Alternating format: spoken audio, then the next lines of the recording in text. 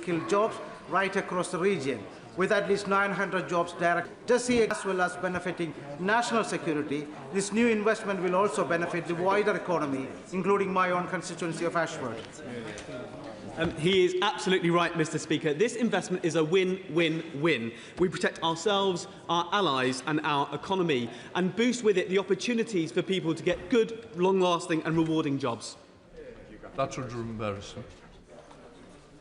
Has the Minister seen the report by Tech UK published this week, which has members across Northern Ireland in the defence sector, focusing particularly on tech, and its concern that the absence of the defence industrial strategy has been the single biggest cause of retardation of its members' business and particularly affecting employment? And what does that say for growth in Northern Ireland? I haven't read the report from Tech UK. I look forward to reading it. I think the honourable member might mean the Defence Investment Plan, which will be published, we're hoping, next month before the NATO summit. Samuel Wilson. Northern Ireland has skills, technology and infrastructure to contribute to the defence industry across the United Kingdom. But Sinn Féin Economy Minister doesn't want defence jobs. Will the Minister assure us that the attitude of Sinn Féin will not be a deterrent to these vital jobs coming to Northern Ireland? Well, we are very proud of the investment we're making into the Northern Ireland economy and into an already booming defence sector, and I think people from right across Northern Ireland welcome the investment into good jobs. David Smith. 5, Mr. Speaker. Minister. The first duty of any government is to protect its people. This government is ensuring that we all feel the benefit of the investment in defence. Take, for example, the £1.6 billion deal to supply missiles to Ukraine. Manufactured in Belfast, built by Thales, supporting hundreds of jobs and tripling production capacity. This is important work that I'm sure the whole House welcomes. Smith.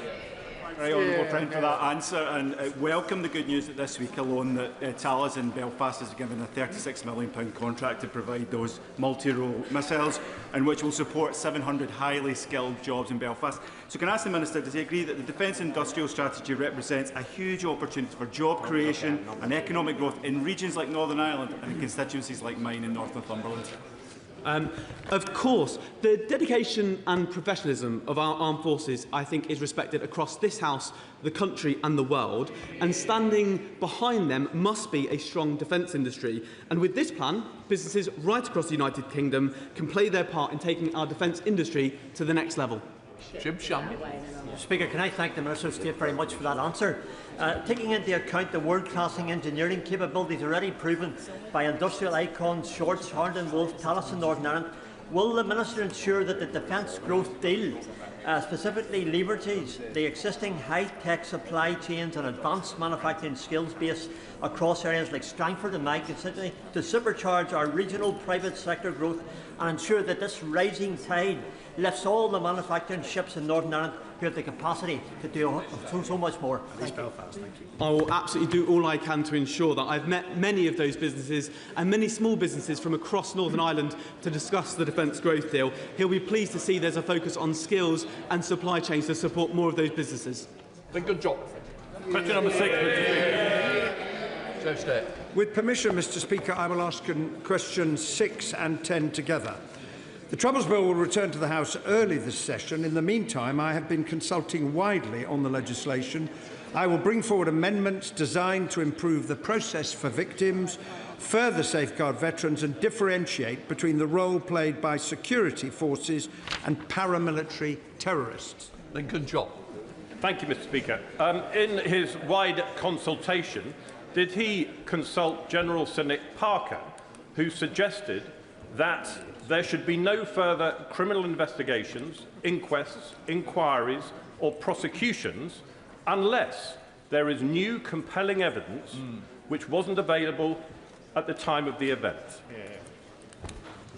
Well, I have consulted and met with a very wide range of people. I have seen the amendment that has been put down that the House will come to when we get to the committee stage. But as he will be aware, there is already provision in the bill for protection from repeated investigations unless the Commission regards it as essential, but I recognise the need to build upon what we've already contained in the bill, and that will be visible when the amendments are published. David Reid. Thank you, Mr. Speaker. The previous Troubles Bill drew criticism from 9 former 4-star generals, regimental associations and veterans across the country. Now, the Defence Secretary told this House earlier this week that he had dealt with their concerns and would make significant amendments. But every time we ask for detail, we are stonewalled. So will the Secretary of State lay out today exactly what protections he's proposing and guarantee that no veteran will be hounded through the courts? Well, we are looking at amendments to improve the process for families, to further safeguard our Operation Banner veterans and ensure oversight of how the protections work, make it clear that there is no equivalence, and never was, between the actions of terrorists and the conduct of our armed forces and the police in trying to protect life, and ensure that coroners and the Commission take proper account of the circumstances in which our armed forces were operating. All of those will be consistent with the joint framework and with the government's human rights obligations, and I hope the opposition would welcome all of those things. Chair of the Select Committee, Tony Antoniazzi. Thank you, Mr. Speaker. During our inquiry on legacy, we heard serious concerns from victims and survivors about the government's approach to information disclosure. In Dillon, the Supreme Court showed a significant degree of deference to government on national security grounds. What reassurances can the Secretary of State give to families and survivors that national security will not be invoked to withhold information simply because it is uncomfortable for the state, rather than its disclosure would present a genuine risk to the public? Well, as my honourable friend, the Chair of the Select Committee, knows only too well, ultimately responsibility for national security rests with ministers, and Dillon and indeed the Thompson judgment confirmed that. But as I already indicated, I have proposed in the bill changes to the disclosure provisions that were contained previously, including requiring the Secretary of State to conduct a balancing exercise when considering each case, and also to give reasons. And the Supreme Court also made it quite clear that the Secretary of State does not have a veto, because any decision can be subject to judicial review. Sir Secretary of State Alex Burkhardt. The Secretary of State will have seen reports in the Belfast Telegraph that prior to 1985, a very large part of the gelignite used in IRA bombs was routinely stolen from a single factory in the Republic, from County Meath. The supply amounted to many tons of explosives, and it took the lives of many hundreds of people. At the time, British intelligence repeatedly raised concerns with Dublin. Nothing was done, despite the factory allegedly being in receipt of Irish state subsidy. Following these revelations, will the Secretary of State commit to writing to the Taoiseach to ask him to hold an urgent public inquiry into the Enfield explosives factory? Well, I have indeed seen the reports that the honourable gentleman refers to, and one of the reasons for the Troubles Bill, as I've already explained, is to facilitate cooperation with the Irish authorities in relation to all of these matters. We cannot undo the past, but what we can do is to provide information for those whose lives were lost as a result of the use of those explosives, by full cooperation taking place between the Irish authorities and the Legacy Commission. We require the bill in order to make that happen. With all due respect, the Secretary of State did not answer my question.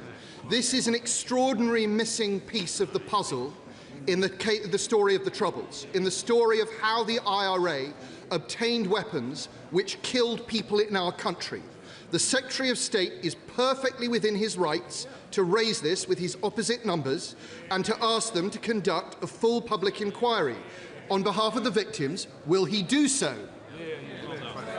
I undertake to the honourable gentleman and to the House, since he has raised the matter directly with me, to raise it with the Irish authorities, because they will have seen the exchange that he and I have just had. Paul Cole, Liberal Democrat spokesperson. Thank you, Mr. Speaker. The May review into the ICRIR describes a toxic, divided and disrespectful senior culture, along with structural weaknesses in the governing legislation.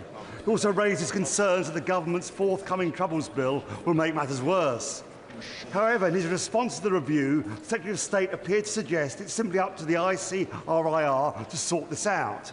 Even though the ICRIR is sponsored by his department, the review was commissioned by his department, and his department is now legislating to rebadge the failing body as the Legacy Commission. So will the Secretary of State tell the House whether he accepts he is ultimately responsible for Peter May's 19 recommendations being followed, an update on whether the NIO plan is still on schedule, and how the Troubles Bill is to be amended to remedy the structural shortcomings exposed in the review? Well, it is, I say to the honourable gentleman, it is a joint responsibility between the independent commission established under the legislation put in place by the last government. Some of the things that have been uncovered are evidence of why we need to reform the way in which the commission works, which is what the Troubles Bill will seek to do. We have a joint plan that we are working on together. I have made my displeasure very clear to every single one of those who sit on the Legacy Commission board. It is not acceptable what was found, but we also have to acknowledge the report also said there's a lot of committed staff and nothing must get in the way of them carrying on with their work to find answers for families. Mr. Speaker. With permission, Mr. Speaker, I'll answer questions 8 and 9 together. Public service reform is needed, and that's exactly what we're doing. Just last week, we announced a £42 million package to invest in digitising prescriptions, because with 45 million prescriptions issued every year, the service is inefficient, expensive, and we're changing that. Kevin. I'm grateful to the Minister for his answer. Thanks to this government's investment in public services, Northern Ireland received its record funding settlement and spending review. With this in place and the extra transformation funding, does my honourable friend agree that it is now up to the executive in Northern Ireland to deliver the changes that are so clearly needed in Northern Ireland's public services? Yes, but as I've always said, it's not just a question of cutting a cheque and walking away. Of course, we have given more money to the executive than ever before in the history of devolution. I'm glad that's welcomed on our benches, but we also bring partnership working to ensure public services can turn the corner. Thank you, Mr. Speaker. Many of my constituents in Luton South and South Bedfordshire have close family ties to Northern Ireland and understandably take interest in health outcomes in Northern Ireland and the UK. Does the Minister agree with me that when it comes to public health, all parts of the UK can learn something from each other, and can he update the House on conversations between the UK Government and the Executive on respective successes in improving patient outcomes? My honourable friend is absolutely right. No person has a monopoly on good ideas, and no government does either. I want the best for the whole of the United Kingdom. Where Northern Ireland leads the way, we can try and roll that out across the rest of the UK. But where it needs support, like on digitising prescriptions, we'll do that too. It's about working with the executive to improve patient outcomes. Thank you, Mr. Speaker. Now, Mr. Speaker, the Secretary of State for Northern Ireland won't thank me for saying this, but whenever we're having these discussions about transformation of public services in Northern Ireland, you can either have good public finances or you can have an unreformed Stormont, but you can't have both. Now, with 3 parties in Northern Ireland supporting reform proposals in the last number of weeks, when is this government going to get serious about giving Northern Ireland the means in which to govern itself and get round the table and start discussions on reform of Stormont?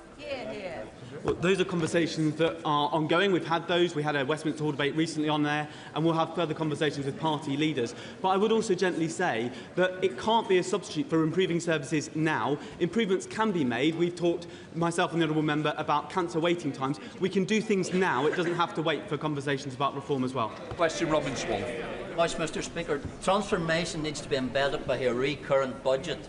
We're 3 months into this financial year in the Northern Ireland political speed. We still don't have a recurrent budget. So what steps is the Northern Ireland office taking to bring about a recurrent financial budget in Northern Ireland?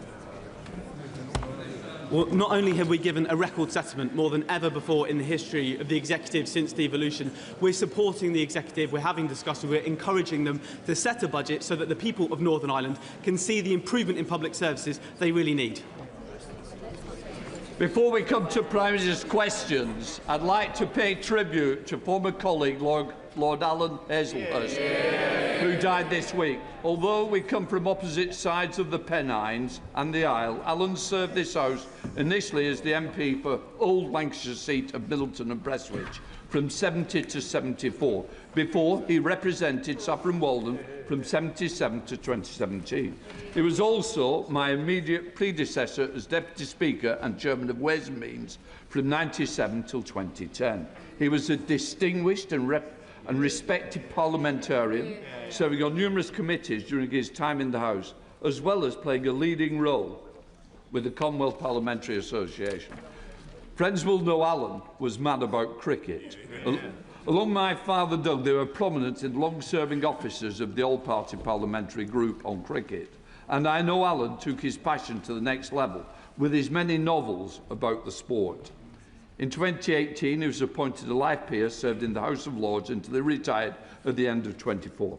I'm sure members across the House will like to join me in sending our condolences to Lord Hazelhurst's wife, Lady Angela, his children and grandchildren, family and friends, who are very much in our thoughts today. We now come to Prime Minister's questions. Dr Ros Savage. Thank you, Mr Speaker. Question number 1. Prime Minister. Thank you, Mr Speaker. Can I also pay tribute to Lord Hazelhurst? I know he will be deeply missed, particularly on the benches opposite. Mr Speaker, the findings of the recent Spring Hill inquest into the tragic deaths in July 1972 of Father Noel Fitzpatrick, Patrick Butler, Margaret Gargan, David McCafferty and John Dougal are sobering. While the circumstances in which the events occurred were undoubtedly challenging, it is the duty of the state to hold itself to the highest standard. The government accepts and deeply regrets these findings and recognises their gravity. On behalf of the government, I want to apologise unreservedly to the families for what happened and for the grief and trauma that they have endured since the tragic deaths of their loved ones. Mr Speaker, I also want to place on record our deepest condolences to the family of Lance Corporal James Freeman, who died in a tragic accident on Sunday. Mr Speaker, I'm also aware of a Royal Navy helicopter crash this morning in Devon. This will be a deeply worrying time for the families, and more information will be set out as soon as possible. Mr Speaker, Henry Novak's family have shown extraordinary dignity after their son's life was stolen in appalling circumstances. He was clearly a kind and thoughtful and much-loved young man. There are serious questions to answer, including how accusations of racism informed police thinking, and we're supporting the IOPC to get to the bottom of what happened. But no matter the pain we feel, there is no justification for more violence and disorder. The attacks directed towards police officers in Southampton last night were disgraceful and completely unacceptable. This is a time for serious work, not rage. And let me be clear, we will ensure anyone found engaging in disorder meets the full force of the law, as we have done before. Mr Speaker, this morning I had meetings with ministerial colleagues and others, in addition to my duties in this House. I shall have further such meetings later today. Dr Ros Savage. Thank you, Mr Speaker, and I would like to echo the sympathies expressed by the Prime Minister for those families recently bereaved, particularly the family of Henry Novak. Corruption appears to be endemic in donations to British political parties. We've had years of Conservative cronyism. We've had allegations of embezzlement in Scotland. We've had undisclosed donations from crypto billionaires and foreign oligarchs. We've even had freebies dished out to some of the honourable members sitting on the benches opposite. The government has already cracked down on some specific sources of donations that favour their political opponents, such as crypto and foreign money. Will the Prime Minister now commit to restoring the faith of the British public in the integrity of our British democracy by putting a cap on all political donations? Well, can I thank her for her question? We will do whatever is necessary to protect our democracy from foreign influence and from dirty money. And that's why we commissioned the Rycroft review. We capped overseas donations and introduced a moratorium on crypto donations. And we're taking further action as set out in the King's speech. But the £5 million pound question still remains. Why is the leader of Reform dodging questions about his donations? And why did he keep it secret in the first place? Thank you, Mr. Speaker. I am proud that after decades it is this Labour government putting passengers before profit by bringing GTR, Southern, Gatwick Express into public ownership. The previous government shelved plans to unblock the bottleneck at East Croydon Station. This not only causes delays from Bedford to Brighton, but leaves constituents at Norway Junction Station in limbo. So will the Prime Minister look again at the Croydon Area Modelling Scheme, back my campaign to unblock the Croydon bottleneck? And does he agree with me that by bringing our railways back into public hands, it is this government that is getting us back on track? Well, can I commend her campaign to address the Croydon bottleneck? The last government cancelled work to address this. We will carefully consider the case for upgrades, including step-free access at Norwood. I'm proud that her constituents are travelling on rail services that are now back in public ownership and benefiting from the first freeze in rail fares for 30 years. Labour government transforming our railways and building a fairer Britain. Come to the Leader of the Opposition, Kemi Bennell. Mr. Speaker, can I echo the Prime Minister's words on Lance Corporal James Freeman and also about the Royal Navy helicopter crash in Devon? I also want to share my deepest condolences to the family and friends of Henry Novak. The circumstances around Henry's wrongful arrest and tragic murder must be a wake-up call to the entire country and our institutions that every life matters. And it is the responsibility of everyone in this House to bring people together, not divide them. Mr. Speaker, with your permission, I would also like to take this opportunity to pay tribute to Sir Alan Hazelhurst, Lord Hazelhurst, who died on Monday. Sir Alan served Parliament for over 50 years, 8 of them in the Lords, 40 years as my predecessor as MP for Saffron Walden. And from 1970 to 1974, he was also the Member of Parliament for Middleton and Prestwich. He was respected on all sides of this House, elected multiple times as your predecessor, Deputy Speaker, before he concluded in the other place.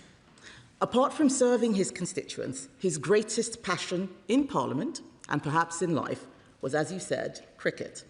He was chairman of the all-party parliamentary group for cricket, a role which he encouraged me to take up and which I graciously declined, telling him I knew absolutely nothing about cricket.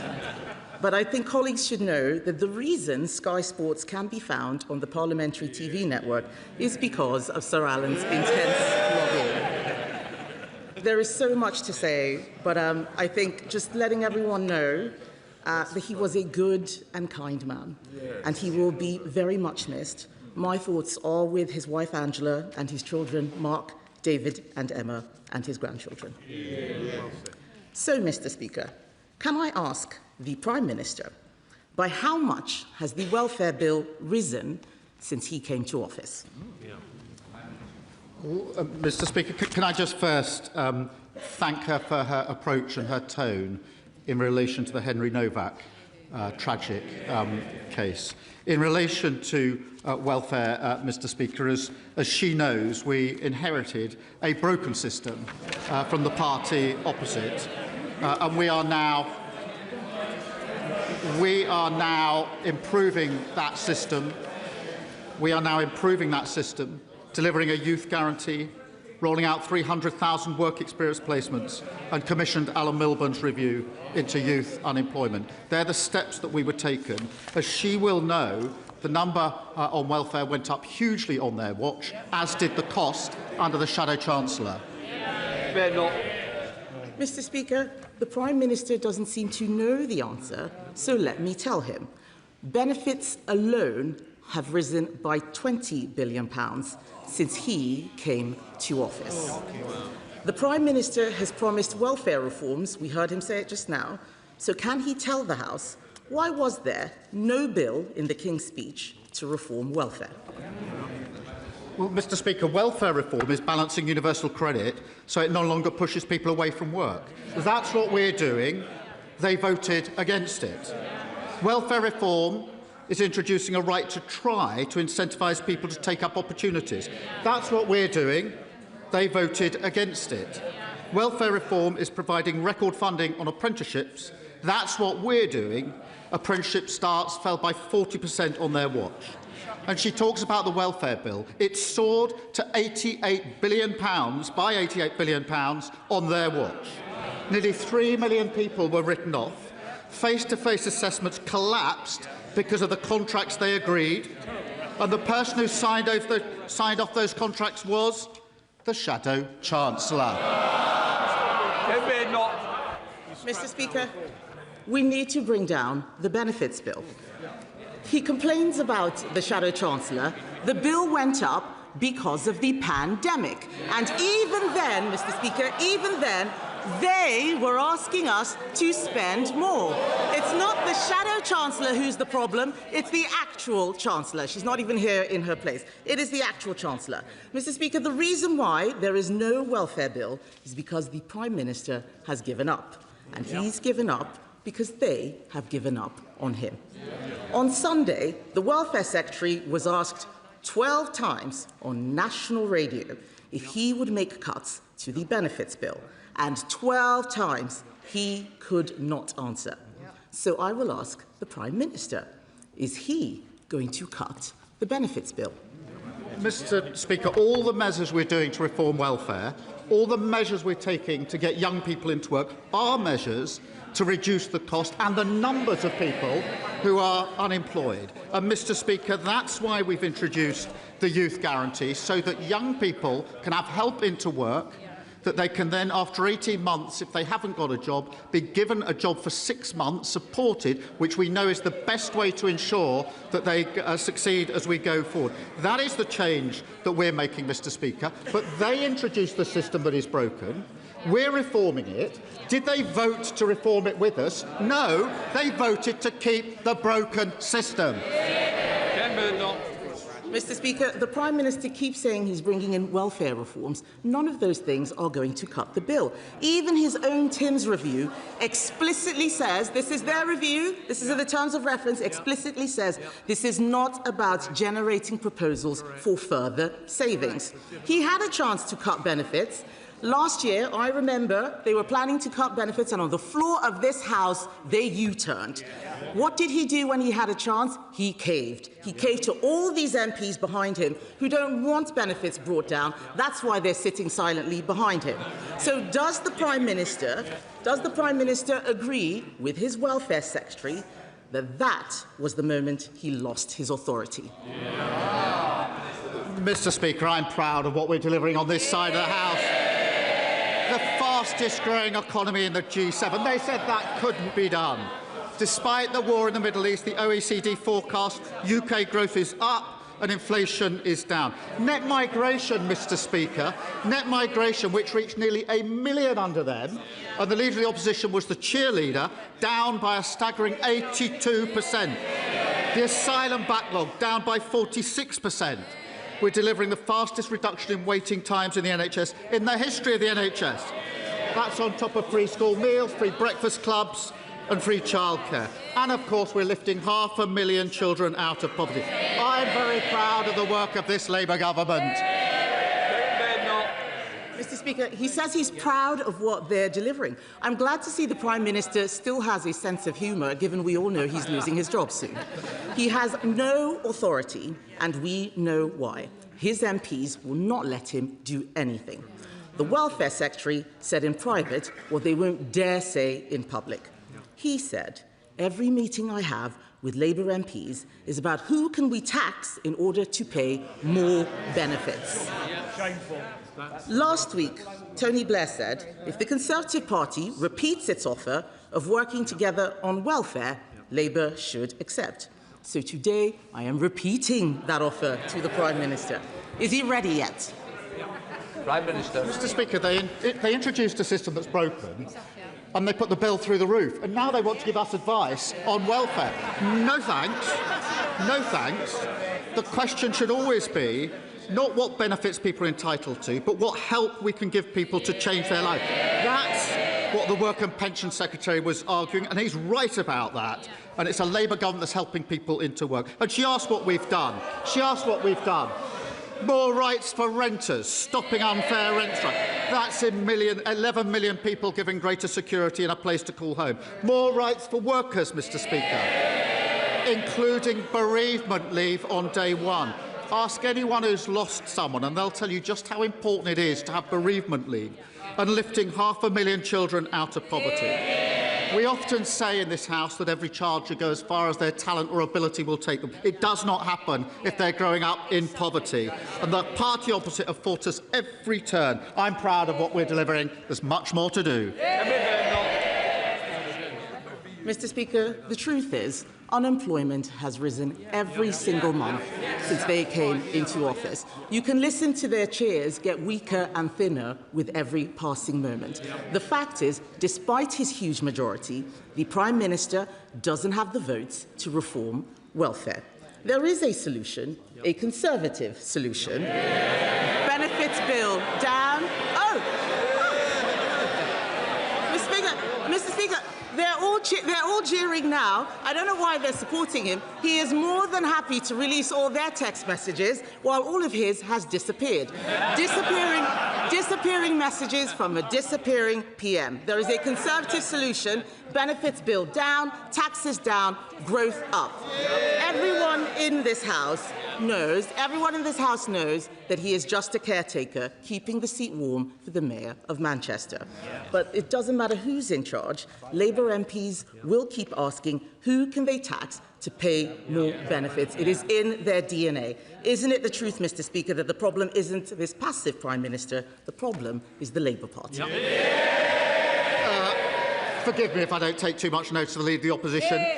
For 14 years, they broke our welfare system, lost control of our borders, presided over the biggest fall in living standards on record, broke the economy, prisons, the NHS. I could go on and on. No wonder she and they are totally irrelevant. The change delivered by this Labour government, the biggest upgrade in workers' rights in a generation, delivered. Renters' Rights Act, delivered. Record funding for our NHS, delivered. The fastest growing economy in the G7, delivered. Lifting 500,000 children out of poverty, delivered. We're going to fight even harder for working people, a stronger and a fairer Britain. Mr. Speaker, 97 homes in Colsnorton have been evacuated due to ground movement. That's hundreds of people enduring severe emotional and financial distress. This is absolutely life-changing. The MRA are now conducting an 8-week investigation into who will ultimately be held responsible. In the meantime, my constituents are looking to the UK Government for help. Will the Prime Minister commit to working with the Scottish Government and Clackmannanshire Council to ensure that affected residents receive whatever support they need for a speedy and fair resolution? Can I thank my honourable friend? And I do know how difficult it is for residents who are not in their homes. And can I reassure him and them that the MRA are carrying out daily investigations to get answers as swiftly as possible. We're also working with the Council to provide support for residents. I can confirm the Energy Minister is in touch with MSPs and will ensure that both my honourable friend and his constituents are kept updated on the next steps. Leader of the Liberal Democrats. Thank you, Mr. Speaker. And can I associate myself with your remarks about Lord Alan Hazelhurst and confirm to the Leader of the Opposition that he will be missed on all sides? Can I associate myself with the Prime Minister's remarks about Lance Corporal James Freeman, who was killed in Iraq? Our thoughts are with the family and the unit. And can I also offer our thoughts and prayers to the family and friends of the 17 people who tragically drowned during the recent heatwave, many of them children. Mr. Speaker, the murder of Henry Novak was an evil crime made much worse by the lies of the killer and the police response. The investigation must uncover all things that went wrong, and all police forces must act on its conclusions. Outside court, Henry's father made a powerful plea that his son's murder should not be used to create further division, but should be used to treat knife crime as a national emergency. Does the Prime Minister agree that the victims of knife crime and their families deserve a politics where we come together to solve these problems and not use them as a political football? Can I first join him in paying tribute to the 17 people who lost their lives in the heat wave, many of them, as he says, young, and each of them tragic, and send our condolences to their families. In relation to the case of Henry Novak, can I thank him for the approach that he has taken in this as well. It is important in a case like this, which is so tragic, and anybody who's seen the footage will have been deeply moved by it. It is important that we reflect on our own leadership roles here as political leaders. And it is our duty to bring people together at a time like this, not seek to divide people. It is particularly our duty to listen to what the devastated family are asking of us as political leaders. And can I thank all of those that have acted in that way, because I think that's the right way to respond. Sir Ed Davey. Can I thank the Prime Minister for his reply and completely agree with him and say that we stand ready to work with the government on serious policies to tackle knife crime. Mr. Speaker, with our armed forces overstretched, Labour now seems to be investing in a new weapon of war, the long-form essay. It gives another meaning to the phrase drone warfare.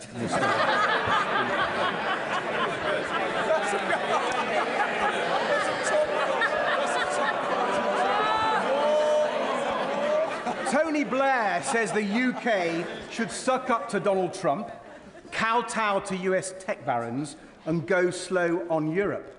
The Prime Minister must be grateful for this rare endorsement of his agenda.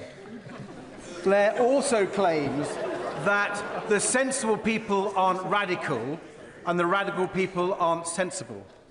Is the Prime Minister concerned that unless he changes course, he will be remembered for being neither radical nor sensible? Well, he rather spoiled what was quite a good gag. Mr. Speaker, I have to. I'm surprised he hasn't done more to welcome the savings we're delivering for Family Fun Days Out this summer. I really thought that he would have been delighted at the cheaper tickets for soft play.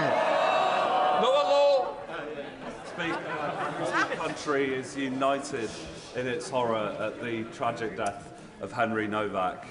And would the Prime Minister once again join me in paying tribute to the courage of Henry's family in the face of this tragedy?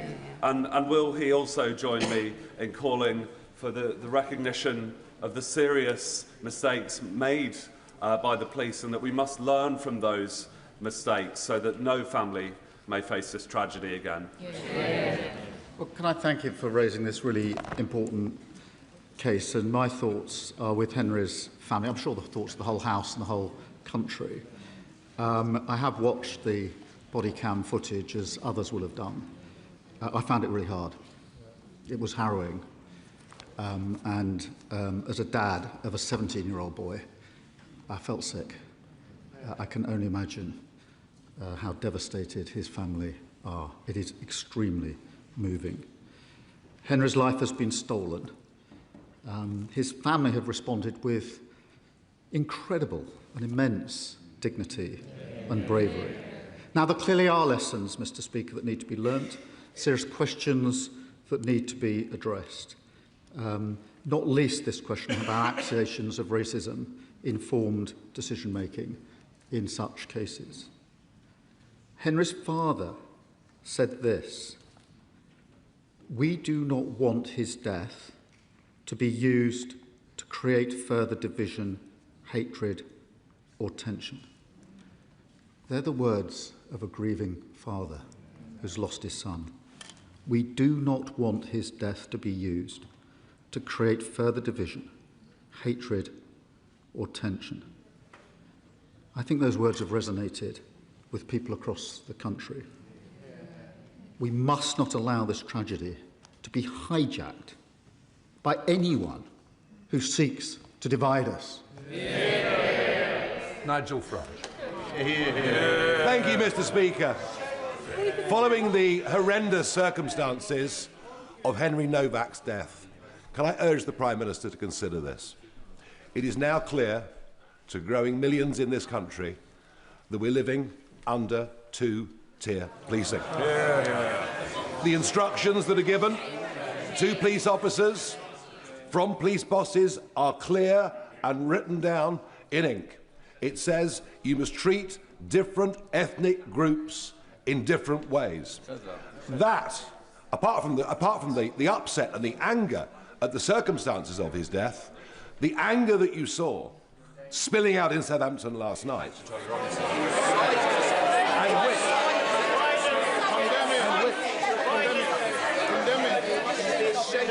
and which is in danger, condemn the violence, which is in danger of getting considerably worse because if the public lose trust, if the public lose trust in being treated fairly by the police, can he take some action, end this divisive practice of two-tier policing, and make sure that all British citizens are treated the same? Mr. Speaker, I don't believe there's two-tier policing in this country. I'm really shocked that he pretends to have respect for Henry's family and then acts in this way. They are a grieving family. Mr. Blash, please, it's a very important question. I want to hear the Prime Minister. If you want to carry on, go outside, please, Prime Minister. The grieving family have asked us not to respond in the way that the Leader of Reform has responded. They've asked us not to. They have lost their son in the most appalling circumstance. They make a simple plea of us as human beings to please not exploit that. That is their plea to us. We all need to reflect on those words of Henry's father. My response, and the response of others, to be fair, has been focused on the lessons to be learned so we can deliver justice. His response has been to appeal for rage. Rage. That's his response to a father who's lost his son and asked for that not to happen. Exploiting this tragedy to create grievance and division would be wrong in any circumstances, but to do it when the family are expressly saying, please don't, is unforgivable. It shows exactly who he is.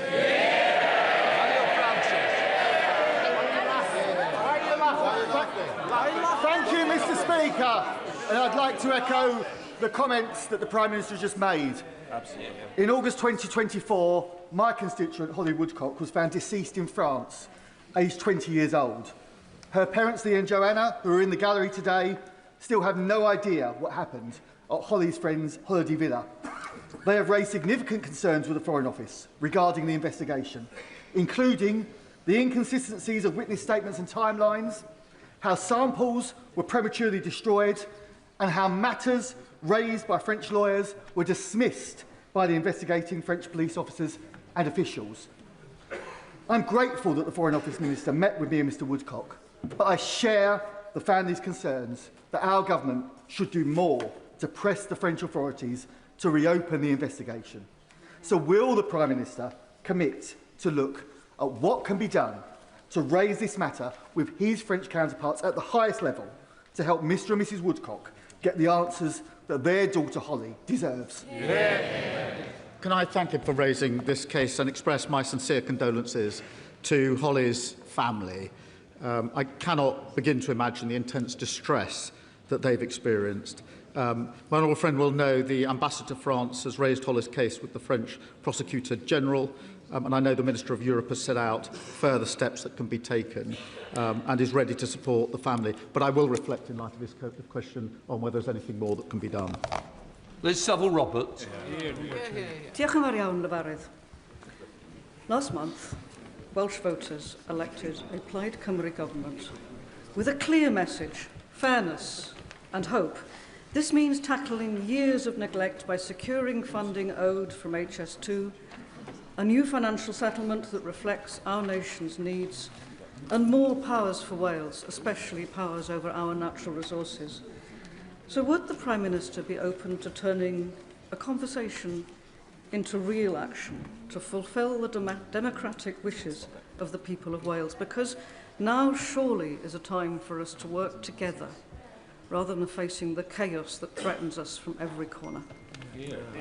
Can I thank her for a question? As she, I hope, knows, I did have a call with the First Minister of Wales just 2 weeks ago and made it clear that this government, will work constructively with the First Minister and with the government in Wales, because that's the right thing to do to deliver for Wales. Tristan Osborne. Thank you very much, Mr. Speaker. Can I ask the Prime Minister about our National Health Service and what better treatments can we offer people suffering from memory loss? A very distressing case was recently brought to my attention by a constituent in Waldham, in a village in my constituency, of a man who could not remember his own words, even though he said it on television, that the NHS should not be funded through general taxation. What can we do to ensure my constituents in Chatham and Aylesford secure clarity on future Kent and Medway NHS funding, and what can we do to help the leader of Reform UK? Well, my honourable friend makes a powerful point. The Reform leader wants everyone to forget that he called for our NHS to be replaced with an insurance-based system. He might want to jot it down to jog his memory. And then he said that if people can pay, they should pay for NHS treatment. So we can help him by jolting his memory here. You cannot trust reform with our NHS. The only way to protect it is to vote Labour.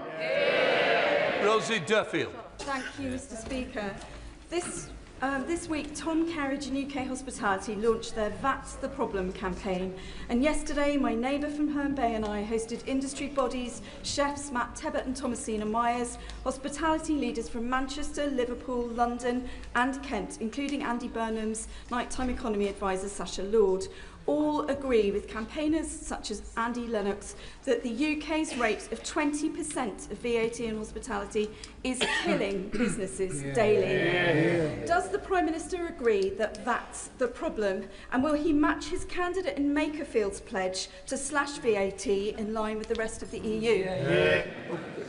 Can I thank her for her question and recognise the challenges that she identifies?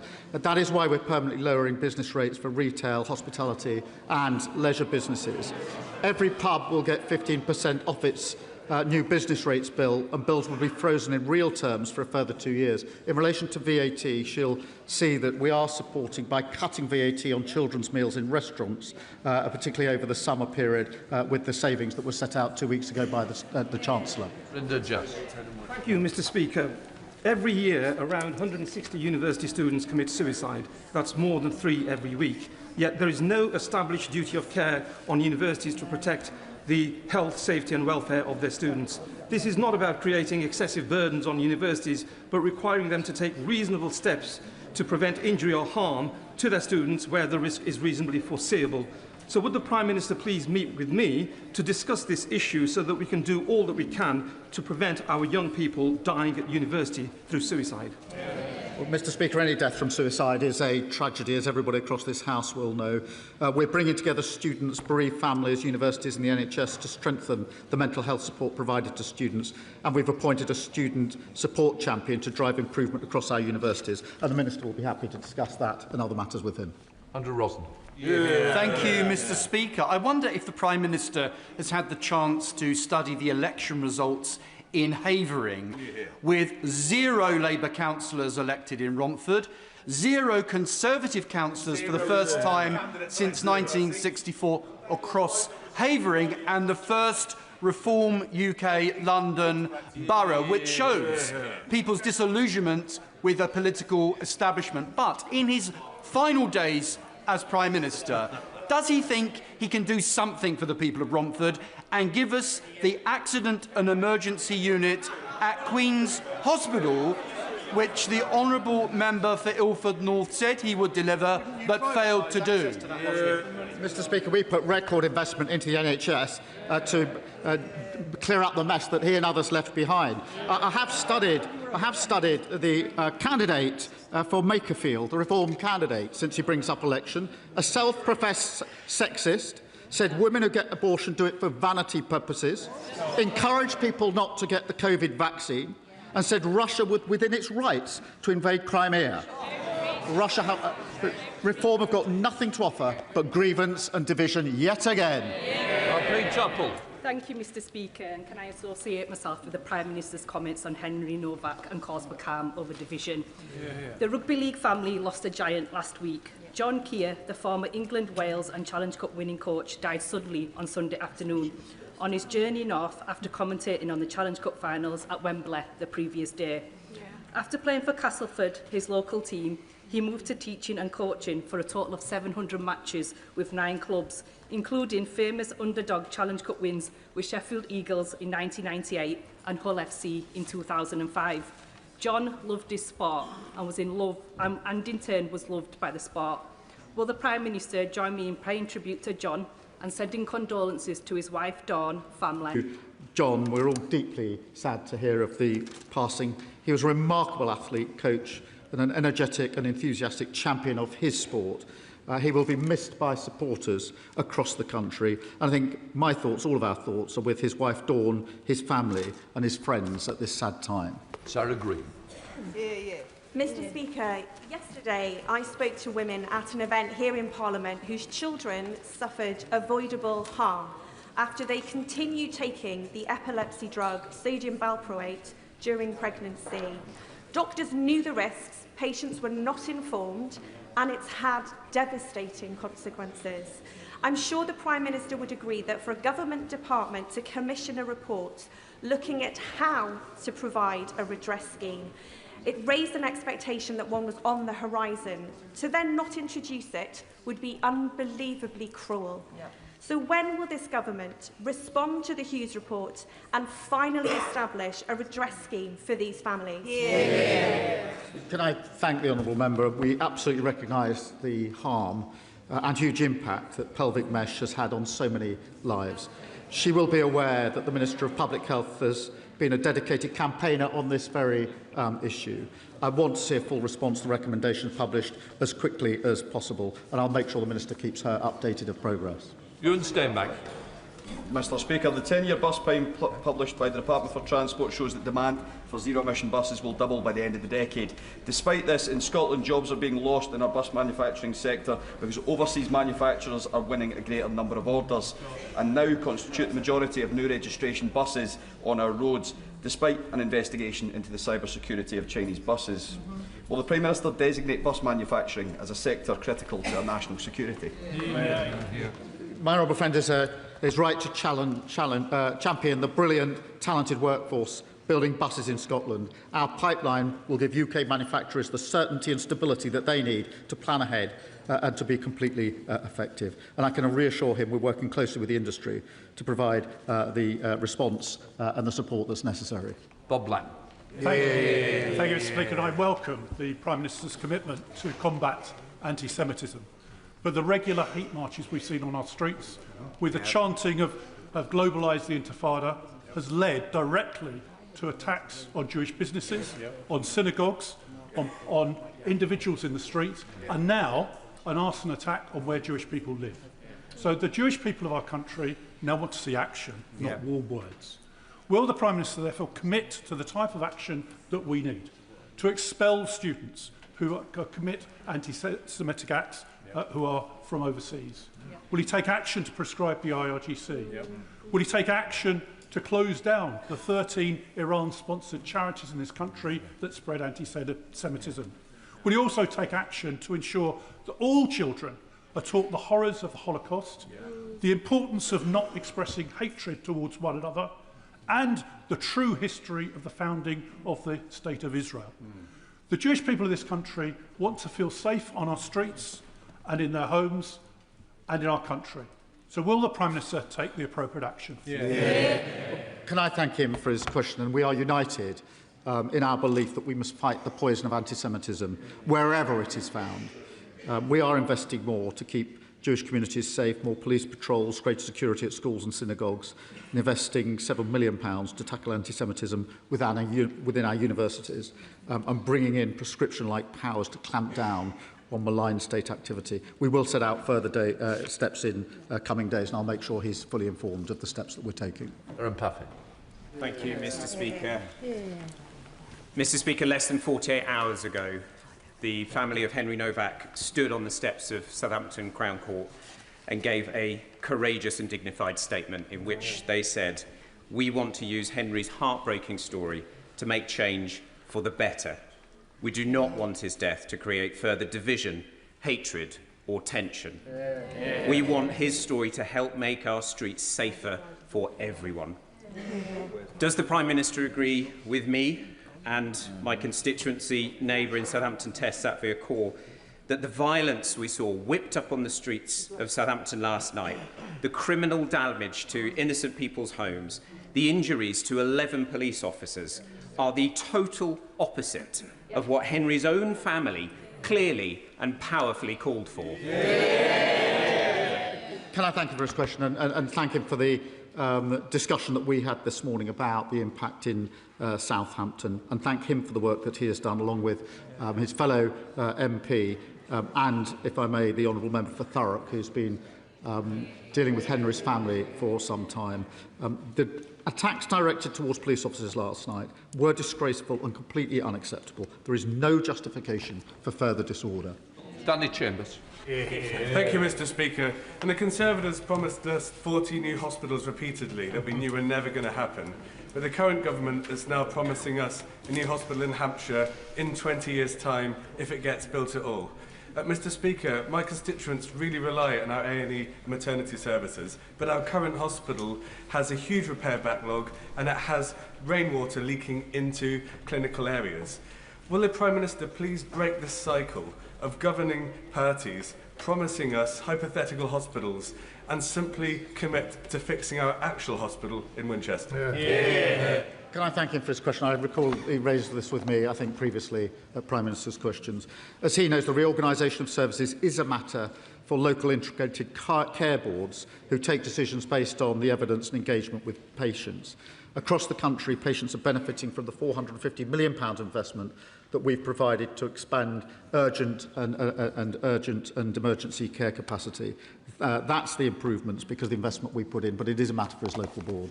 Thank you, Mr. Speaker. Despite the efforts of dedicated teachers in Scarborough and Whitby, only 36% of pupils achieve grade 5 and above in both English and Maths GCSE.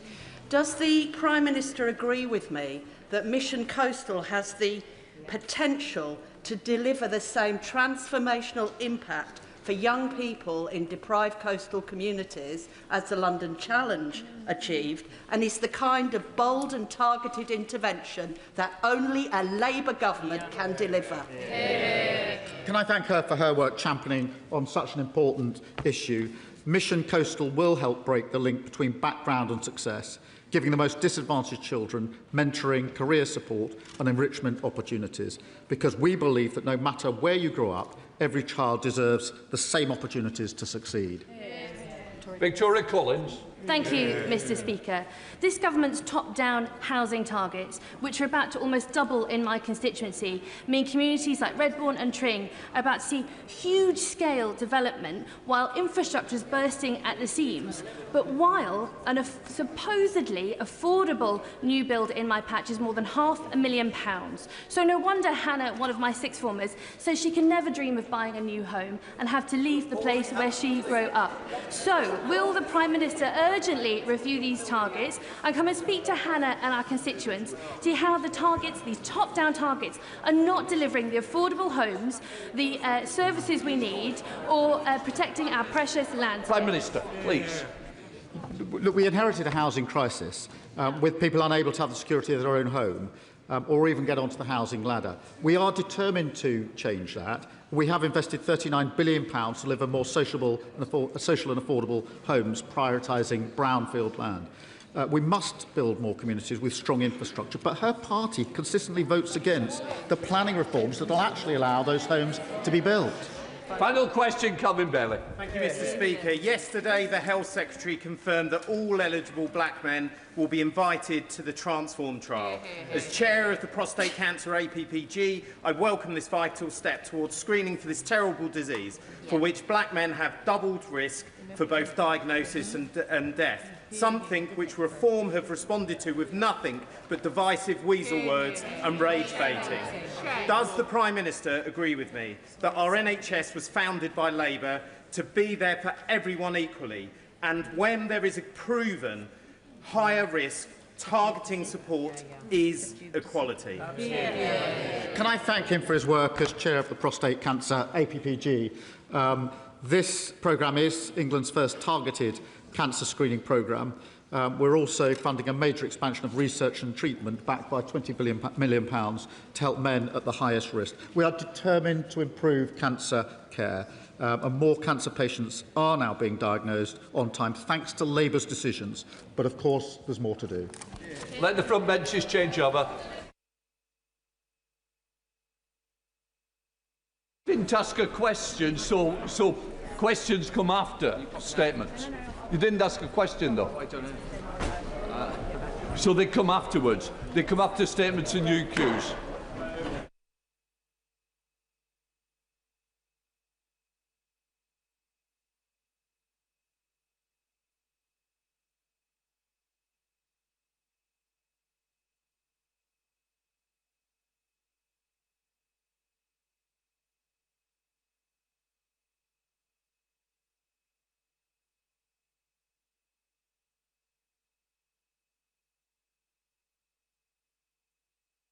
We now come to the urgent question. Sir Roger Gale. Thank you, Mr. Speaker. I am most grateful. Mr. Speaker, would the Secretary of State for the Environment make a statement following the disruption of water supplies throughout the area served by South East Water during the spring recess? Aldi. Thank you, Mr. Speaker, and thank you to Sir Roger for asking this question. And I'd like to update the House on the water supply disruption in Kent. I'd like to begin by expressing my sympathy for those affected by this disruption. Being without water is distressing at any time, but particularly during a period of hot weather and school revision and examinations. This is now the third major outage affecting South East Water customers in recent months, and it is simply not acceptable. South East Water reported that thousands of customers were impacted by supply disruptions over the course of the incident, and I am pleased that normal water supply has now been restored. I met with the interim chair and senior operational staff twice during the course of the incident, including on Sunday this weekend, and the DEFRA team met with them daily to hold them to account for this incident and requested that they set out how they will compensate customers for this by the end of this week. Water supply disruption causes significant cost to businesses and impacts the most vulnerable in society. I've heard of a 100-year-old lady without water and a care home in Cranbrook using wet wipes to keep their residents clean. This is simply unacceptable, and the company must take urgent action. I'd like to thank all those working in the Kent Local Resilience Forum, the local authorities, the health and social care partners and civil servants in MHCLG and DEFRA for their hard work to support those affected. I'm also grateful to operational staff and volunteers who worked on the ground to restore water supplies and provide alternative water. A reliable supply of clean water is one of the fundamental foundations of a healthy, functioning society. The situation demands further bold action to deliver fundamental long-term reform, and that's why we're delivering whole-scale reform to the water sector. Through our Clean Water Bill, we will create a new, single, powerful regulator, giving us for the first time a clear system-wide view of company performance and the tools to intervene more quickly when companies fall short. We will put consumers first by introducing a water ombudsman, ensuring customers have a stronger voice and clearer routes to redress. We've already passed the Water Special Measures Act, which introduced the toughest Centrelink's powers ever applied to law-breaking water company executives and introduced powers to ban unjustified bonuses. It is vital that South East Water and all water companies deliver on improvements to their infrastructure, but most of all, they must continue to improve their ability to maintain water supplies to their customers, whatever the weather. We now come to Sir Roger Gale. Thank you, Mr. Speaker. Can I thank the Minister for her obvious and genuine concern and for the measures that she sought to take. And can I join her in thanking the very many organisations that sought to help us through this problem? And I include in that employees on the ground of South East Water. Mr. Speaker, you know that thousands of people in Herne Bay, in my constituency, and more thousands of people in Whitstable, in the constituency represented by my honourable friend, the member for Canterbury, were left without water during the 4 hottest days of the year so far. That is totally inexcusable and totally unacceptable. Not only were households disrupted, but at the very time when they should have been having a glorious start to their season, guest houses, hotels, restaurants, pubs were shut. Care homes had frightful problems. A doctor's surgery lost its consultations because they didn't have water. There is no quick fix to this. The Broad Oak Reservoir should have been built 50 years ago. It'll take 10 years if we start tomorrow. But we have to try to make sure that in the coming months, because there will be more hot weather, this doesn't happen for a 5th time across Kent. And Mr. Speaker, finally, could I say that I do believe that the water companies face a very real problem in the regulations as they stand. They are required by law to connect every new house to a supply. They are not consultees in planning applications. We have to correct that. They have to be given a voice because they cannot spirit water out of thin air. Yeah, well done. Emma Hardy, Minister. I thank the right honourable gentleman and share his outrage at the situation. And he's quite right to say that one of the answers is the reservoir, and he's quite right to say that it's going to take a long time in which to build it. But it's not just the reservoirs, it's the desalination plants. But it's also they need to do more urgent action on tackling leakage. Too much of the water that is produced is lost through leakage. We're also sort of looking across government at building standards for new homes. How can we make homes more water efficient? Because this is a big problem. And one of the things I hope which will offer him some reassurances, NISTA have been doing some work around mapping to identify areas of the country where we have more acute water shortage problems to look at what we need to resolve it. One of the things I was saying to the company is, like, what are the actions you can take now? There's no excuse for their poor communication. That's something they can fix overnight. They can improve their communication. They can improve their relationship with the local resilience forum. That doesn't cost any money. They can look at the bulk supply deal they have with Southern Water. That's another action they can take. They can accelerate their work on leakage reduction. That's another action they can take. But fundamentally, it's quite right. The answer is building reservoirs and having greater storage of water across our country. And it is quite frankly, I think, ludicrous that we're in a situation where we complain about the rain all through the winter and complain about the drought all through the summer, and we have no way of storing it, and that's something I'm trying to change urgently. Just to remind her, this is about South East Water, not the water companies. So I'm sure all questions will be linked to that. Sure, Sanchez. Thank you, Mr. Speaker. Like many of my constituents, I have lost all faith in South East Water after the repeated failures to deliver adequate standards for customers in my constituency and across Kent. The latest incident left around 4,000 of my constituents having to cope for days with no water entirely, an intermittent supply or low water pressure. South East Water's failure to invest in infrastructure means I have no confidence they will be able to provide a basic standard of service. Moreover, they kept the hosepipe ban until February this year, and there was no preparedness for the hot weather that was coming up. So there is a lack of understanding for the senior leadership within that organisation. So what practical measures the government can do that we will not suffer in this coming summer months? Minister.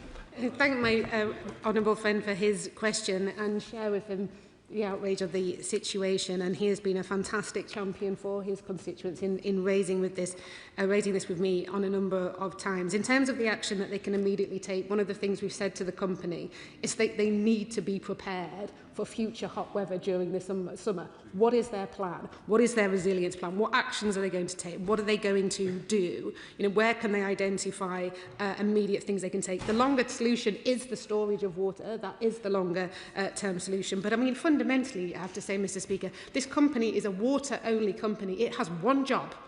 That's all it has, one job, to supply water, and it's quite frankly astonishing that it is failing to do that at the moment. He will be aware they are under investigation from Ofwat, they're under investigation from the Drinking Water Inspectorate for its actual licence, and because of its recent credit downgrade, it is under investigation as to whether those licence conditions have been broken. So serious actions are being taken against this company now. I will, of course, update the House as soon as I hear more about the things they're going to be taking in the immediate short term, and just also to mention that the CEO has offered his resignation. The chair has already resigned. There is an interim chair, and the CEO is currently there while they're looking to replace him with somebody else. Shadow Minister Dr Neil Hudson. Thank you, Mr. Speaker, and thank you for granting this urgent question from my right honourable friend, the member for Herne Bay and Sandwich. And can I thank the Minister for her approach and engagement with this vital issue. It is deeply regrettable, Mr. Speaker, that we are here yet again with unacceptable outages from South East Water following the events back in December and January. The shortage of water supply in Kent in these hot conditions has had terrible impact on the local communities. Homes have been without water supply, schools and businesses impacted, farmers and horse owners again fearing not having enough water for their livestock. Local residents have lost confidence in their water supply and are switching to bottled water. That simply is outrageous. These repeated failures are simply not good enough from South East Water. We have heard repeated accounts about poor communication and logistics from South East Water, including difficulties in accessibility to collect bottled water, compromising vulnerable residents. Can the Minister please provide guidance on what is being done to ensure that people can reliably, moving forward, access adequate supply, particularly vulnerable households? And what is being done to ensure vital healthcare delivery can continue uninterrupted? And in these hot conditions, what measures can be put in place so that farmers and horse owners will have enough water for their livestock? What meetings has the Minister had with South East Water, Ofwat, the Drinking Water Inspectorate, local resilience fora and affected councils since this latest disruption? Mr. Speaker, we've seen resignations at the top of South East Water, but we are yet to see any change in performance. What enforcement action is being considered against South East Water if it is found again to have failed its statutory duties? And what investment has South East Water committed to improve resilience in Kent, Sussex and other areas, and how will ministers ensure that it's delivered? Does the government accept that repeated water outages are unacceptable? And what steps will ministers take to support people in South East Water's area so that they will not face yet another period of interrupted supply? I thank the official spokesperson. On the issue of farms, they did, after the last situation, which was raised with me, I think, by the Honourable Lady about, and yourself, about access for livestock. So this time they did make deliveries of alternative water to farms across the region during the instance, so that's what I've been informed. But obviously there's intelligence otherwise. I'm keen to learn and understand that. And they had said they continue to monitor farms at risk areas. On the issue of vulnerable customers, this continues to be a challenge. So one of the things I've been talking to the Cabinet Office around is there a way that we can share more accurate information and data? Because what the water companies say is keeping their priority register up to date is quite challenging, because sometimes people fall in and out of being vulnerable, classified as vulnerable. For example, a lady who's pregnant is classified as vulnerable and needing water, but obviously when she's had the baby, she's no longer classified as being vulnerable in the same way. So how can we maintain accurate records of who's vulnerable and who would need additional water? So I'm having those conversations with the Cabinet Office around, is there a way to share data, but bearing in mind it's sensitive about sharing information, so there's always a complication there. So one thing I would ask all colleagues to do, if we can try and encourage all of our constituents to identify, self-identify through the Priority Services Register if they're classified as vulnerable, so that it can get the expected water.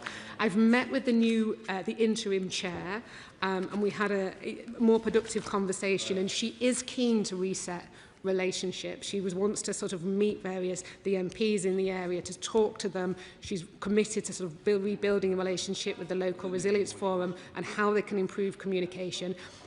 To be fair to her, I think she's been there a few weeks, so this is very, very early on in her interim chairship. So I think there's something that we can work on and build on, because there are things they can do now around communications, and I'm quite concerned by him saying there was an accessibility problem around drinking water stations. In terms of who I've obviously met with the new chair, met with the senior people involved, meet regularly with the Drinking Water Inspectorate and Ofwat on this. There are live investigations following the last incident being held into the company at the moment, and this will continue. Thank you, Mr. Speaker. I'm grateful to my honourable friend for the way that she has approached this, and particularly the fact that she points out that South East Water has one job. However, unfortunately, they are accountable to their shareholders more than they are to the people who they are supposed to be serving. Can I make a suggestion, notwithstanding the reforms that the government has already put in place with regard to the water industry, suggesting that maybe in future, rather than simply fining these companies when they fail so catastrophically, taking that fine, the amount of that fine as stock in the company to be fully held by a locally convened water board, so that residents themselves have some form of control and accountability for the decisions that are made, because otherwise we are relying on extractive capitalism to destroy our water supply. Minister.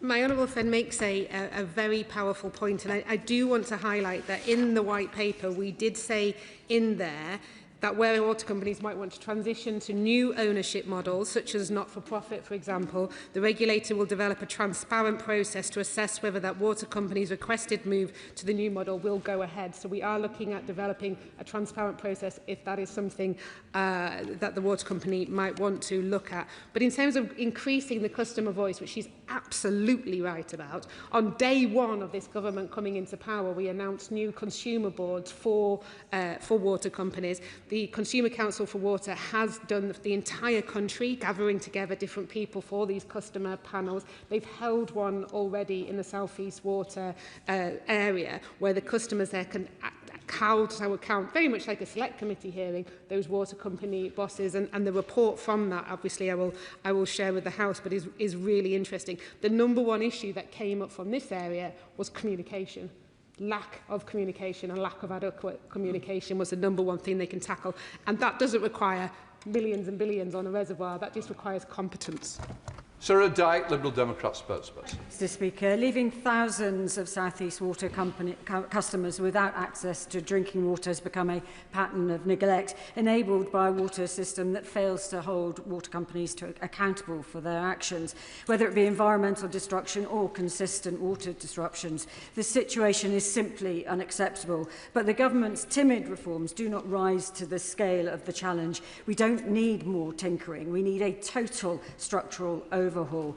So given the repeated failures in water supply and sewage pollution seen in South East Water area and across the country, will the Minister back Liberal Democrat proposals for a mutually owned public benefit model for water companies, focusing investment on the environment, on customers and infrastructure, rather than lining the pockets of water company bosses like South East Water? Minister. Of course, South East Water is a water-only company, not a sewage company, and I think there's many things we can criticise them for, but sewage pollution is not one of them. Since we came into power, as I said, on day one we introduced the customer panels. We've secured £104 billion private investment. We passed the Water Special Measures Act. We gave the EA more powers to monitor water companies and uncover wrongdoing. In fact, the EA have done over 10,000 inspections into water companies. They've uncovered 81 examples that have gone through to criminal investigation. And I do want to gently point out that under the previous government, coalition government, funding for the EA was cut by more than a half. We've also introduced criminal liability for water policies, introduced automatic penalties, reduced the burden of proof, introduced cost recovery, banned the sale and supply of wet wipes, looked at reforming our bathing waters, established the Water Delivery Task Force, and yes, there's more to do with the reforms we have, and on top of that, of course, we've abolished Ofwat. And on top of that, there is more work to do, but I think I stand quite proud on the record that we've already taken after years of inaction. Helena Dolan. Thank you, Mr. Speaker, and I thank the honourable member for bringing this question. It's been an extremely distressing incident for my constituents served by South East Water on the Sussex-Kent border to see this disruption happening. Many residents and businesses impacted, and I have to say that it's right the Chief Executive and the Chairman of South East Water have resigned, and I would urge the government to look at the terms of the licence and whether those have been breached in this situation. But I also think we're here again in this chamber discussing another major water outage. The Minister knows we've had 2 major outages as well in my own patch. And what we see is time and time again the same mistakes and the same failures being repeated by the water companies. We looked at this on the Environment Committee and we found that they need to have clear plans of action in place, water stations in the right places, water stations that you can get to without a car, thinking about the impact on businesses and maybe delivering water to them to keep them open. All of these things every time get forgotten. And so could I ask the Minister to actually instruct all water companies in the country to have detailed emergency response plans in place for every constituency in the country that they work with the local MPs on, because we are the people on Christmas Eve, as happened to me last year, who've got the vicar's mobile numbers, the head teacher's phone numbers, and can set up those water stations. But they need to do that planning before disaster strikes and people lose water. So I urge her to look at that. Minister. Thank the Honourable Lady. So in fact, the licence, they have actually broken their licence conditions at the moment. Because of their credit, they've been downgraded by Moody's credit rating agency because of their performance issues, which is in fact, I think, the first time a credit rating agency has downgraded a water company over performance rather than over insolvency. So they are currently in breach of their licence. They're also being investigated on their licence from the drinking water inspector. It could be Ofwat. I will double check.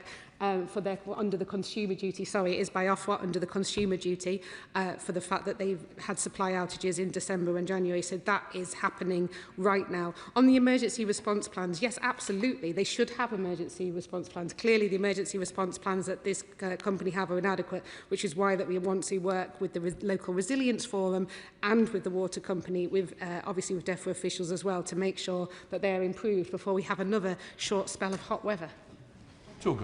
Thank you, Mr. Speaker. The Honourable Lady asked a very good question, which the Minister sort of touched upon, but I'm going to press her further, because parts of Merryworth Platt and often in my own area were left not only without water, but without the support necessary for those who are most vulnerable, until 2 fantastic councillors, Matt Borton and Sarah Hudson, both from East Peckham, really went in there and got into the fight with the water company to make sure that the water station was set up. What planning can she help with to make sure that that infrastructure is put in place? Because the water companies have got away with it for far too long. In this case, South East Water, let's not beat around the bush, has been the worst run company that I've ever come across, and it's quite right that the leadership has gone. By the way, Mr. Speaker, there are quite a lot of companies I've come across, so that bar is set quite high. But she has extraordinary discretionary authority to corral and to coerce companies to act. Could she please look at bringing forward a task group within regional areas in order to make sure that their water plans are in place and their emergency plans are in place, because otherwise we're going to have this again. I thank the gentleman for his thoughtful question, and of course they do have a duty, they have a statutory duty to provide wholesome water. And if in the event that they can't, they must include provisions of alternative water supplies. These are set out in the Security and Emergency Measures Direction for 2022. So they have that statutory duty to actually plan and prepare. I think that's a really helpful suggestion. I would want them to be working with the LRF to sort of look at this, because, I mean, in this case, it was just a water supply issue, but often when we have incidences, potentially if it's flooding that takes out water supply, it's more than one issue happening at the same time. So I think it's important that they work really closely with the local resilience forum. And what I can commit to do is contacting the company and the local resilience forum to ensure that they have those plans in place, and also recommend that they speak to the local members of Parliament about those plans to ensure that they are that they are felt to be satisfactory, and of course, the councils for the local resilience forum to make sure that they are ready for what will be another potentially hot summer. Okay. Thank you, Mr. Speaker. Constituents of mine in Sittingbourne and Sheppey have been really worried and concerned as they've seen along the coast Herne Bay and Whitstable and residents there being deprived of their essential water supplies. I mean, it shouldn't have come as a shock. We know that there's been 15% extra usage of water during the heat wave the other week. But farmers in March and April were telling me locally that the water supplies were really low in the swales on Sheppey. We've got more investment coming, and it's really chalk and cheese in my area in the Swale, where we've got southern water and southeastern water. Southeastern are absolutely dreadful, whereas on Sheppey, which is particularly vulnerable to water supply issues, we've got a new water main coming, £4 million worth of investment there, and a massive new drainage system. It's really obvious the difference between these two companies. What I want to know from the Minister is, can she tell me how we're going to not just increase the amount of investment that's coming into the water system, but really deliver it at pace, and also how we can make sure that we don't have this postcode lottery in terms of whether you're going to get water or not just because of the management of these firms. Minister. I thank my honourable friend. And the issue of farmers and water supply, I'm really keen to make it much easier for farmers to set up on-farm reservoirs. That's something I've heard repeatedly from farmers, that they find it difficult. So I want to kind of make that as simple as possible. I've spoken to too many farmers who tell me their frustration, particularly in the Suffolk area, where they say all winter we send all the water out into the sea, and then all summer we wish we had it back. So I want to do something about that. In terms of drought, each company has been told to produce a drought emergency plan ready for summer. That's for every single water company, to make sure we are prepared for that. In terms of making sure they deliver what they promise, one of the things we did in the Water Special Measures Act is if they don't deliver what they promise, that money that they've taken to deliver it needs to be refunded to customers. That money has been ring-fenced, and we have the Water Delivery Task Force, which tracks all of the major projects to make sure they are on track and on budget, and if they're not, then we intervene as a government to understand why and what can be done to bring them back on track. But you're quite right, we shouldn't have this situation where because you live in a certain area you're suffering a much poorer service than if you live somewhere else. So this is why we want to take a bit of grip on the delivery of projects that should be delivered, but also kind of make it easier for people living in this area to be able to hold on to the water during the winter to make sure that they have it during the summer. Rosie Duffy.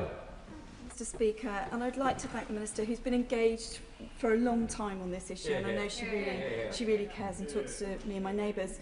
My neighbours and I just spend far too much of our time talking about the latest water shortages, and heat seems to equate to lack of water in the taps. I've got Whitstable has been devastated yet again, and we are really worried about too many new houses that aren't going to be able to meet demand, and also local businesses in the summer, like the excellent Nomad Pizza company that are independent and had to close for days during our tourism, hotspot. How can I reassure them? And most of my constituents, by the way, lots of them are very behind the nationalisation model. That's something I get a lot of emails about. But how can I assure them with our water tank 10 years, our reservoir 10 years from being built, how can I assure them that the tanks won't still be empty in July and August and we're going to suffer business-wise? Minister. I thank my honourable friend, and that pizza business sounds great and definitely worth a visit in summer. But she's quite right. We need to be looking. So I said to the company when I spoke to them again on the Sunday evening, like, what are the immediate measures that you can put in place over this summer to make sure that we have enough water supplies? In terms of house building, I've had some really productive conversations with MHCLG about how do you build homes that basically use less water. What is it in the building standards that you can build a home to mean that you're not having to use the same amount of water in a different way? This happens all over the world. It's not sort of beyond our grasp to do that as a government. But I think fundamentally we're going to need to build the reservoirs, we're going to need the desalination plants, we're going to need those big sources of water. But I do also think that, as I've mentioned before, one of the things excuse me, the company could do more immediately is tackle the leaks, because at the moment we are wasting too much water into the ground. Dixon. Thank you, Mr. Speaker. Residents in Dartford, like those across Kent, are also experiencing poor service and increased bills, including in Ebbsfleet, having to pay an additional sum for water to flow from their community wastewater into the Thames, a thing charged by the Port of London Authority called dewatering, which is incredibly unfair to them. What they ask me continually is why it's acceptable for this poor performance to be in place and for water executives to continue to pay themselves large bonuses. Can I just ask the Minister what work is going on in order to tighten the regulations so that a reward actually matches performance going forward? Yeah. Minister, please. I totally agree with my honourable friend. As I've mentioned here before, I don't have an issue with bonuses per se. I just think it should be linked to how well you do your job. And what we've done with the Water Special Measures Act is obviously ban unfair bonuses. But what we have seen from some companies is attempting to exploit loopholes in which to continue to award them, and they're loopholes that we are determined to close. Helen Beck. Thank you, Mr. Speaker. We've had a few days of hot weather, and yet again in my constituency and across Kent, we've had water outages on top of what we've seen earlier this year and last year. Residents, businesses, livestock owners, they are frustrated, but they are also really worried, because getting water is the most basic thing in this country. It's right that the Chief Executive and Chair of South East Water have gone. Yeah. My anger with them was particularly over their response and how they've handled these outages. But there is a longer-term problem of infrastructure and supply of water that's not going to be fixed overnight. There are 20,000 more houses coming in the pipeline from my constituency over the next few years, and thousands more in the surrounding area. Can the Minister tell me, is there enough water for these thousands more houses in rural Kent? Minister. The Honourable Lady raises an important point. I remember last time we were here talking about South East Water, how powerfully she described the impact on her constituents and on her businesses. So I know this is something she cares deeply about. As I say, one of the things we're doing through the Water Delivery Task Force is identify areas of the country where there are more acute water shortages, and therefore what actions can be taken to ensure people have the homes they need to live in, but also businesses have the water that they need, and it's not having a detrimental impact on the existing residents that live in that area. One of the things particularly about South East Water is they are reliant on a bulk supply agreement with Southern Water, so that's one of the things I'm sort of keen to sort of look into the details of, to make sure that that can be guaranteed whatever the circumstances Southern Water found themselves in. There are various other actions we can take. We mentioned around businesses and building standards and the ways that you build homes. In Cambridge, they've looked at retrofitting some homes to make them use less water. There's various other rules and regulations when it comes to business use of water. At the moment, we have a slightly bizarre situation where businesses have to use potable water. They're not able to use other types of water, which seems a bit crazy to me, that we're wasting drinking water for things that aren't drinking or for domestic customers. So I think there's a whole spread of different things in which we're looking at to make sure that we have the water that we need, because quite right to say that all the 9 new reservoirs and the desal plants and all that are brilliant, but they're not going to be here this summer and they're not going to be here next summer. So it's looking at that more immediate actions that we can take. And just gently say it was about South East Water. The Minister seems to have opened it up by mentioning other water companies. But if we can try and concentrate on the theme, will be more helpful otherwise. And I'm going to test that example by Clive Efford, who I think is Thames Water, but I'm sure we'll link his question. Absolutely. I'm asking a question about South East Water, because what we've got here is a company that fell over at the first short period of hot weather, and you have to wonder what planning has gone on in that company that it fell over so quickly in the season. And when are we going to call time on these water companies? Because the consistent failure that we get from them, whilst they're extracted enormous profits from the industry, has got to come to an end at some stage. I know my honourable friend is as frustrated as the rest of us with these companies, but it is time. There must come a time when we say to them, enough is enough, and we take control of these water companies for the public good. Minister. I thank my noble friend, and as highlighted, the white paper does talk about if companies wish to move into alternative ownership models. But I just want to just briefly touch on special administration for breaching statutory duties, because under Section 37 of the Water Industry Act 1991, a water company has the duty to supply water within its area of appointment. A serious breach of these principal duties or of an enforcement order can be grounds for a performance SAR if that breach is so serious that it is no longer appropriate for the company to continue to hold its instrument of appointment. Alison Bennett. Thank you, Mr. Speaker. I absolutely despair of South East Water. As we've heard from honourable members who represent Kent constituencies, they can't cope with large water outages. Neither can they cope with small water outages. In my Mid-Sussex constituency, the village of Staplefield has just gone through 30 hours without water, without bottled water being supplied, without good information and even with misinformation. I understand that trying to fix decades of neglect in the water infrastructure will take a long time. So can I ask the Secretary of State, in her next meetings with executives at South East Water, will she ask to look at their communication plans so people know what's happening, get timely information and get the bottled water they need, seeing as outages seem to be par for the course these days? Minister. I thank the Honourable Lady, and she's absolutely right. It was one of the issues that we had in the conversation on Sunday, was that issue around communication and where bottled water stations should be. I was told in this incident that they'd work more closely with the LRF to listen to their advice on where to place them, but obviously if that's not the Honourable Lady's experience, then I'd be keen to hear about that so I can take that back to the company.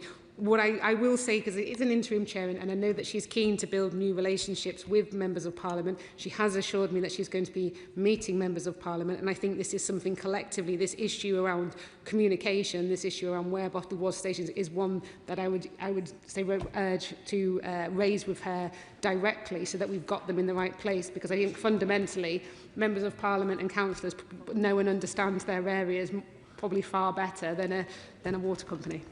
Matt Rodder.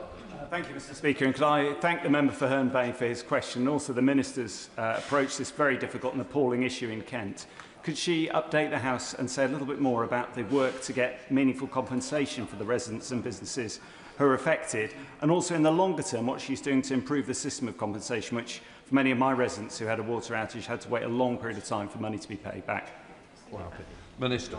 I found my honourable friend, and absolutely one of the first things we did when we came into government was look at the Guaranteed Service Standards scheme, the GSS scheme, and we've introduced new increased compensation payments and introduced new standards, because previously there weren't even compensation being paid when people were under a boil notice, and that's something that this government's introduced.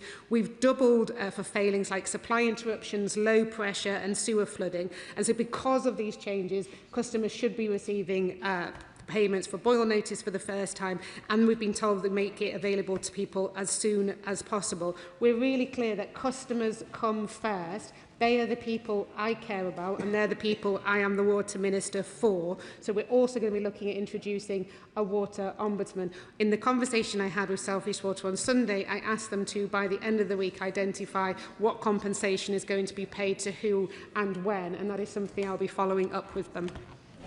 Dr. Ben Spencer. Thank you, Mr. Speaker. As she's looking into the situation with South East Water, can I also feed back what happened in Weybridge last week, where parts of Weybridge had restrictions of supply while we're supplied by Affinity Water? I think this is a problem which is broader than just this area. Could you urgently review resilience of water supply, the availability, but particularly the impact new house building is going to have over the forthcoming years on supply?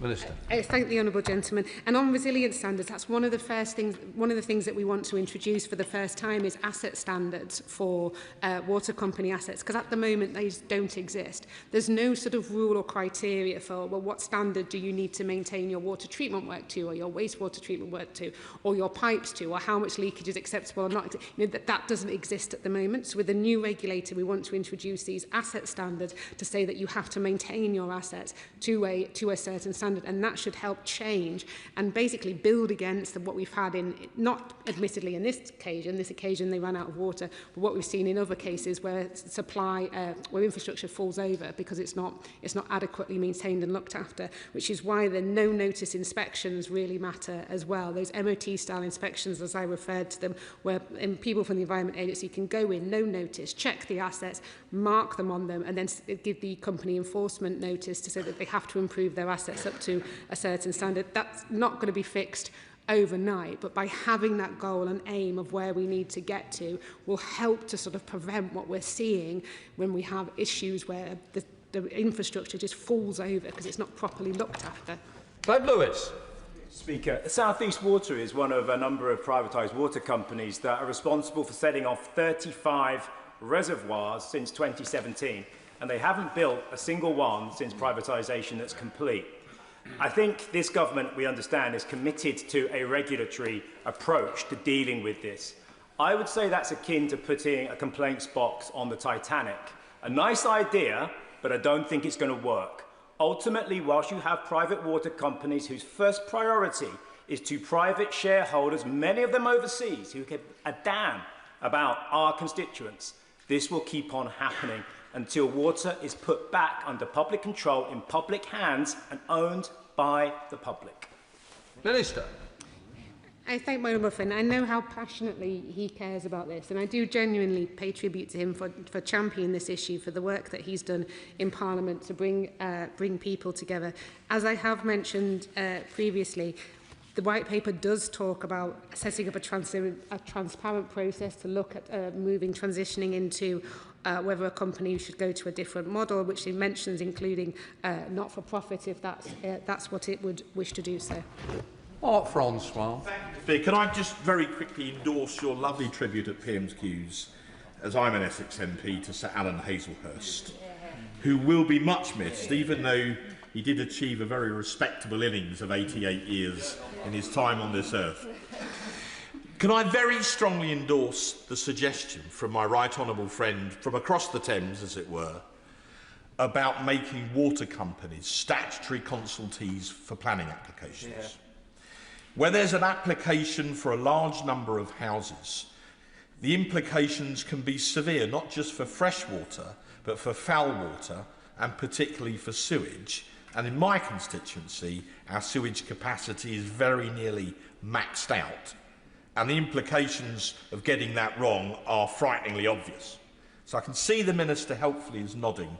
Could we please change the law to make water companies statutory consultees so they can give expert advice on whether or not new planning proposals are actually feasible in reality or no? Thank you. Hello, Minister. The honourable gentleman's right in pointing out the consequences of getting this wrong. And just to reassure him, we are looking at, as I say, using tools from NISTA, using the Water Delivery Task Force, where we have shortages and what can we do about it. And not just for water, for wastewater capacity as well, because both are crucially important, because we want to see homes being built. We know that. We have, people want somewhere to live, and especially first-time buyers are finding it incredibly difficult at the moment. But we are taking a sensible approach to this and identifying, okay, where do we have shortages in wastewater or water? What can be done about that to increase the amount that we have available, but also what can be done to reduce demand in that area as well, as I mentioned, retrofitting and building standards and various other measures that can be taken too. Terry Jeremy. Madam Deputy Speaker, the DEFRA Select Committee has investigated South East Water extensively, and what I found particularly shocking was the fact that there were so many warnings and concerns raised that were simply ignored, and despite a high risk of water supply failure, the lack of preparedness was plain to see. So can I ask my honourable friend the Minister whether the regulatory reforms that the government is looking at will have real consequences when those concerns are raised but ignored by the water companies? Minister. I thank my honourable friend and in fact all members of the EFRA committee for their report. I thought it was a really excellent report and quite forensic in looking into the failures of South East Water. So it was a really brilliant, useful document. And he's quite right that there needs to be tough consequences if concerns are raised and ignored, and they cannot be allowed to continue to happen. That is exactly why we want to give a new regulator with strong powers, with teeth, to be able to take action. It's why we're looking at introducing this performance improvement regime for water companies, so that if we identify failure in that water company, they're giving proper oversight to sort of turn that company around, make it improve, with consequences if they don't. Sarah Bull. Thank you, Madam Deputy Speaker. I thank the Minister for her praise of the report. As a member of the EFRA Select Committee, we are doing extensive work on the water industry, and we are following this very carefully. As was said earlier, the key issue as part of the South East Water disruption was the lack of communication, and that equally applied to Anglian Water, with the outage that occurred at exactly the same time in South Northamptonshire. I was not told of the outage, and residents report not knowing what was going on for 12, 24 hours, and the water delivery was inconsistent. So what I ask is just whatever more the government can do to send a very clear message to the water companies that this lack of communication is not acceptable. I thank the Honourable Lady for her work as well on the EFRA committee, and she's absolutely right. It is unacceptable. There are things, and I feel like I'm a fair-minded person. I know that they don't control the weather, water companies. I know that they can't build a reservoir overnight, but they certainly can. Contact their members of parliament, contact their councils, get in touch with their local resiliency forums, and make sure they communicate with their customers as an absolute bare minimum. And that is exactly the conversation and what I'll be telling each and every one of them.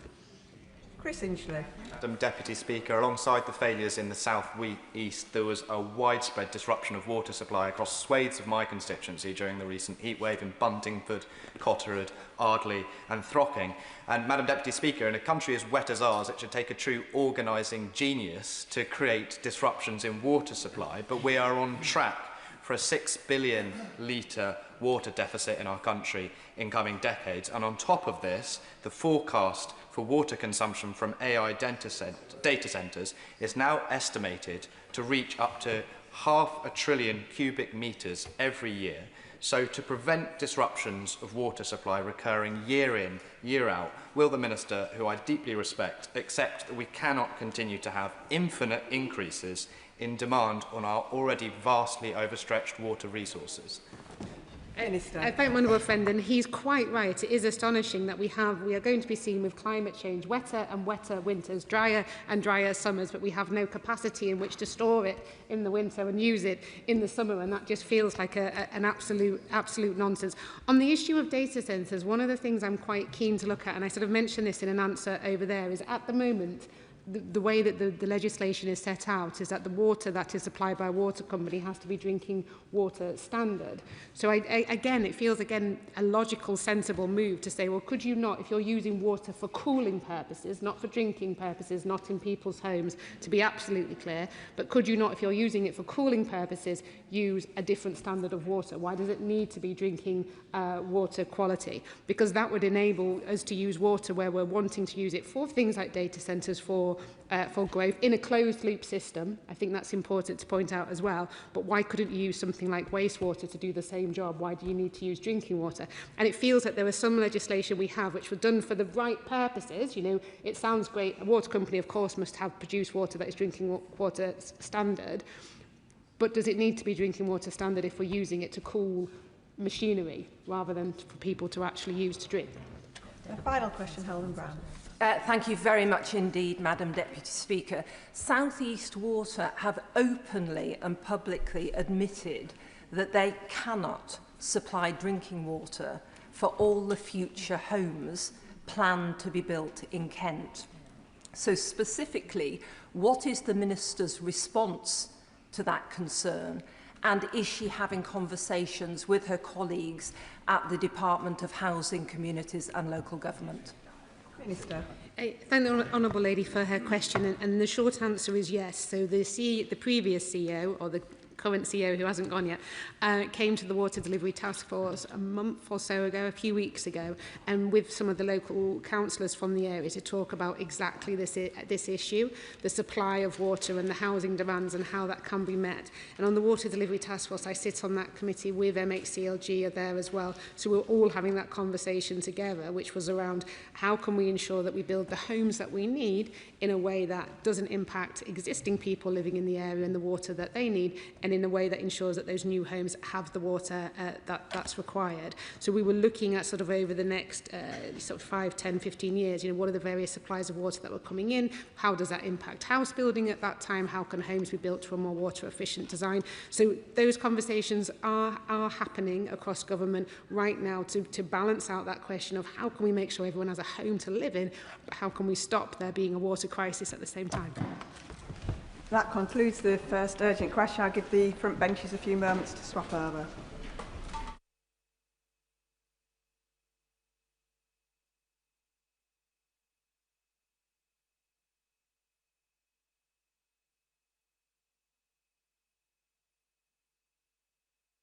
Urgent question, Monica Harding.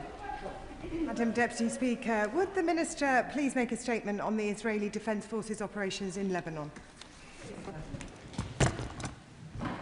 Madam Deputy Speaker, before I answer the Honourable Lady's important urgent question, I'm sure the whole House will join me in condemning Iran's strike on Kuwait International Airport by drones this morning. This was a completely unacceptable attack, which has tragically resulted in multiple injuries and at least one confirmed fatality. We stand in full solidarity with the government and the people of Kuwait, as well as our partners across the Gulf. I've conveyed my condolences this morning to the Kuwaiti Foreign Minister and his colleagues. We urge Iran to de-escalate immediately and return to meaningful dialogue to secure lasting peace and regional stability. Turning to Lebanon, let me be clear. The reckless and disproportionate escalation of Israeli military action in Lebanon has resulted in a devastating situation for Lebanese civilians, killing thousands. At an emergency session of the United Nations Security Council on Monday, jointly called by the United Kingdom, we firmly condemned the government of Israel's actions and called for a genuine and lasting ceasefire. We also condemn Lebanese Hezbollah's ongoing attacks against Israel, including those on Israeli northern communities. They have faced a repeated barrage of missiles and drones. Lebanese Hezbollah is a proscribed organisation. At Iran's instigation, it has dragged Lebanon into a war that its government and its people do not want. It does not speak or act for the people of Lebanon. It must end these attacks and disarm. I condemn the recent comments by Hezbollah's leadership seeking to destabilise the government of Lebanon within their own country. In April, I visited Beirut to show our support for the government and the people of Lebanon. I saw the impact of this military escalation firsthand. In the south, on a previous visit, I saw the devastating impact on civilian communities, villages razed to the ground, and I was pleased to be able to hand over tangible support to the Lebanese armed forces. Since April, conditions for civilians have only worsened. Over 3,000 people have been killed, and over 1 million have been displaced, with civilian homes and infrastructure destroyed. We believe that 1/4 of the population of Lebanon is now displaced. Displacement means, Madam Deputy Speaker, families fleeing from their homes, not knowing what they will return to. It means ever greater strain on hospitals and clinics. It means civilians sleeping in tents by the roadside. It means thousands of children, some of whom I met, not being able to go to school, and the spread of disease even amongst the youngest. That is why a ceasefire, properly observed by the parties, is so urgent. Whilst in Lebanon, I also announced a commitment of an additional £20 million in humanitarian support, particularly for those displaced by the conflict, making the UK one of the largest international humanitarian donors to this man-made crisis.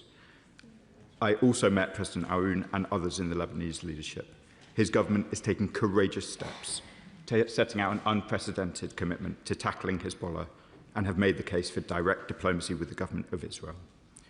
The people of both Lebanon and Israel deserve to live in peace and security.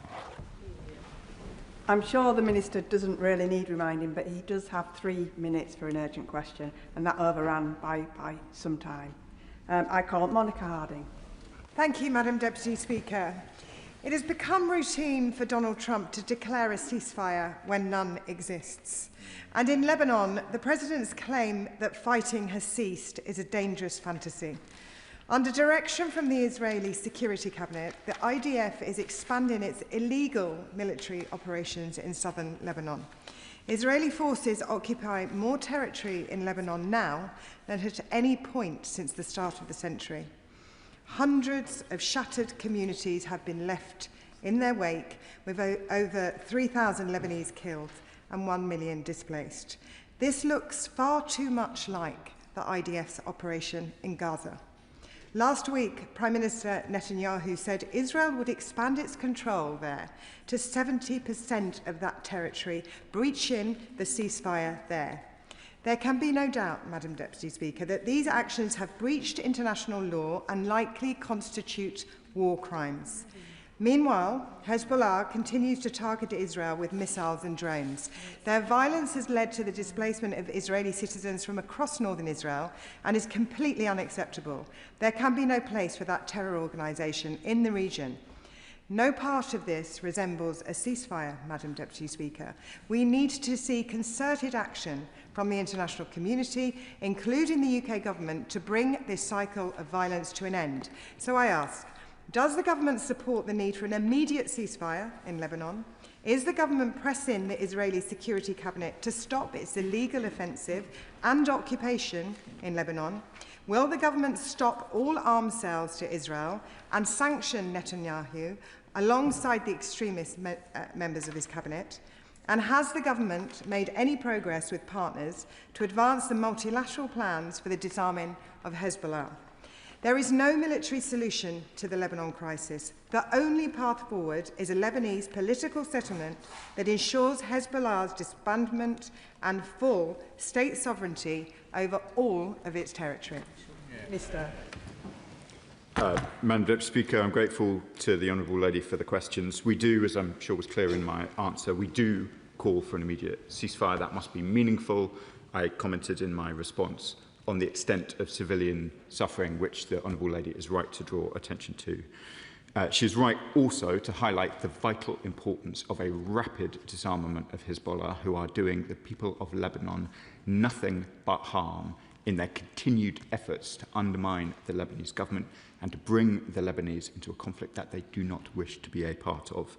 I discussed those questions of disarmament in all of my discussions in April with the President, the Prime Minister, the Speaker of the Parliament, with members of the Lebanese Armed Forces, and we will continue to play our full role, including in the Security Council, as we did earlier in the week. Chair of the Select Committee, Dame Emily Thornberry. Thank you very much, Madam Deputy Speaker. Instead of it being unacceptable that Israel invades and threatens the Lebanese people south of the Litani River, it long seems to have been understood that so long as they don't cross the river, then there won't be any particular consequences. It's as if we have our new modern-day Rubicon, and now they have crossed. And now we have Israel and Hezbollah fighting out their ancient hatred in the middle of a country and deliberately trying to destabilise Lebanon. It is completely unacceptable. When my committee visits the country this month, I expect we'll hear many requests for more assistance to the Lebanese army so that they can make real progress in disarming Hezbollah and defending their people. Can the Minister confirm that such assistance is going in, and could he give us more details as to the plans? Minister.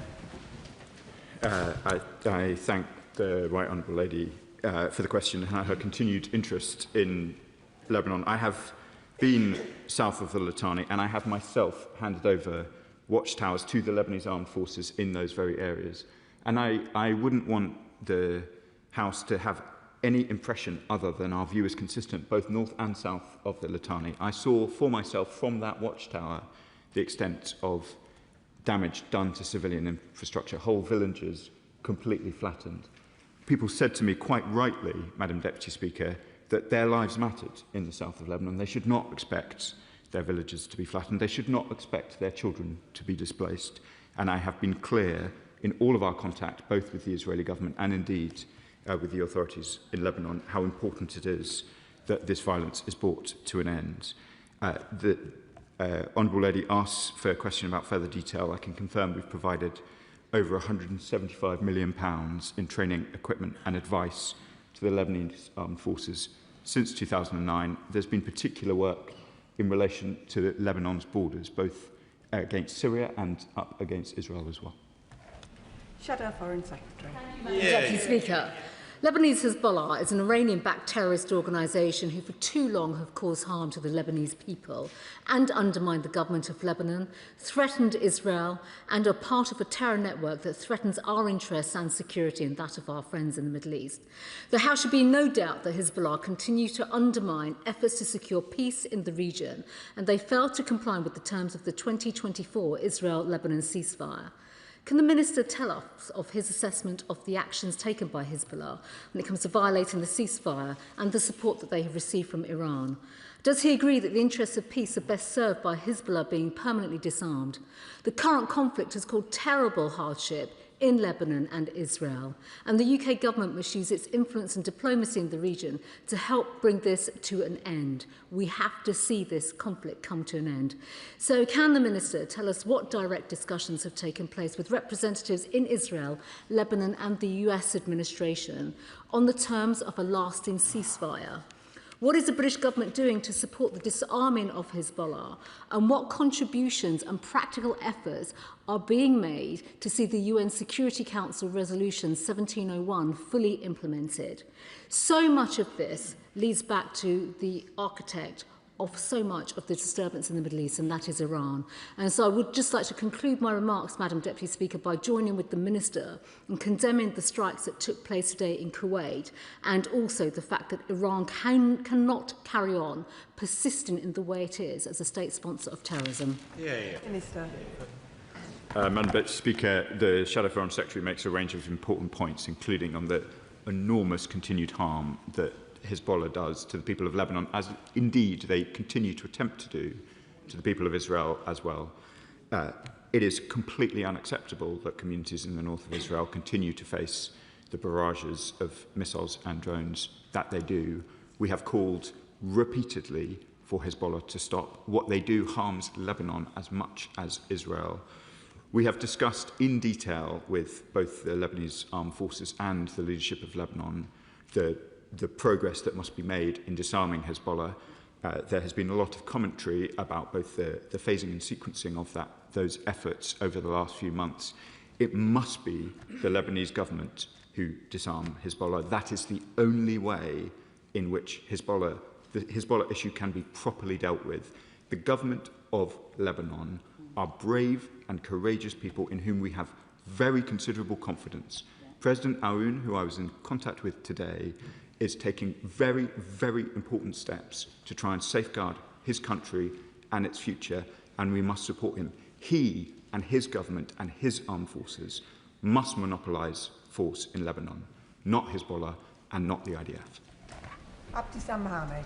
Thank you, Madam Deputy Speaker. 125 health workers have been killed in Lebanon just in the last 3 months alone. Today, an Israeli strike has hit an ambulance in South Lebanon, killing 2 paramedics, taking the death toll now to 127. The November 2024 ceasefire agreement is barely worth the paper it is written on. The Minister rightly condemns the targeting of civilians. What about Israel's targeting of health workers, of journalists? And does the Minister realise that condemnation without action has utterly failed and reinforces Israel's continuing disregard for international law? So will the Minister today make clear that sanctions must be used to hold Israel accountable? Minister. I'm grateful to my honourable friend who has been a persistent advocate on these issues. We have taken a whole series of steps, Madam Deputy Speaker, which I want to set out in brief for the House. So important are the issues in Lebanon that during my visit in April, we went from providing only £10 million of humanitarian assistance now to 30. We are now one of the largest humanitarian donors in the world to Lebanon. I think few other ministers in the world have gone as close as I have to the blue line. I met with incredibly brave representatives of the Lebanese Red Cross, young people who had, in many cases, given up their lives in order to try and make sure that they could minimise the harm that was coming to southern communities. I was so upset to see further strikes on them since I met them. I am proud of our support to them. I utterly condemn the attacks upon them. Simon Hall. Deputy Speaker, it's a tragic perversity that the actions of both Hezbollah and Hamas actually hurt and harm the interests and the safety of those who they purport to act on behalf of. What about Israel? But several years ago, former Israeli Prime Minister Barak described Israel as being the villa in the jungle. Last week, with cross-party colleagues, I was in Israel. It's becoming increasingly evident that the Israeli government's actions are rendering it both a rogue and a pariah state, oblivious to international and US pressure and opinion. That in turn is, of course, making Israel herself far less secure. Apart from words, which are welcome, what can the government do? Could I suggest an expansion and deepening of sanctions? Because that will hit them where it is needed and may refocus attention. Madam Deputy Speaker, there are strong views held right across the House on the questions of the Middle East, but I want to pay tribute to those on the benches opposite who have shifted their position in recent years. The British government, while I have been the Middle East Minister, has indeed made very significant policy decisions, both existing sanctions, and I know the honourable gentleman will understand why I don't go further on the question of sanctions, but I am the first British minister from this dispatch box to announce sanctions on Israeli ministers, and I recognise what a Rubicon that is, and I recognise also that I have been supported in doing so by voices on the opposite benches, as well as, of course, by my many honourable friends behind me. I recognise the gravity of what is happening in the Middle East. We will continue to take the steps that we have been, responding with the urgency that is required, and I hope the House will permit me if I say I felt at the point at which I announced the recognition of the State of Palestine that I was speaking for the whole House, not just the government. John MacDonald. Could I just take 30 seconds, Madam Deputy Speaker, to associate myself with the remarks by the Speaker with regard to Sir Alan Hazelhurst. Sir Alan was in the chair when I seized the mace and he expelled me from the chamber, but he did it with such good grace we became firm friends for ever since. So I send my condolences to his wife. As the Minister knows, I'm Secretary of the NUJ Parliamentary Group. We're now experiencing in Lebanon exactly what we saw in Gaza, the targeting and murder of journalists. When he was there in April, Amal Khalil, the famous woman journalist, was hit by an Israeli strike, and then the Red Cross ambulance that went to assist her was hit as well. And as a result of that, the Lebanese Prime Minister has made it quite clear that these are war crimes. So could I ask that the government joins with others now in collecting the evidence of these war crimes so that we can take action against those Israeli ministers that have actually perpetrated these war crimes against the Lebanese people, just as they did against the Palestinians? I'm familiar with the incident that my right honourable friend describes, and I pay tribute to his work on these issues right across the world. It is appalling that journalists in Lebanon reporting on developments in the south have been struck in this way. We made interventions in the United Nations following some of these assaults on journalists, both in Lebanon and in Israel, and we will continue to press these points. Brian Matthew. Thank you, Madam Deputy Speaker. With the world on fire, with war and climate change, with diseases such as Ebola stalking Africa again, will the government reconfirm its commitment to returning aid spending to 0.7% GNI and not cutting it beyond 0.3% GNI? Madam Deputy Speaker, we've discussed these issues on a number of occasions, and the Foreign Secretary and the Prime Minister have set out why we had to take the difficult decisions that we have, but I'd just like to assure the House that we have protected Lebanon from those cuts, and that is why we are in the position that we are of being one of the largest humanitarian donors to Lebanon in the world. Thank you, Madam Deputy Speaker. And can I start by paying tribute to the dogged determination of the Minister to get this issue right, which is shared by many of us in this side of the House. Madam Deputy Speaker, I think I've said prayers every time throughout this crisis when there has been an abuse of human rights, not just in Lebanon, but when Hamas took the hostages, when innocent Palestinians have been killed, when villages have been threatened, when settlements have been, violence has been done. Now, the IDF and the Israeli government sits at many times like that. And, Madam Deputy Speaker, I fear I am running out of prayers to make. Can I ask the Minister, beyond the moral outrage we rightly express in this House, what more will it take for a British government to stand up for sanctions and further action that demonstrates to the world and the people in Lebanon and in Gaza and in the West Bank that we get it and we will take the action necessary to stand up for international law, human rights and their freedoms? Minister. Madam Deputy Speaker, I thank my honourable friends. I hope I have, through his, he describes some of my work in gracious terms, and I'm grateful. I hope in Britain's sustained commitment to these issues in Lebanon that we have demonstrated that we understand the gravity of what is going on here. We will remain deeply engaged in these questions. I have been in contact with the Lebanese Foreign Minister, the Lebanese President, American counterparts. We have raised these issues with the Israeli government as well. We will continue to do so. Matt Pritchard. Thank you, Madam Deputy Speaker. Can I join with the Chairman, just getting back into place, Chairman of the Foreign Affairs Committee, for her comments on seeking to support capacity building in the Lebanese army? That's absolutely right. Can I also thank the Minister and join him in recognising the courage of the President and other ministers in the Lebanese government, particularly their public condemnation of Hezbollah and even indirectly Iran. Could he confirm that it is the view of the British government that not all Shia, those that follow the Shia tradition of Islam, both in indeed Lebanon and Iran, necessarily support Hamas or Hezbollah or the evil Iranian regime? And can I put on the record my condemnation of both Hezbollah and Iran, who basically have caused this latest conflict in Lebanon? Israelis should be able to live in peace without fear of being bombed by drones or missiles. That's absolutely clear. But does he share the view of the French envoy to the United Nations that Israel needs to learn the lessons of its occupation of Lebanon in the year 2000?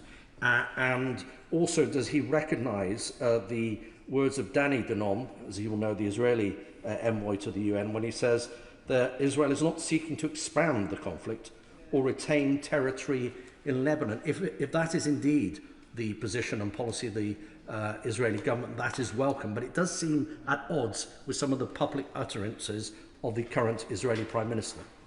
Minister.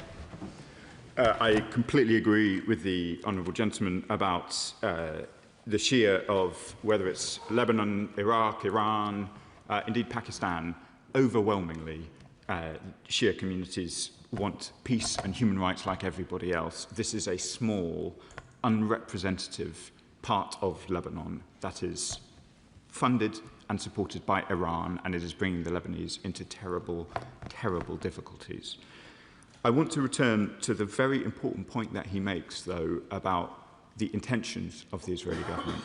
If this is a counter-terrorism operation, I can see absolutely no justification for raising the Israeli flag over Beaufort Castle.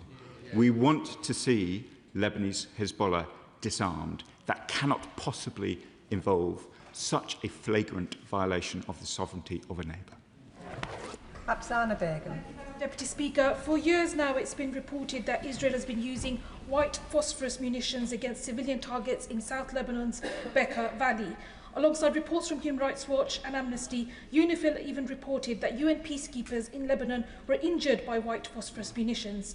The Minister has confirmed to me previously that the government is aware of these reports, and the government knows that the use of white phosphorus as an incendiary weapon in populated areas is strictly prohibited. And yet this is just one of thousands of examples of Israel tearing up the laws around war. Can the Minister explain whether the UK's joint agreement signed in 2020 on military cooperation with Israel is still in place, and if so, why? Minister. Madam Speaker, to be clear about the position, I think my honourable friend refers to the 2020 Israel-UK roadmap, which is suspended. But in relation to the very important question she raises about arms exports, as I've said to this House on a number of occasions, we take our obligations under international humanitarian law incredibly seriously. That's why we conducted the review that we did when we became the government, and why we took the action that then followed, which has been discussed in this chamber on a number of occasions. Dr. Andrew Morrison. Madam Deputy Speaker, I'm sure the Minister understands that there can be no sustainable ceasefire for as long as there exists in Lebanon an Iranian terrorist proxy that has as its war aim the complete, final and irrevocable destruction of the State of Israel and the Jews that live there. So we are faced, are we not, with trying to mitigate some of that action by this terrorist organisation. Would he agree with me that the only viable way of doing that, given the situation, is to do everything in our power to strengthen the Lebanese army, which he will know is a credible organisation, and to support the UN Secretary-General in his stated intention of renewing UNFIL and making sure that it is fit for purpose rather than simply as an observer, as is currently the case. Minister. I very strongly agree with the honourable gentleman. It is the Lebanese armed forces. In the end, that must be the force that disarms Hezbollah and ends the threats, both to Lebanese and Israelis, that emanates from that malign group. And so I completely support the Lebanese armed forces and agree with what he says. Of course, UNIFIL is a subject of discussion in the Council, I think, in the coming months, and we will be playing our full part to try and ensure that it can contribute as much as possible. But in much of the discussion around Lebanon, there is often a focus on the international elements. We have to be clear that the Lebanese government, the Lebanese armed forces and the Lebanese president must have control over the use of force in Lebanon, and that is the position of the British government. Tony Vaughan. Thank you, Madam Deputy Speaker. And while we rightly focus on the grave situation in Lebanon, the wider region is seeing an increasing pattern of British nationals being arbitrarily detained and used as leverage by countries including Iran. Madam Deputy Speaker, in the light of the news yesterday that Craig and Lindsay Foreman have had their appeal dismissed by the Iranian courts, and given their ongoing hunger strike in Evin prison, I think Craig is on his 27th day and Lindsay is on her 18th day, which is to protest against their conditions and ongoing detention. What further specific steps are the government taking to secure consular access? And is the government now prepared to condemn their detention as arbitrary, use international levers against Iran for hostage-taking, and show Iran that they cannot keep taking British citizens hostage as pawns in their own games? Minister. Madam Deputy Speaker, as I was clear yesterday in response to the news that my honourable friend refers to, their continued detention is unjustified and appalling. My honourable friend has been a doughty advocate for his constituents in this matter. I will continue to meet with him directly and with them on all of these questions. The behaviour of Iran is not solely in relation to British nationals, though of course that must be our focus in this chamber, but it is part of a much wider pattern of detentions which appear to have absolutely no justification of any kind, and it's a pattern which extends far beyond Europe as well. We condemn it. It is completely erosive of any trust in Iran, and I have made that point clearly and repeatedly to the Iranian authorities. Sir John Hayes. Madam Speaker, in referring the House to entry in the Register of Interests, I commend this Minister for both visiting Lebanon in April, for his continuing dialogue with the very good new ambassador here, and for our ambassador there. He will know that the Lebanese people deserve to be freed from fear, from persistent uncertainty, from perpetual hostility, and from permanent doubt. The only way of that happening, as he said, is to support the Lebanese government and the armed forces. We do so already. But to endorse the point made by my honourable friend from South West Wiltshire, will he look at what further steps can be made to communicate that support within Lebanon? The worry people have, and I think shared across this chamber, is that sadly, tragically, the Lebanese people will come to believe the Hezbollah is defending them, where in fact it's doing anything but, it's endangering them. So what further steps can be made to reassure the Lebanese people of what he's told the House today? I thank the honourable gentleman and my Lincolnshire neighbour for his kind words and for his attention to these matters.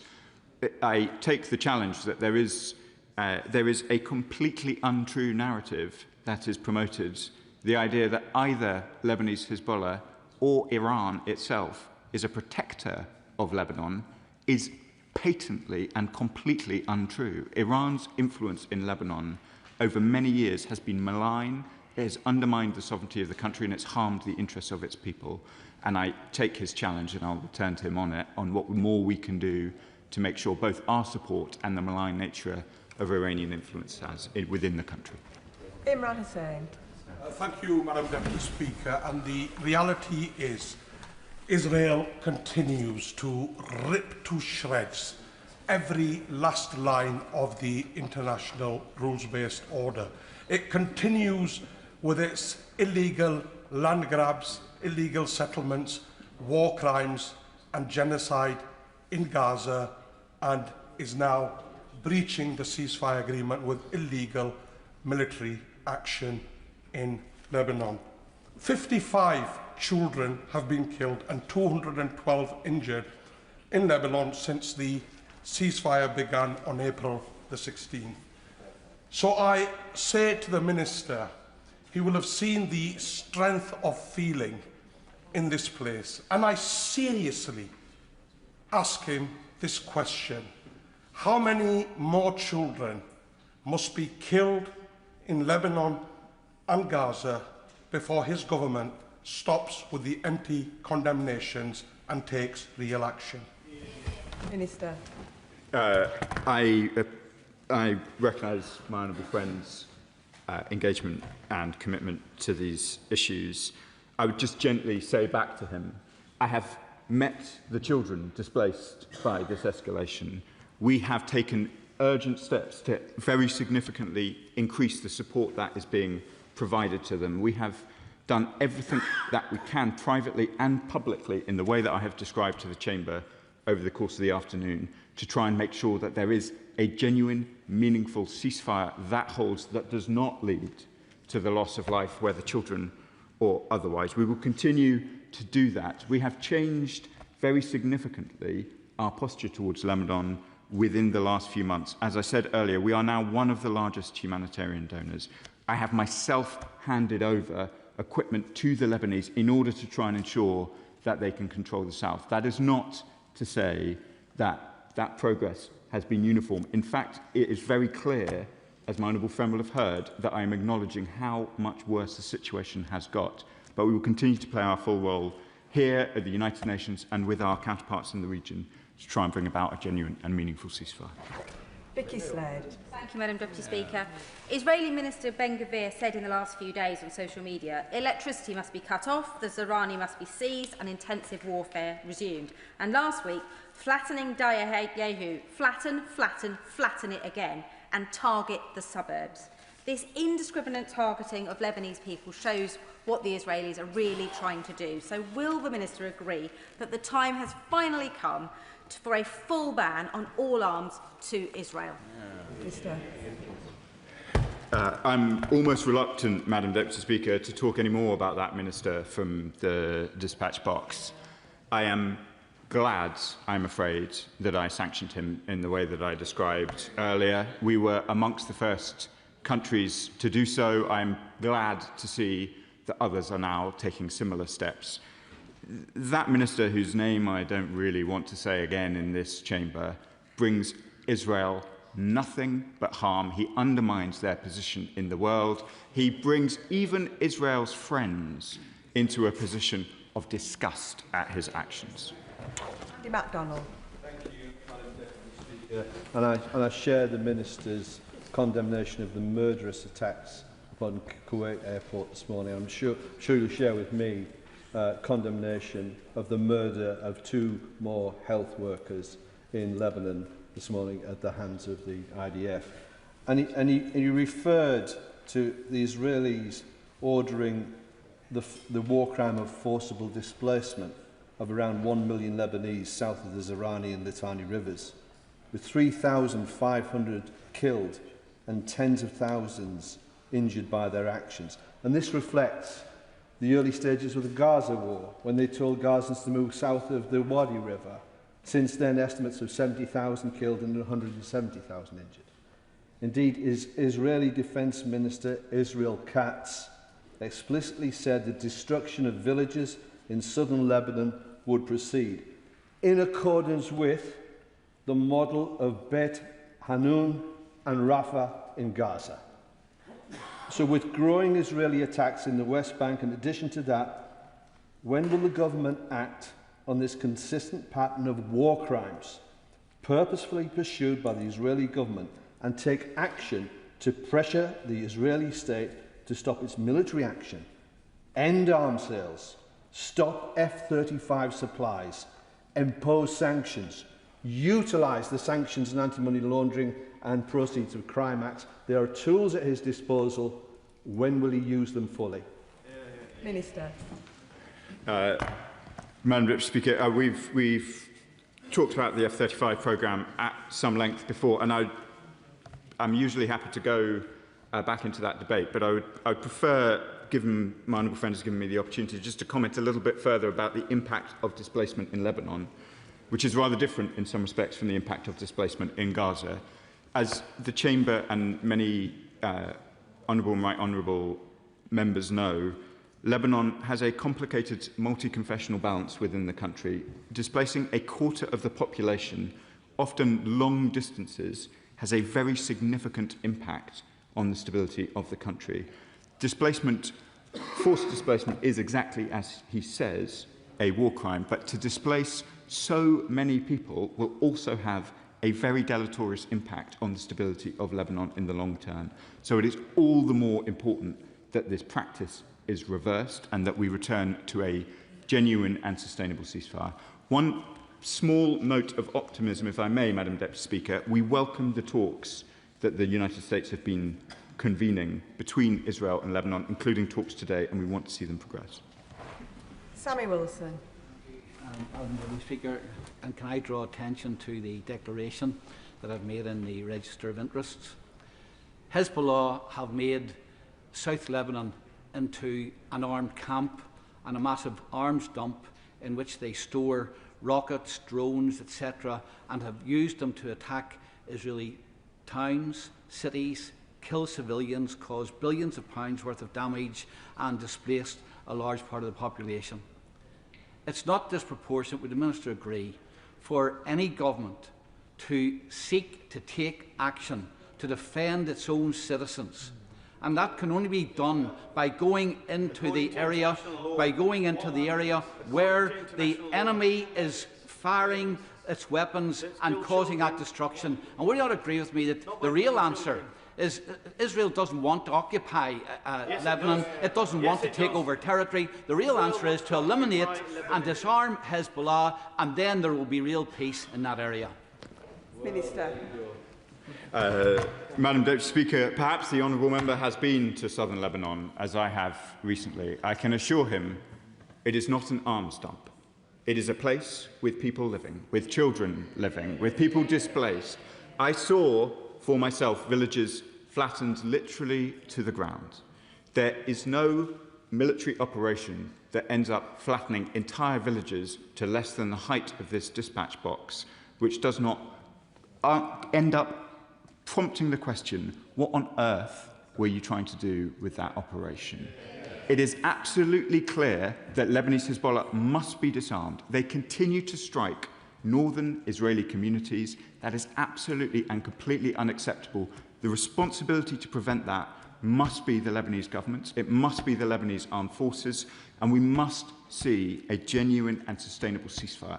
Of course, the Israeli government will react with understandable total fury if their nationals are targeted from another state. But as one of the honourable gentlemen on the other benches said, Israel has attempted to occupy southern Lebanon for long periods of time before, and it did not lead to safety amongst northern communities in Israel.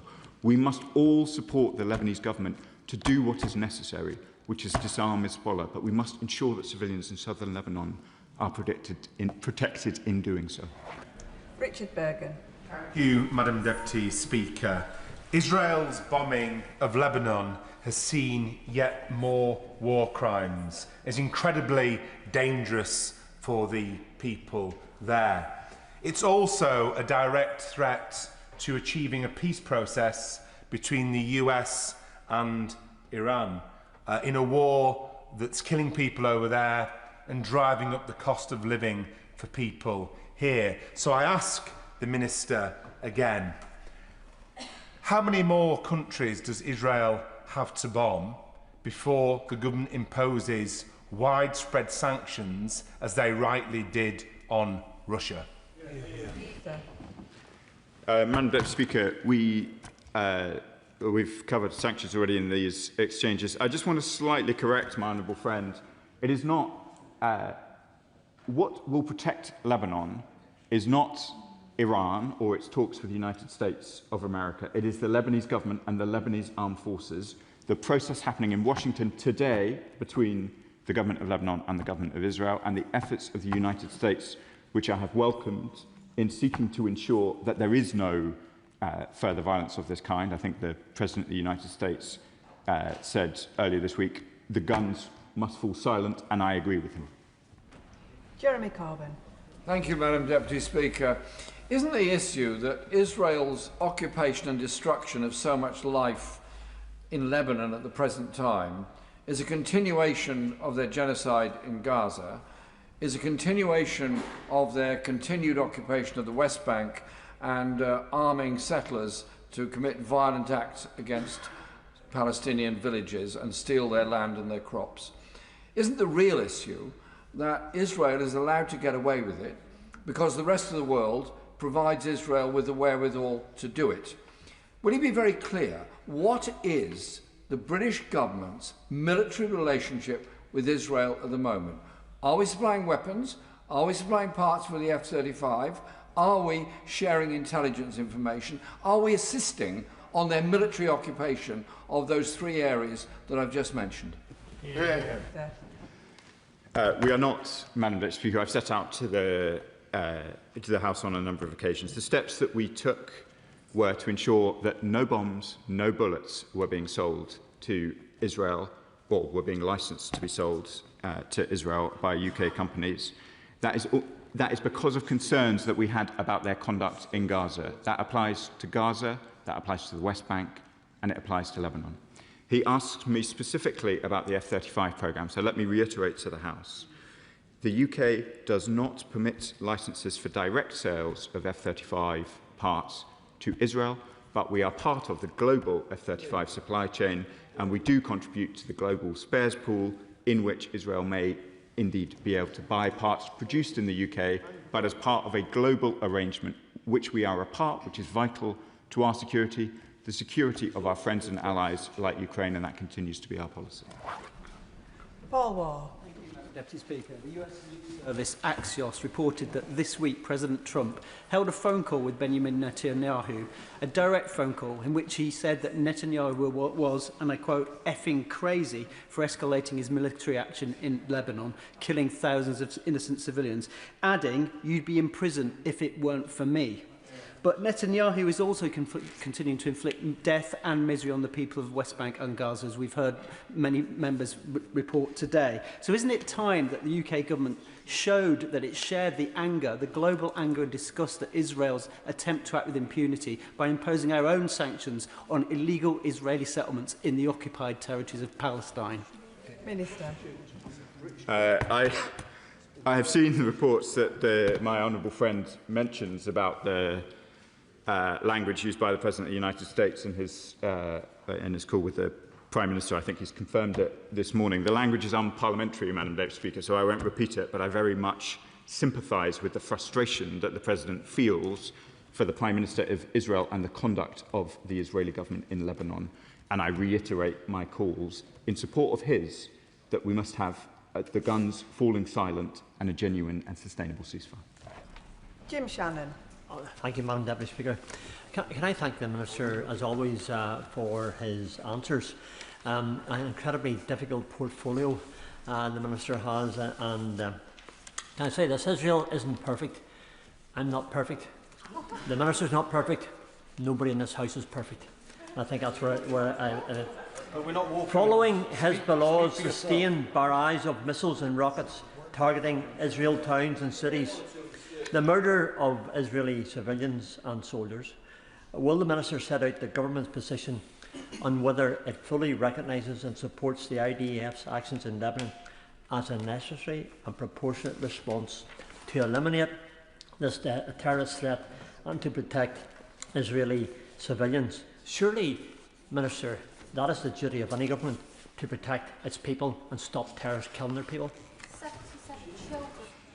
I regret to disagree with the courteous honourable gentleman on this question. I do not think that what Israel is doing is proportionate for all of the reasons that we've set out in the course of the discussion this afternoon.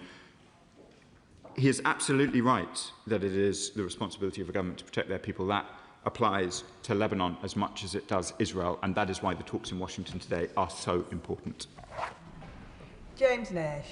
Thank you, Madam Deputy Speaker. Minister, I asked the Prime Minister on the 2nd of March what steps the UK was taking to prepare for the targeted stabilisation and humanitarian efforts in Lebanon and Yemen if the Iranian regime changed. Well, while we are all in support of the dismantling of Hezbollah, the Iranian regime, of course, hasn't changed, but the Israeli government has nonetheless stoked regional instability through these wholly disproportionate attacks. Will the Minister therefore condemn the actions being taken by the Israeli forces, but also reassure my constituents in Rushcliffe that nothing is off the table, including sanctions, further arms and trade embargoes, when it comes to the UK's responses to such actions? I thank my honourable friend for his question.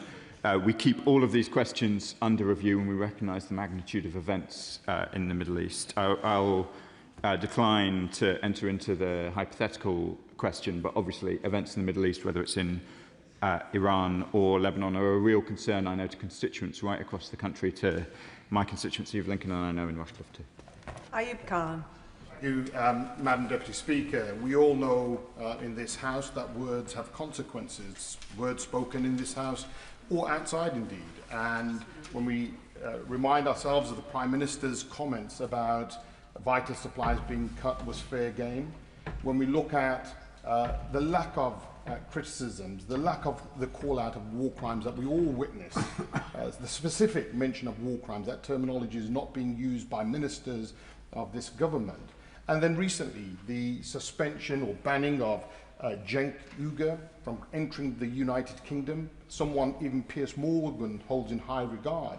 It's words and actions like that that embolden Netanyahu and his right-wing government. Does he recognise that it must be words that need to change as well as sanctions? Words do matter, Madam Deputy Speaker, and it has been a long-standing principle of this government and indeed previous governments that it's not for ministers to say what crimes are, it's for courts to find. And that's why we haven't used the particular formulation that he would like. But I think absolutely nobody in the chamber could be under any doubts about the extent of criticism that both I and other ministers of the government have delivered in relation to Israeli conduct, whether it's in Lebanon or in Gaza. That hasn't just been criticism in words, it has been concrete actions, including sanctions against Israeli ministers, as I set out earlier in my question. We have a very delicate situation in the Middle East, which we seek to navigate in the best interests of the region and of the United Kingdom. There are many people's praise that I seek in this chamber, but Piers Morgan, I'm afraid, is not one of them. We have got to make difficult decisions in a serious way, and that is what we try to do each day in and day out. Richard Baker. Speaker, the attacks by Hezbollah must cease, but the wholly disproportionate response in Lebanon by the Israeli military is bringing untold suffering to those least able to bear the consequences, for women and children, for older and disabled people. What can UK ministers do alongside international partners and agencies to ensure humanitarian support and aid reaches those who've been left in desperate straits as a result of the actions of Israeli forces who are responsible for serious violations of human rights and international law? I thank my honourable friend for the question and his commitment to the region and developments in the Middle East. We are proud that we are now one of the largest humanitarian donors in Lebanon. Access for that aid has not been impeded within Lebanon, but as some of my honourable friends behind me have already set out, there has been terrible incidents involving the death of aid workers, very, very committed young Lebanese who are doing their absolute best to help people in their own country, and they must stop. Iqbal Mohammed. Madam Deputy Speaker, the illegal actions of Hezbollah and Iran must be condemned, but so must the illegal actions of Israel. Israel has carried out 11,518 attacks in Lebanon between the 2nd of March to the 11th of May, with over 3,000 further estimated attacks since. Israel has bombed and destroyed or heavily demolished over 100 villages. As of yesterday, Israel has injured 10,577 people and killed 3,468 people, including 128 health workers. Israel has attacked and damaged 17 hospitals and damaged and destroyed 3 hospitals. It employs double and triple attacks on civilians. So, please may I ask the Minister, will this Labour government do anything meaningful to stop Israel's thirst for blood of innocent civilians, its insatiable appetite for the most barbaric violence, its Gazification of Lebanon and the wider Middle East? And does the UK support or condemn Netanyahu's declared plan for a greater Israel? Madam Deputy Speaker, I think we've got to be a bit careful when we describe the government of Israel. I don't think that they have a thirst for blood for innocent civilians. I think we've got to be a bit more careful with our language in this chamber. That sounds to me like it echoes anti-Semitic tropes. So I want to just take a little bit of issue with the question that I was asked. I have taken clear steps in relation to Lebanon and indeed in relation to events in Palestine. We will continue to do so, but I do think we've got to be careful with our language in here. Joe Morris. Thank you, Madam Deputy Speaker, and I just want to echo comments about the need for Hezbollah to cease their attacks on civilians, but it's clear that the tactics being used by the IDF deliberately echo and mirror the tactics being used in Gaza and in the West Bank: forced displacement, deliberate targeting of hospitals and other healthcare facilities, and intentional targeting of journalists to try and blind the world to the crimes that are taking place. Does the Minister agree with me that there is a clear need for further and deeper sanctions against the individuals and organisations responsible in the Israeli government?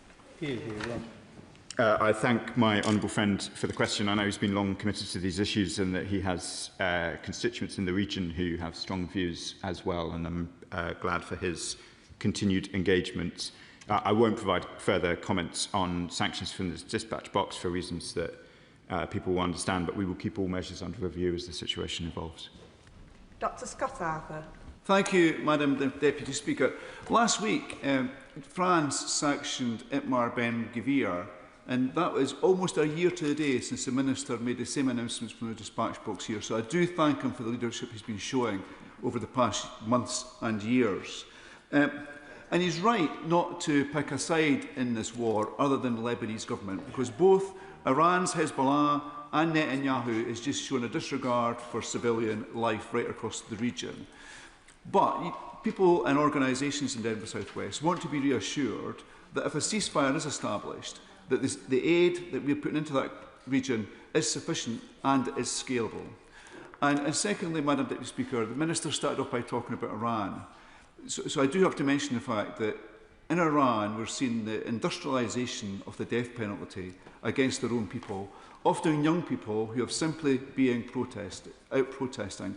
And I know he has raised concern about this last year, I think November it was. Is there more we can do? I know it's a really difficult situation. I thank my honourable friend for the kind words he says about the leadership we've shown in relation to these issues. He's absolutely right. And let me just reiterate to the House our total opposition to the death penalty everywhere. But what has happened in Iran, particularly since the protests in January, has been an absolutely awful cracking down on their own people. They have imposed very significant restrictions on communications. So some of the detail of that crackdown are not as accessible to us now as they once were. I have grave fears about how Iranians are being treated within Iran, and we will continue to monitor this closely and raise it with the force that he would expect with the Iranian authorities. And the final question, John Slinger. Thank you, Madam Deputy Speaker. I associate myself with the words of the Minister in strongly condemning the Iranian attack on Kuwait airport and also the continuing attacks by Hezbollah on Israeli civilians. But it was disturbing over recent weeks and days to see the IDF appearing to engage in a mission to seize land that does not belong to them, exemplified by the hoisting of the Israeli flag over the Beaufort Castle, presumably as a symbol of conquest. Will my honourable friend join me in condemning that act and reiterating once again that international law applies to Hezbollah and applies to the government of Israel? Madam Deputy Speaker, it does. And of course, flags are much less important than the horrific loss of life that we have discussed over the course of this afternoon. But it is hard to draw a conclusion that the Israeli government is taking steps simply to deal with a terrorist organisation when they take one of the most historic sites in Lebanon with a long history of occupation by the Israelis and raise the Israeli flag in exactly the way he described. So I join with him in my condemnation. And that concludes the urgent question. I'll just give a few moments for the front benches to swap over.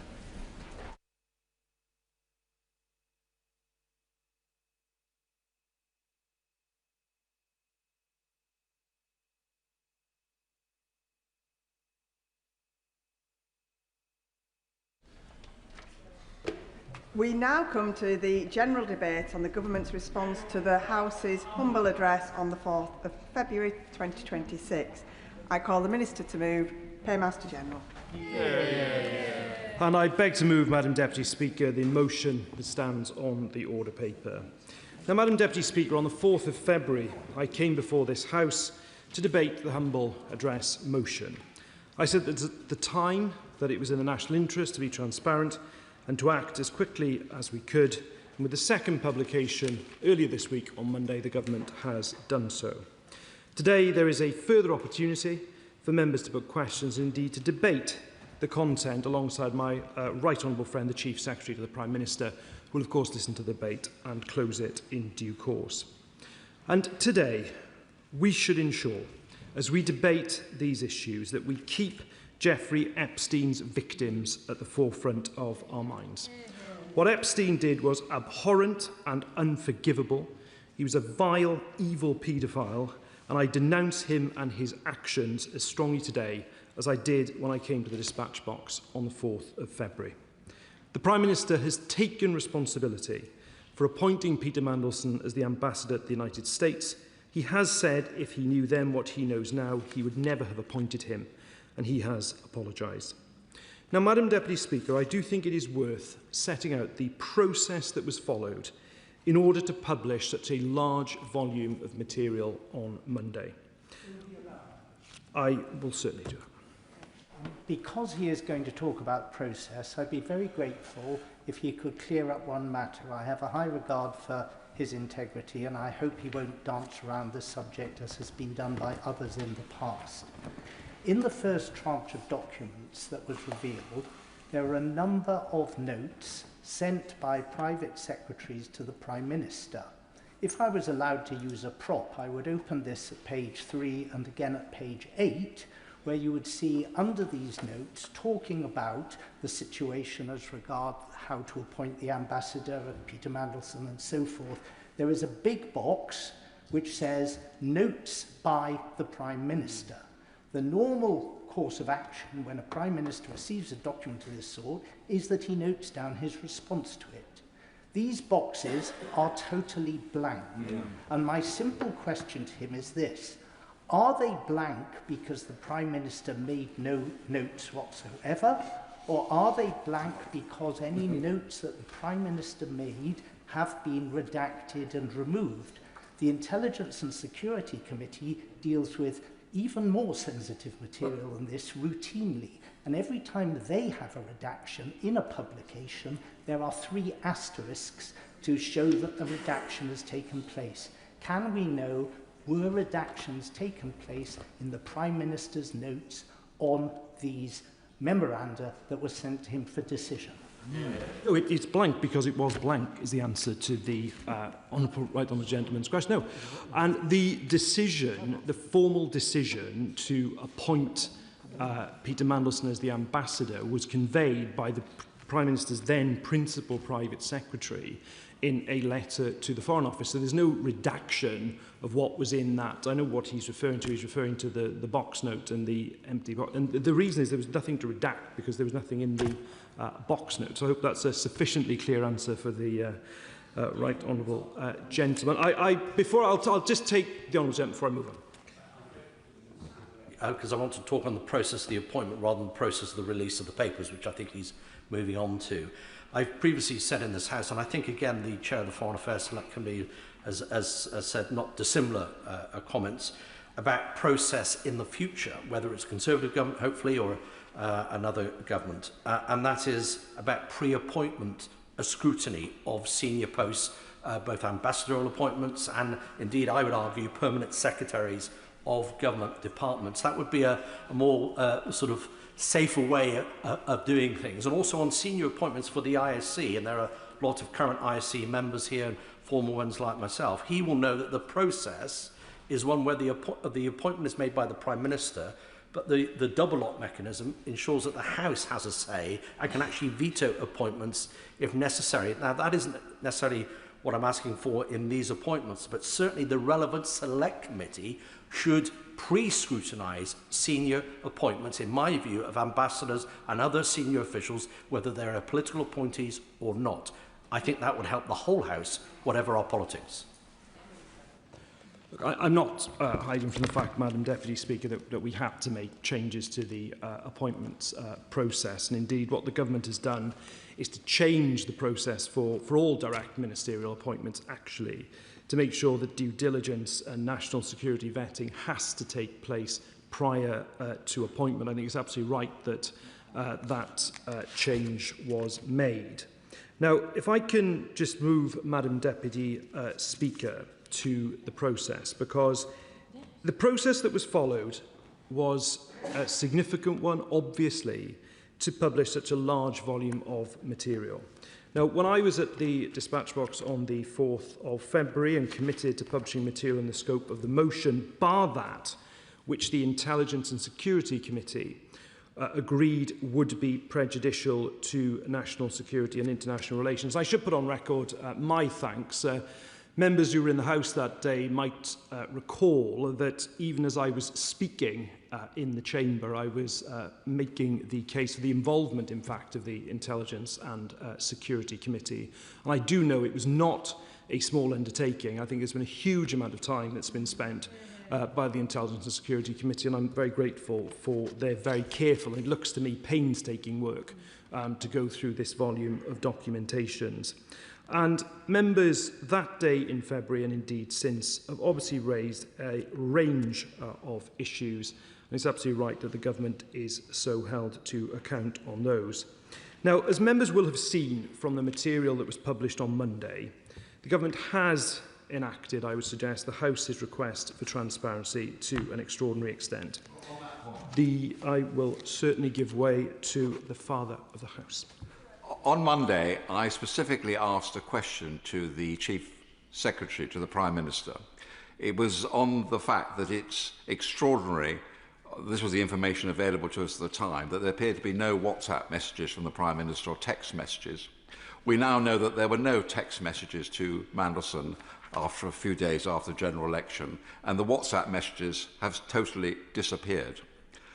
The Chief Secretary gave me an answer which I have to say I think was slightly disingenuous, because you said Prime Ministers don't operate in this way. They're rather like Mr Gladstone. They sit at the cabinet table and men in frock coats bring them papers. And no, this is complete rubbish. We know that the Prime Minister must have been using WhatsApp all the time. Now, to use disappearing WhatsApp messages is contrary to what the COVID inquiry suggested. It is quite contrary to transparency also. And I just say to the Paymaster General that these scandals are made much worse by any hint of a cover-up. Everybody knows that a mistake was made. People are very forgiving to the Prime Minister who made a mistake. What they're not forgiving to is some sort of cover-up that all these numerous text messages and WhatsApp messages have suddenly vanished. Spot on. Well, on the reference to Gladstone, I think there are some members opposite who'd be quite happy to have Gladstonian principles in government. But can I just can I? But look, to the point the right honourable gentleman makes around cover-up, that I really do reject, and I reject it for this reason. This was a process that was quite rightly driven by and led by officials without political interference, working with the Intelligence and Security Committee that is very well respected across this House and is a cross-party committee. There is not a single redaction in those documents that came about because of a ministerial decision, simply because we have not played that part in the process, nor should we have done. So I completely reject the idea of a cover-up. And on the subject of someone who might be keen on Gladstone, I give way. Knows me well and knows that my disdain for Gladstone and my deep admiration for his rival, Benjamin Disraeli, the greatest ever Prime Minister, by far, in my judgment. But there we are. The key thing about the ISC, on which I'm grateful for his comments about Benjamin good work, was the House took the view the ISC should see the whole of the information. Now, whether that was the right view, whether the humble address was too permissive, is an open question. But the House took the view we should see all matters relating to international relations or national security. An executive decision was taken. I don't know if it was endorsed by ministers. It's certainly endorsed subsequently by the Chief Secretary, not to make available to us the UK vetting file. Now, that's not what the humble address says. It has been legitimised subsequently by the argument, which I don't buy, frankly, that it will have a chilling effect on the whole vetting process. But as the Minister, who I share my right honourable friend's respect for, by the way, knows, the ISC seeing material is not the same as disclosing it. It's about scrutiny, not disclosure. So why was that executive decision made, not to make that available to the ISC? Who made it? When? Was it officials? Was it ministers? And will he explain how he can square that with the remark he just made? It was an official-led process. And let me just make clear, because he does point towards what is, I think, a pretty important issue. That is that you had the humble address and you had the wording. And members can read the wording of the humble address. It has the list, the quite extensive list that was drafted by the Shadow Chancellor of the Duchy, except papers prejudicial to UK national security and international relations to be referred to the ISC. But what the government has done, indeed was entitled to do, is to take into account what precedents had been set by previous responses to humble addresses, indeed under the government that he supported.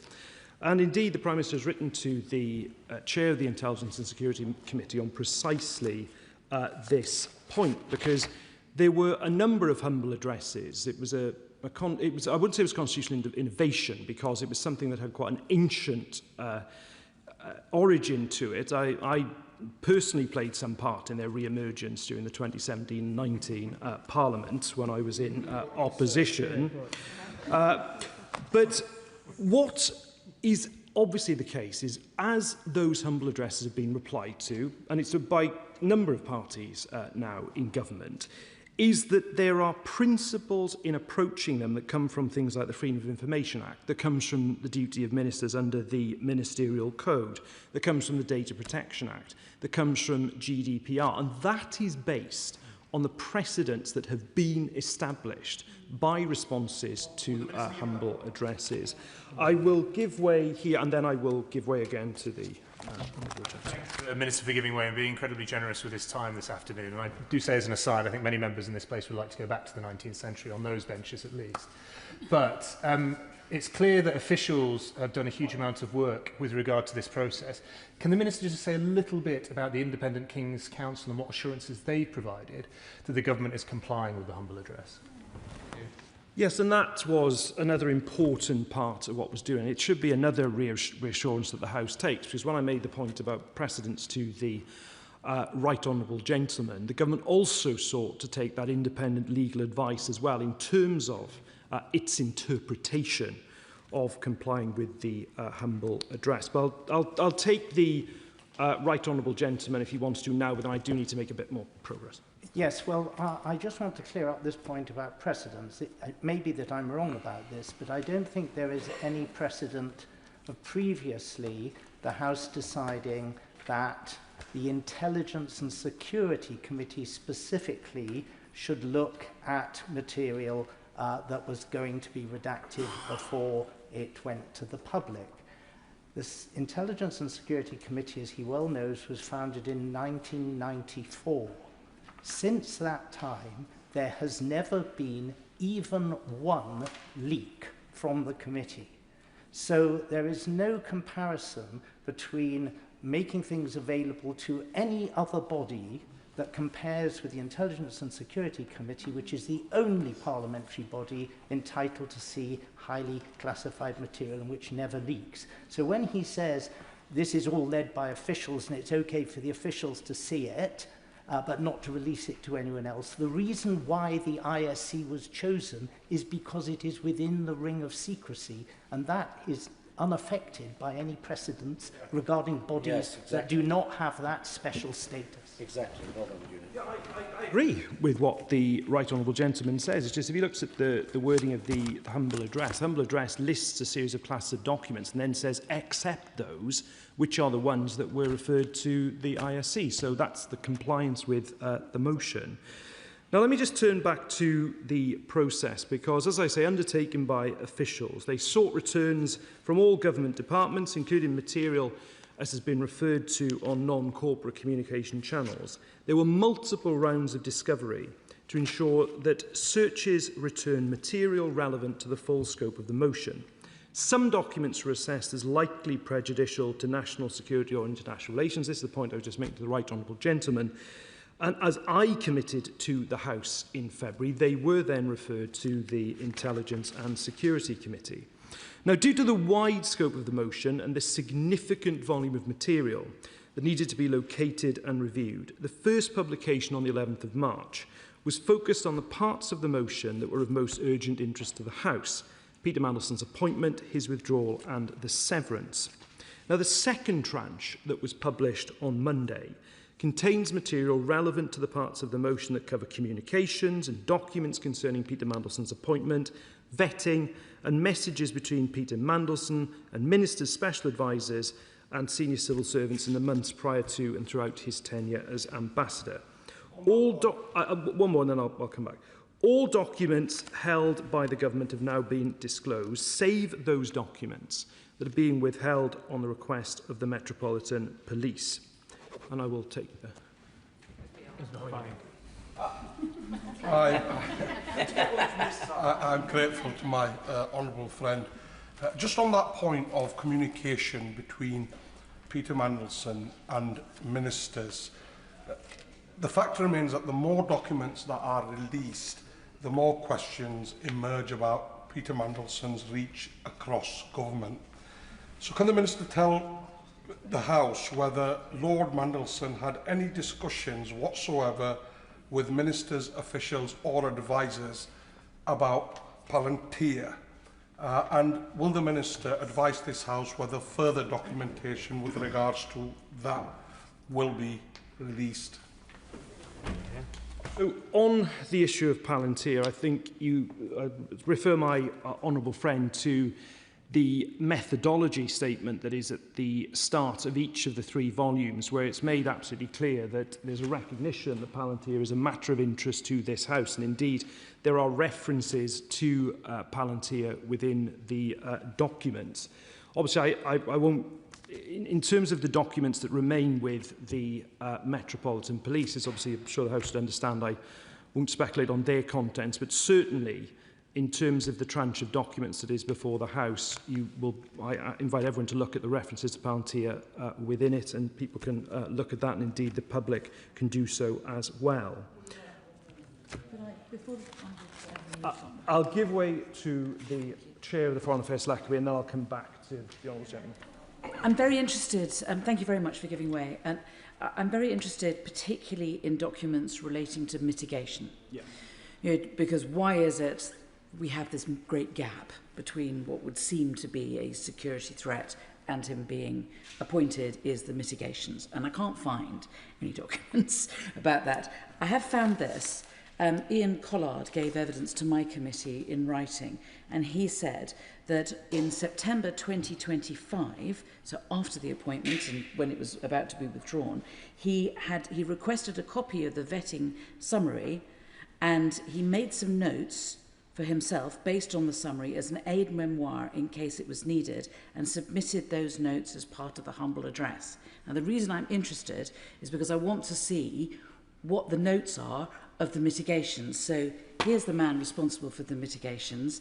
He takes a note, presumably of what he's seen, he puts it into the humble address, and it isn't in the papers. So, first of all, I'm grateful to... I'll deal with this now. I'll come to the Honourable Gentleman for South Holland with the Deepings. But just say, first of all, to my right honourable friend, officials leading the process will have heard the exchange and this exchange between us in relation to that specific point around Ian Collard. I would also say that in relation to the documents with the Metropolitan Police, they do fall, as my right honourable friend, the Chief Secretary of the Prime Minister, set out in his statement on Monday, into a number of categories, from internal correspondence relating to Peter Mandelson, documents in relation to conflict of interest, and also national security vetting is the third category as well. But I assure her that I appreciate the point she's making. Officials will have heard the exchange between her and I. May I just come back to I'll do this, yes. I just want to make it clear, because this isn't part of the original decision-making. This is an aid memoir that he has made. So if I can't see the original documents, then at least this is a later one. Can I at least see that? As ever, my right honourable friend makes her case forcefully, and the point I'm making is, and I'm treading carefully in my language because this has been a process led by officials working with the ISC, but the officials working on this will have heard the request that she has just made, and then I will give way to the right honourable gentleman. I'm going to give way a second time, and indeed I will be taking up the point that the right honourable lady raised about mitigation during our later considerations of these matters. Should I catch your eye? Of course, Madam Deputy Speaker, which is not a given. But in particular, will he address the issue of when the Metropolitan Police asked for information on UK vetting? Because whilst we know the granular detail, because of the executive decision based on precedent, although my honourable friend has challenged the precedent, was made, there was an assumption that some information on vetting would be made available, perhaps in a redacted form, having first been considered by the ASC. I will say no more than that. We now hear that no information is going to be made on vetting until the Metropolitan Police have finished their work, when it will come back through the ISC, according to the process agreed as part of the humble address.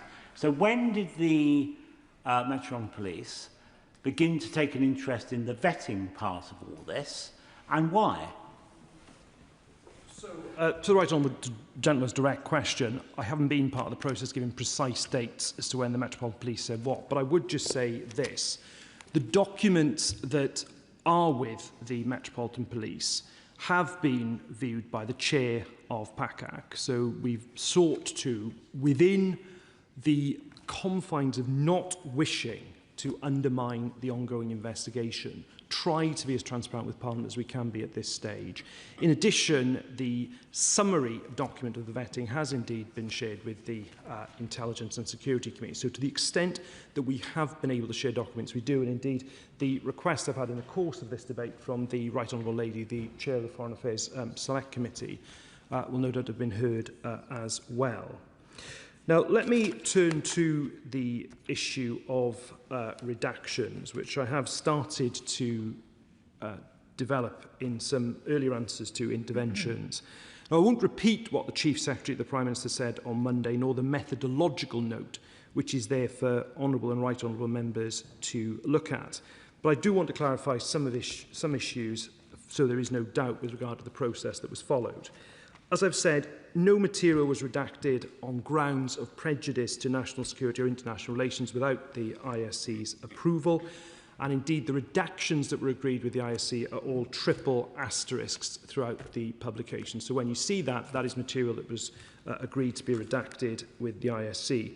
Now, to my point about precedent in relation to the earlier exchange with the Right Honourable Gentleman, they were limited to the names of junior officials, contact details like telephone numbers and email addresses, the personal or commercially sensitive data of third parties not relevant to the motion, and in some cases where there was legal professional privilege. And as I say, that's in line with the process that's now been followed by successive administrations in relation to the humble address motions. And again, they are clearly labelled in the publication. And just to reconfirm, no government minister or indeed special advisor has determined any of the redactions. That was done by the official-led process.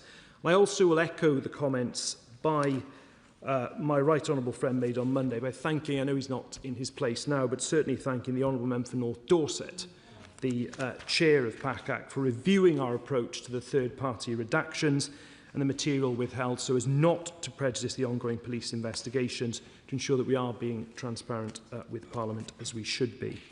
Now, let me just turn to that point specifically about the Metropolitan Police that I've been asked about by honourable members. All across the House will appreciate the need not to prejudice the investigation and understand that I'm unable to answer questions about certain documents that have been withheld. They include questions to Peter Mandelson by the Prime Minister's then Chief of Staff and Peter Mandelson's responses.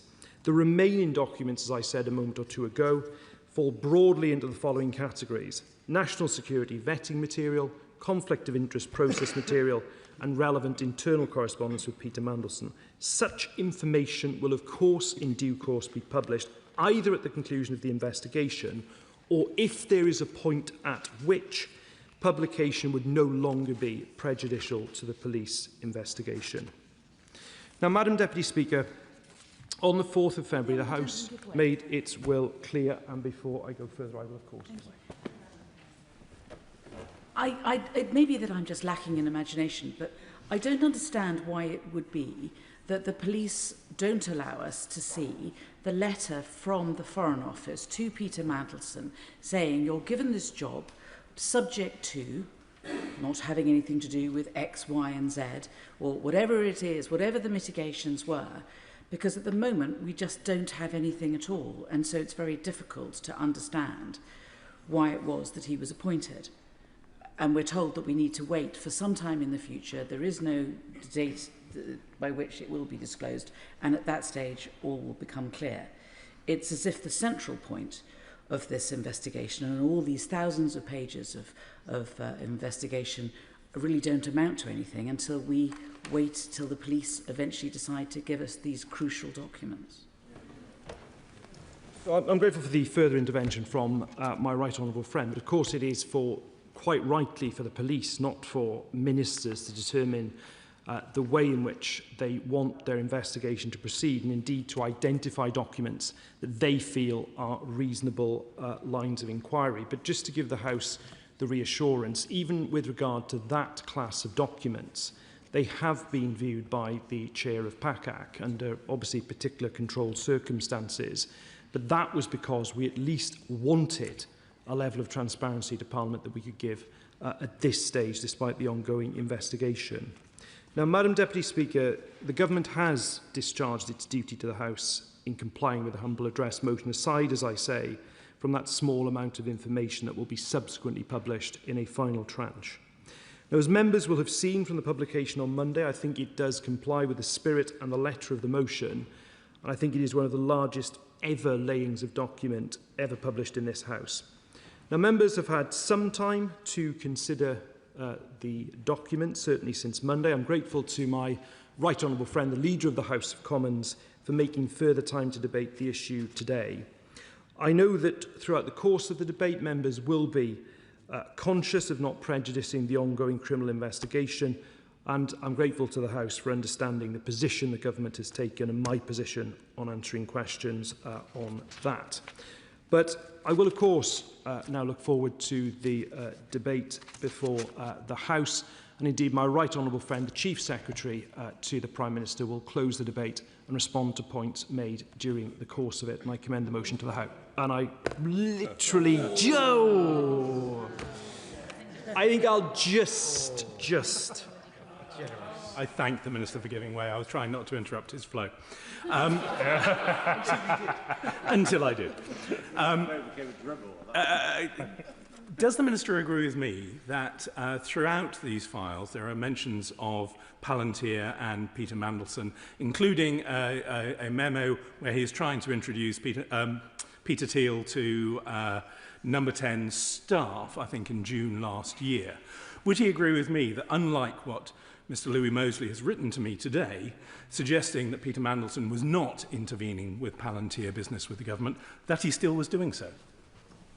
I reject any suggestion that on Palantir contracts that's been renewed. I think there's one that was renewed by the Ministry of Defence, that there's any wrongdoing the way that he suggests. I'll reject that absolutely. But with regard to the meeting between the Prime Minister and Peter Thiel, that did not happen, just to be clear.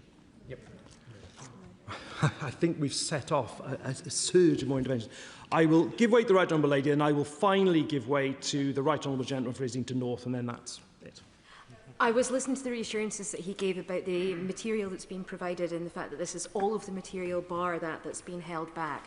Can I just ask for a further assurance from the Minister that if things do come to light that were not found in I appreciate the significant trawls that have been done, if other things do come to light as correspondence that would fit the humble address, that he will follow up and ensure that those things are published as well as the stuff that has been held back because of the police investigations? We don't expect that to happen, but of course, if it did, we would consider it. I'll finally give way to the Right Honourable Gentleman. Giving way, he's been very generous with his time. Is he able to confirm or not whether Peter Mandelson had divested himself of all of his financial interests in companies, including peripheries or actuality of Palantir, whilst he was the ambassador in Washington? Speaker, that of course strays into the conflict of interest class of documents, which is still one of the classes that's with the Metropolitan Police. But could I just conclude again by saying that it's very important that the House has this debate today. I've certainly throughout this, from the debate in February to today, taken my duties and indeed the government's duties to the House very seriously, as has my right honourable friend, the Chief Secretary of the Prime Minister. I think it's his 11th appearance in the House on this matter today. He will, of course, close the debate and answer any further questions. I commend the motion to the House. Yeah. The question is that this House has considered the Government's response to the House's humble address on the 4th of February 2026. I call the Shadow Secretary of State. Yeah. Thank you very much, Madam Deputy Speaker. And I thank the Paymaster General for his remarks. And I look forward to hearing what the Chief Secretary of the Prime Minister has to say at the end of the debate. As we made clear earlier in the week, we're not entirely happy with the way that this has come together, just because in the way that these debates take place, it's not automatic that we will get to ask ministers questions if they decline to take interventions. I'm very encouraged by how the Paymaster General, though Hansard should know that he said that nobody could follow the member for Islington North. Shut down everyone else. I know that the Chief Secretary of the Prime Minister will want to follow his good lead. And I hope that at the outset the Paymaster General will accept my sympathies on the loss of his mobile phone. I mean that genuinely. It's very unfortunate that it was stolen 5 days after the former Chief of Staff's mobile phone, Morgan McSweeney's. This, I believe, is an indication of how dangerous life is in Labour-run London, and I hope that those responsible for looking after the Met Police are listening to this genuinely, because a lot of us have friends and colleagues who've experienced the same thing, and it is a serious matter. The Paymaster General referred to his resurrection of the humble address as a political tool, and I hope that he's still proud of that achievement, that he doesn't rue it or regret it, and that he's enjoying being on the other end of it. And I remember this sort of coming up in one of those Brexit years, I forget exactly which one, because I was sort of reminded by it because he spoke about precedent and humble address. And the truth is, his humble address actually breached precedent in a very serious way, that it had been the case in Erskine May throughout the ages that humble addresses would not be used in order to take the opinions of law officers of the Crown and present them to the House. And this was specifically carved out, and yet his humble address struck right through it. So when we talk about precedent and humble addresses, we have to be very careful, and we have to be very clear that the instruction given by the House to the government is sacrosanct. It is more important than anything. And it is not for the government to redefine what the House has asked it to do.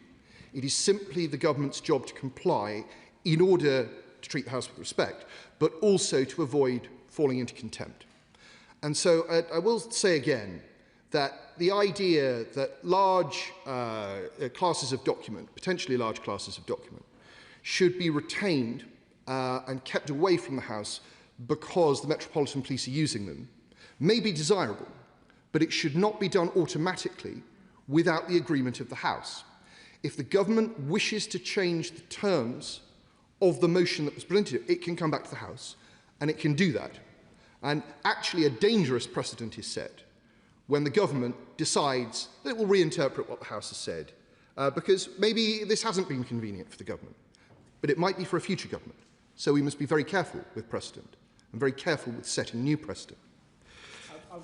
I will happily give way to my right honourable friend. I'm extremely grateful. And the point he's making, I may say, Madam Deputy Speaker, is about the relationship between this House and the Executive, and more than that, the relationship between ministers and officials. It's time that this House asserted its authority in that respect, and the humble address was exactly that, the assertion of the House's authority, and ministers use their authority, given their appointment by the Crown, to insist on what officials do and don't do. And whilst it's right that this process has been driven at a logistical level by officials, in the end it's up to ministers and then this House to make a judgment about what's published, where and how. I'm very grateful to my right honourable friend for his interventions. He's absolutely right. I mean, there is no higher authority than Parliament, and consequently, the government should just bear that in mind when it's delivering not just on this humble address, but any future humble address.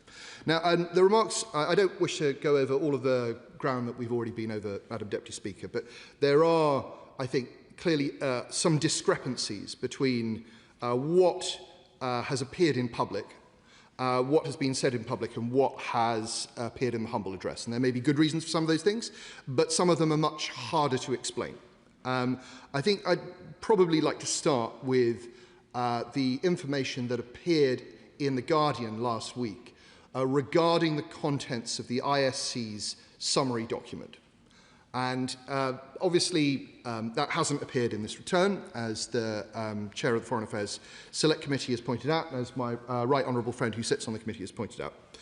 But we now have a situation in which the readership of The Guardian has been privy to the information that that document contained concerns about Mandelson's relationships with at least 3 individuals, in fact 4 individuals. One was a Chinese minister, the other was Oleg Deripaska, the other was a former Israeli minister, and the 4th was an unnamed man with whom Mandelson is said to have had, and I quote, a relationship. So this information has come out of what, by the government's own definition, is a highly secure document, which we were previously told very few people had seen. Now, I would suggest that if this is so secure, first, that information should not have come out in any form, and second, given that it has, there really ought to be a leak inquiry. It really ought to be a leak inquiry, because this is nationally sensitive information. So I hope we can get confirmation later on from Chief Secretary to the Prime Minister that that's what's happening. I hear from across, but it would be good to have that formally on the record later on. Turning now to the central element that has featured in all of our debates, which is the Prime Minister's role and judgment in the process and appointment of Peter Mandelson. Obviously, the opposition had established after the first release of documents that the Prime Minister was shown a due diligence document in which he was told that Mandelson had maintained an unhealthy relationship with Epstein after Epstein had been sent to prison. We have often in this House rightly paid tribute to the victims and survivors of Jeffrey Epstein and how they should always be in our thoughts. But the Prime Minister's thoughts were not with the victims and survivors of Jeffrey Epstein after he had read that due diligence document. And I think we should put that on record very clearly. I'll happily give way to my right honourable friend. I think it's worth just putting on the record the actual words from that due diligence note, which can be found on page 11 of the first volume. And I quote, it talks about a 2019 report commissioned by J.P. Morgan. The report cited Epstein's personal records, which showed contact beginning in 2002 and continuing throughout the 2000s.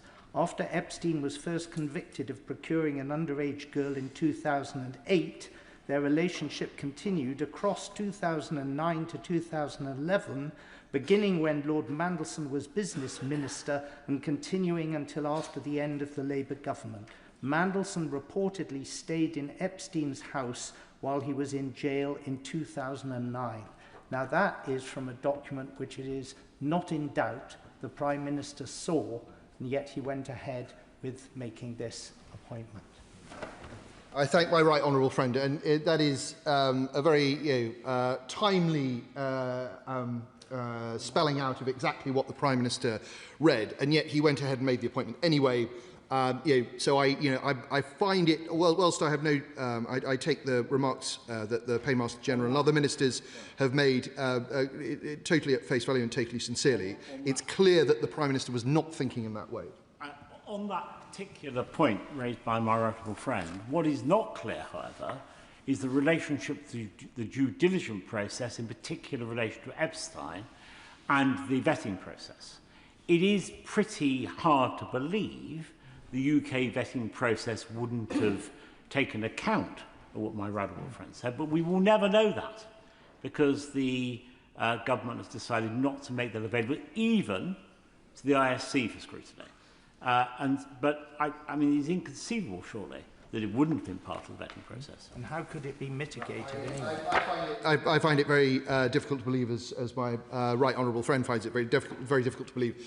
And so we have these comments about, in the due diligence documents, we have these comments about Epstein. We also know we have comments about Mandelson's directorship of a Russian company, which owned a defence company which supplied Putin's war effort in Crimea, and his business relationships in China, to name but a few things in the due diligence document. And it can be no accident that on the same day that due diligence document was given to the Prime Minister, the then Cabinet Secretary said to the Prime Minister, if you're going to appoint this man, get the security vetting done first. Make sure that you have done the security vetting and had his disclosure of interests before you confirm his appointment. But the Prime Minister went ahead and did it anyway. And this was an enormous and historic error of judgment, a really, really terrible error of judgment. And what we then witnessed in September 2025, when the Mandelson appointment had completely fallen apart and Mandelson had been fired, was that the civil service scrabbled to try and retrofit a justification for what had happened. And Chris Wormald, the then Cabinet Secretary, didn't do a bad job, but it was clearly inaccurate, because in black and white, we have what Simon Case had set down. We now have the due diligence document and the fact that the security vetting happened after the appointment. And we also now know, thanks to the second return, that in January 2025, Mandelson was sitting in Washington looking at highly classified documents. The phrase highly classified is used in an email from January 2025, highly classified documents despite not having any security vetting and despite not having strap clearance. And this is a massive error of judgment and of government. And it goes right to the heart of why the Conservative Party has been fighting for transparency on this issue, is to expose the failings of the senior people in the Labour Party at that time. And if we now look at the second return, we look at document 36, released on Monday, we'll see that people like Sir Ollie Robbins were saying, whilst Chris Wormald was writing his note in September 2025, I'm afraid I can't really comment on this. I haven't seen the relevant documentation. And it makes one wonder who else had not seen the relevant documentation. It makes, because the relevant documentation is not in this release, had Chris Wormald seen the relevant documentation? Or was Chris Wormald just doing what a Cabinet Secretary in a crisis might do, which was trying to protect the Prime Minister? What we do know now, again in document 36, is that number 10 itself signed off Chris Wormald's note. That number 10 itself approved the Cabinet Secretaries and had been given an opportunity to edit Chris Wormald's note. And again, this feels wrong. It feels as though the process, very obviously, being run by, is being commissioned by number 10 and interfered with by number 10 in order to give the answer that number 10 wants, rather than the truth. It was a bogus process. It was designed to get the Prime Minister off the hook, and transparency shows that he was very clearly on the hook. Now, turning to the broader material, we have some things that have appeared. We have some things that we know we can deduce have been retained by the police. We have some things that we know have been destroyed, and there are some things that may have gone missing. And I hope during the course of this debate we can get to the bottom of which documents may fall into which category. In April 2026, the Foreign Affairs, April this year, the Foreign Affairs Select Committee had Morgan McSweeney before them, and they asked him, the chair and my right honourable friend from Malden, asked him a number of questions about his messages. So this is sometime after the theft of his phone in October 2025. In question 970, the chair said, are any of your text messages to Peter Mandelson or not going to be available in the humble address? Morgan McSweeney said yes. My right honourable friend from Malden, in question 1117, said, can we take it that your phone would have contained quite a lot of communications either with Peter Mandelson or about Peter Mandelson's appointment, fearing that the theft of the phone meant that information had been lost? And Morgan McSweeney said, probably not much about his appointment. That hasn't already been available to number 10, because when he was sacked, number 10 did its own, I want to say investigation, but its own research on what happened, why it happened. As part of that process, I was asked to share messages and email about the appointment and also to be interviewed. So we know that in April of this year, those messages still existed, that they weren't affected by the theft of McSweeney's phone, and they must be available to government. But they are not in this tranche of release. And so that we must conclude that this is because they have been retained by the police. So let's assume that the McSweeney emails fall into that category. Unless the Minister wishes to tell us that they've received any subsequent information that those messages were retrievable. We then have messages from the Prime Minister, or rather we don't have any messages from the Prime Minister. It seems highly unlikely that the Prime Minister didn't exchange any messages with Peter Mandelson at all at any point. In fact, we must strongly suspect that he did, because there was a report in April in The Spectator by Tim Shipman which quoted from some of those messages. Now, we might think that those messages themselves might end up having been retained by the police. But when we look at the quotes that Tim Shipman had, they're incredibly anodyne. It's very unlikely that these messages would have been kept on grounds of national security or because they would be useful to a police investigation. I quote Shipman, says, "There is a text message which Starmer sent the night before he made the announcement of Mandelson's appointment. Quote, 'You'll be brilliant in challenging circumstances,' he told Mandelson. And after many years of our discussions, we get to work together side by side. I really look forward to that." Didn't age well. I'll happily give way. Can I just take him back briefly to the Morgan McSweeney messages? So on page 173 of the third volume, the third part of this, there are some messages that Morgan McSweeney's managed to provide from a group chat that have been published, but not individual messages between himself and Peter Mandelson. If his phone was stolen, which I have no reason to doubt that it was, how did he manage to provide these messages but not those other messages, unless, as the Shadow Minister says, they do exist? But why have they been held back? I can't imagine they could have been national security. Well, the Honourable Lady makes a very good point. It may be because it was on a group message and somebody else had retained their phone. So yes, he provided it. So we have to assume that, that Morgan McSweeney's messages in some part have been retained by the police. We won't know why, I suspect, for some time. But with the Prime Minister's messages, it's very hard to understand in this case why the police or the government would block the publication of simple messages of praise, of interaction, even though they fall within the scope of the humble address. And so I think we really will need further reassurances from the government about their approach to disclosure. Happily give way to the Honourable Lady. Thank the Honourable Gentleman. I suppose he gives me an opportunity to say that in the documents, those that may have had disappearing messages or deleted their messages are listed almost as nil returns, as those of us, and I was a person who was asked for my messages, who had an actual nil return. I suppose that a bit of transparency about those where those messages are lost, and those of us who had very clearly never spoken to Peter Mandelson was made clearer. I suppose he also gives me the opportunity to say that if there was a gender split of ministers who had never had contact with Peter Mandelson, I imagine it skews one way. Hear you. Well, I congratulate the Honourable Lady for taking the opportunity to put that on the record. But yes, this is the information that the House, I think, deserves to have. In what cases are we dealing with messages which never existed because no messages were sent in the Honourable Lady's case? In what case is it because there was auto-delete, which we know the Prime Minister had because it was disclosed to the lobby briefing for journalists yesterday? And in what case is it that phones have gone missing, backups weren't done, everything? What case is it that's been held by the police? You know, it really ought to be possible to do it. And I know that both the police and the government are, to a certain extent, understandably being sensitive about the police investigation. However, it really ought to be possible to say to the House, X number of messages from the Prime Minister are being held by the police. Y number of emails. You know, Z number of text messages. There's no way that any of that could possibly interfere with any police investigation. Knowing roughly what the police had, we started to move in the right direction on that yesterday, on Monday when the Chief Secretary to the Prime Minister told us the categories of document we have.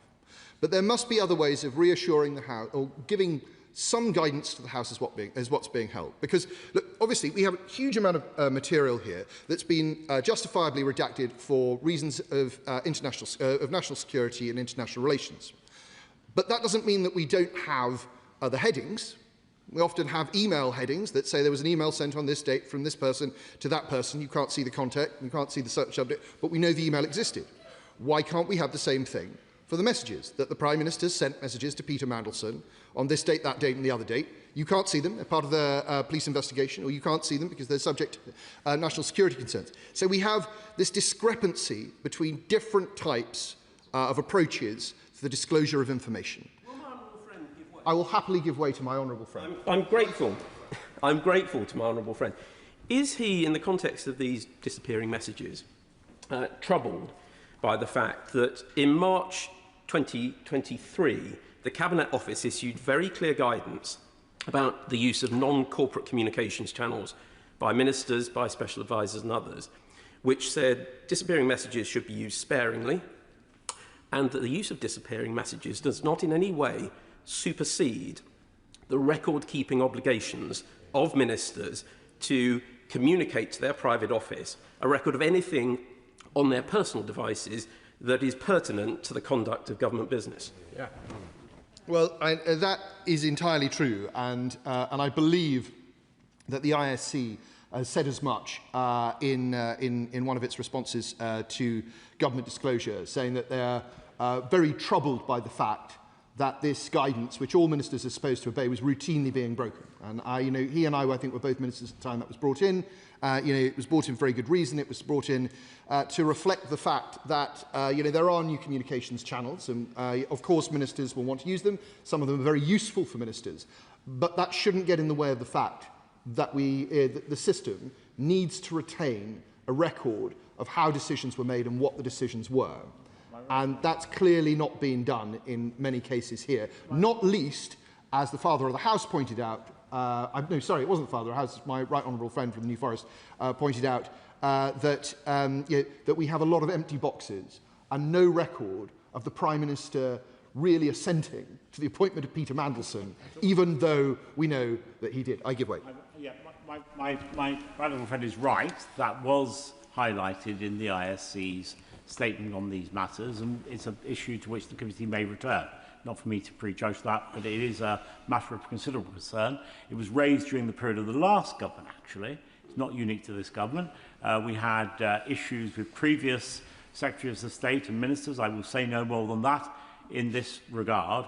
And he's right that it is entirely unsuitable that ministers are using insecure means of communicating very sensitive information. But can I press him to challenge a little further, in particular respect of Peter Mandelson, because we understand that his own messages haven't been disclosed, and I wonder if he might press the government on at what point they became aware, was it prior to his appointment, during his appointment, or subsequently, that he was withholding information of the electronic kind that my right honourable friend draws the House's attention to, particularly given the humble address specifically deals with the issue of electronic communications.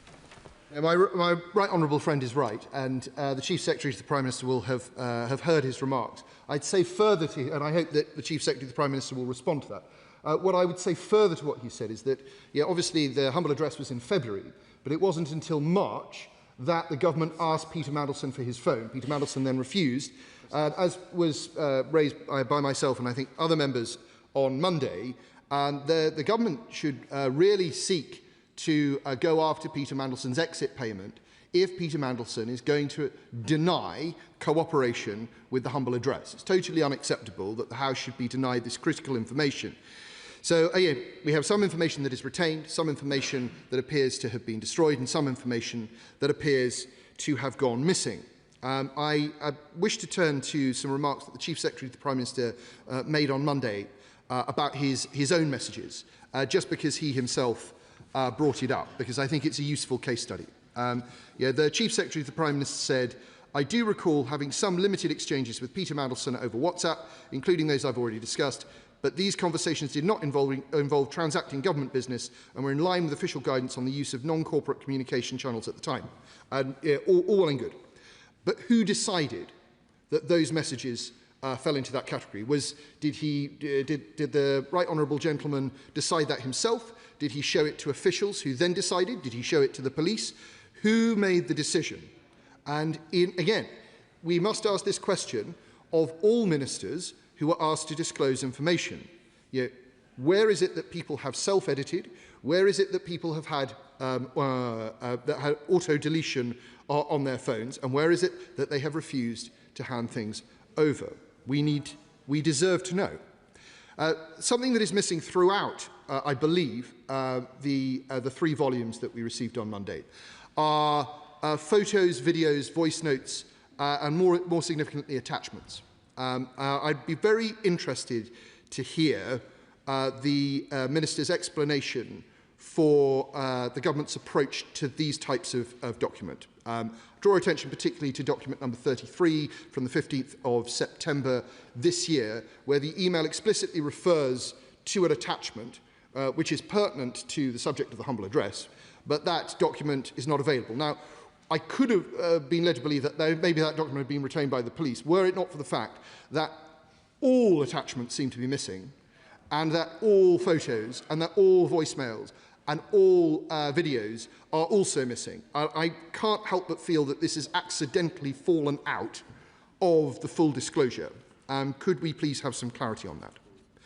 I turn now to Peter Mandelson's declarations of interest, which I think are one of the most important classes of documents, perhaps the most important class of document that we're yet to see. We now know that something definitely does exist, firstly because the Chief Secretary of the Prime Minister told us so on Monday, and second because there are references to back and forth about Mandelson's contacts in the release. Mandelson, on a number of occasions, pushed back saying, I'm not sure, I know a lot of foreign people, I have a lot of contacts, I can't be expected to disclose everything, and a suggestion from one official that, don't worry about it too much, just, get on with it and give us a list.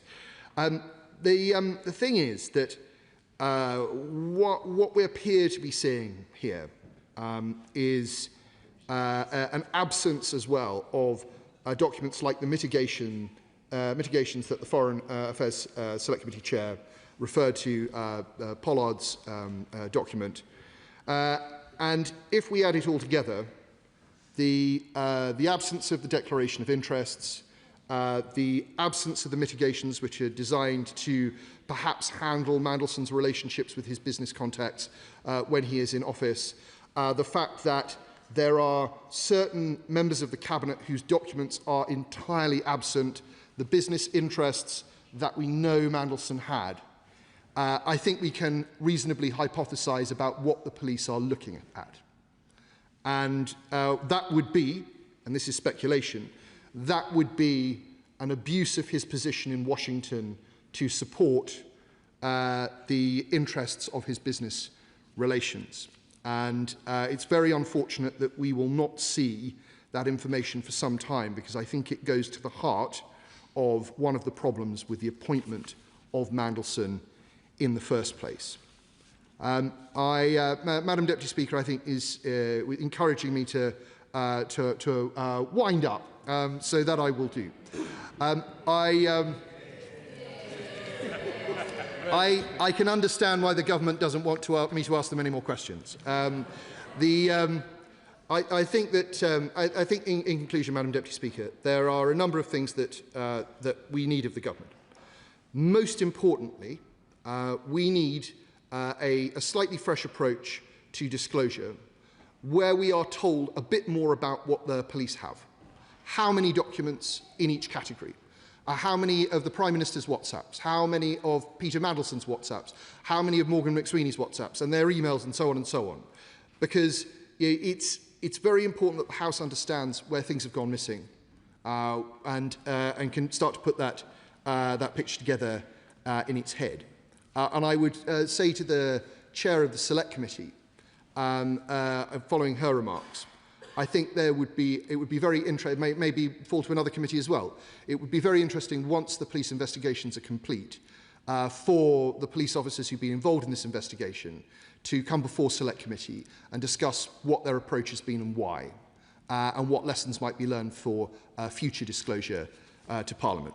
I'm going to end, Madam Deputy Speaker, by turning, rather unfortunately, to the last speech that Peter Mandelson ever made in the Lords, where he said, and I quote, "I feel very deeply that there will be nothing like the systematic undermining of the civil service that we have seen in recent years, and when government policy was conducted by private WhatsApp rather than on properly considered civil service advice."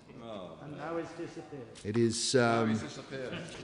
This is a scandal, Madam Deputy Speaker, that has taken the jobs of the Ambassador to Washington, of the Prime Minister's Chief of Staff, of the Cabinet Secretary, of the Chief Official in the Foreign Office, and ultimately it will take the job of the Prime Minister.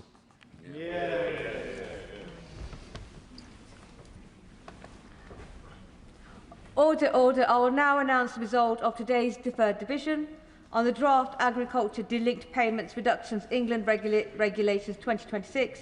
The ayes were 302, the noes were 153, so the ayes have it. The ayes have it. I now come to the Chair of the Select Committee, Dame Emily Thornberry. Thank you very much, Madam Deputy Speaker. We are a very long way from one of the original aspects of this scandal, which was an allegation that the Prime Minister knew when appointing Peter Mandelson that he had failed his developed vetting. We've moved a long way from that. One thing we haven't moved away from, though, is that the man who was appointed was a best friend, best pal of the world's most notorious paedophile, and remained his best pal when he was in prison and stayed in his house. I have to say, personally, I found that so profoundly shocking when I heard that that is what had happened. I think it is a matter of character, good character, to stand by friends when they're in trouble. But when they are convicted of a terrible crime like that, you don't stand with them, you don't stay in their house, and they should not be your best pal. And not just that, we've learnt that Peter Mandelson was friends with Russian oligarchs, Chinese finance ministers, former Israeli security chiefs. He had a loan of £1 million from an unknown source, which he used to buy shares in a secretive Israeli company. There are so many, and then of course there are all of the issues in relation to his business dealings. And the Foreign Affairs Committee has tried to remain focused because it is our job to try to ensure that the Foreign Office is as good as it possibly can be. But why it was that a man like that, who when it came to the developed vetting, it was decided a case of high concern and that his clearance for vetting should be denied, was nevertheless appointed. And that seems to me, there's a lot of gossip, there's a lot of other stuff, there's tittle-tattle, there's things that obviously the Westminster Village loves. But it seems to me that the serious point is, how could we have got it so wrong? And how did this happen? Of course I will. Very grateful to the Chair of the Foreign Affairs Select Committee. And she did say at the beginning of her speech most powerfully that what happened in relation to Epstein should alone have been a sufficient bar for anything to go further. But even if that hadn't happened, it was already in the due diligence document, purely on foreign policy grounds. The Prime Minister was told that Mandelson gave a speech in the University of Hong Kong where he claimed that the rule of law and independence of the judiciary remain intact there. And in November 2024, I personally challenged the proposed appointment on the grounds that Mandelson had said in a radio interview that the basis for a settlement with Ukraine would be that Ukraine should give up to Russia all the land that Russia had so far occupied, and that Ukraine should give up any hope of ever belonging to the NATO alliance.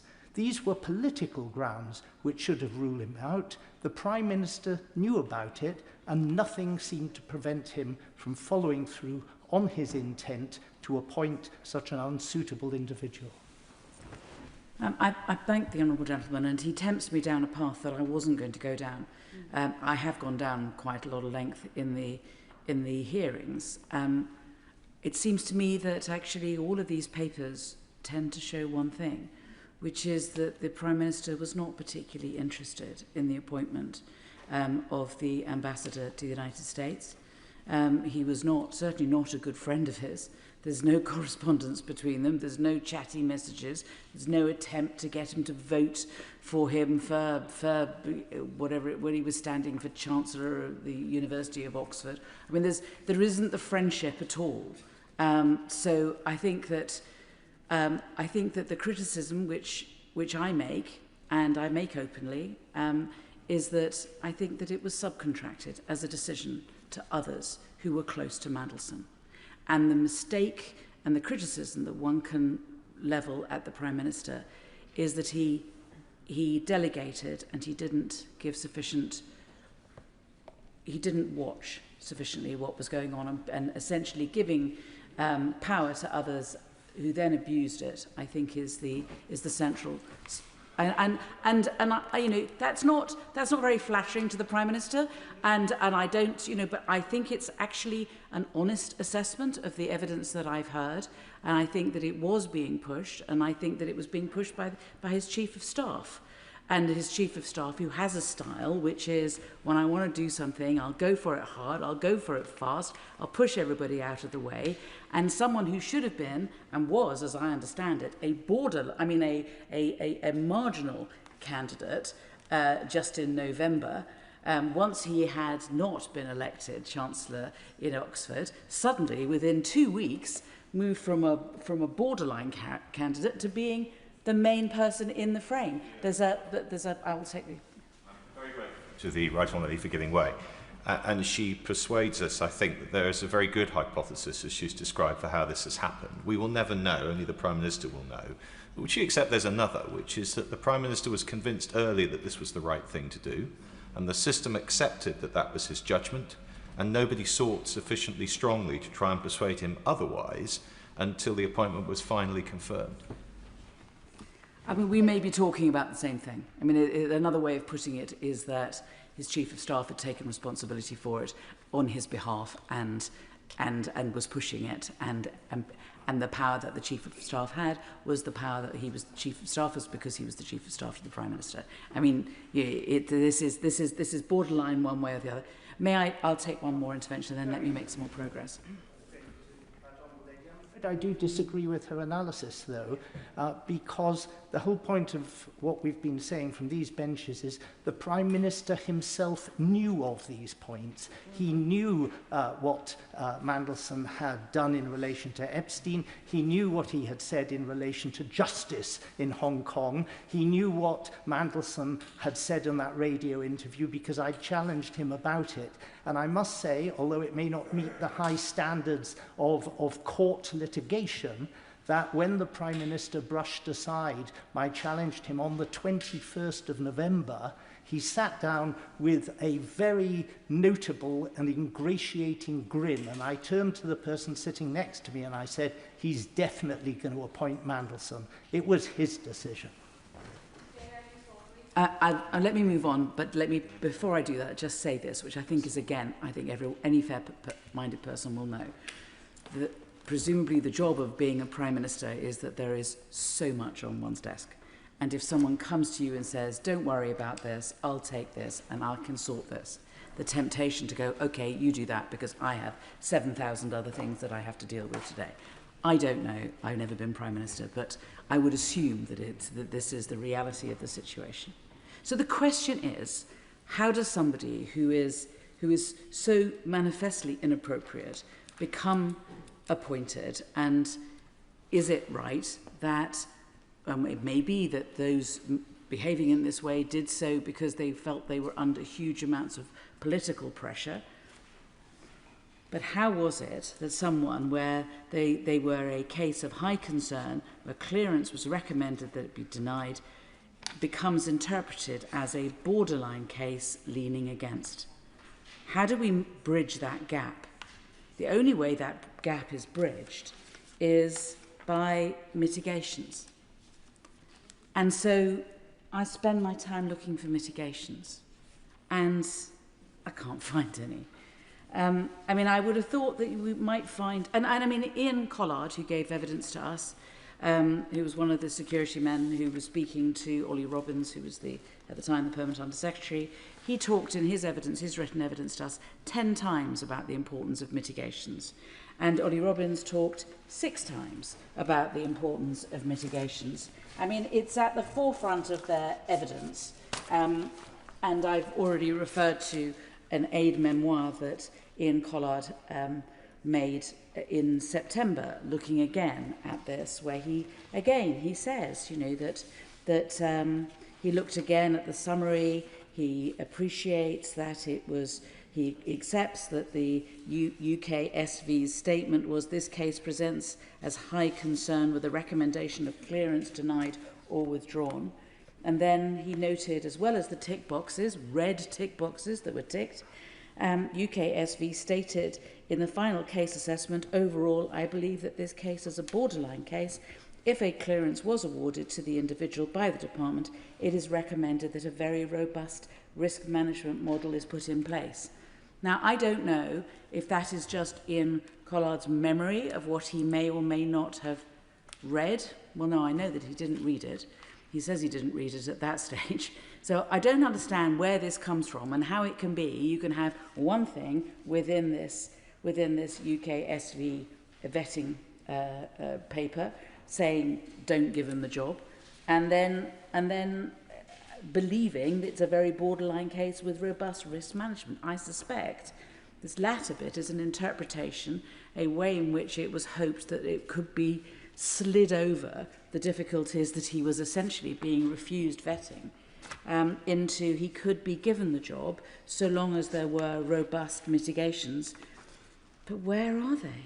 I mean, when Sir Ollie gave evidence before our committee, I said to him, I don't really follow why you would know the contents, why you would not know the contents of the UK SV document and their concerns, or even that they said it was of high concern about Peter Mandelson. I don't understand how you could not know that if you were considering what the mitigations are. You cannot have the mitigations without knowing what the problem is. And he says, the risks were explained to me, but I have not seen the underlying documentation. That is what I am saying. That obviously strikes members of the committee as odd. Well, it certainly did.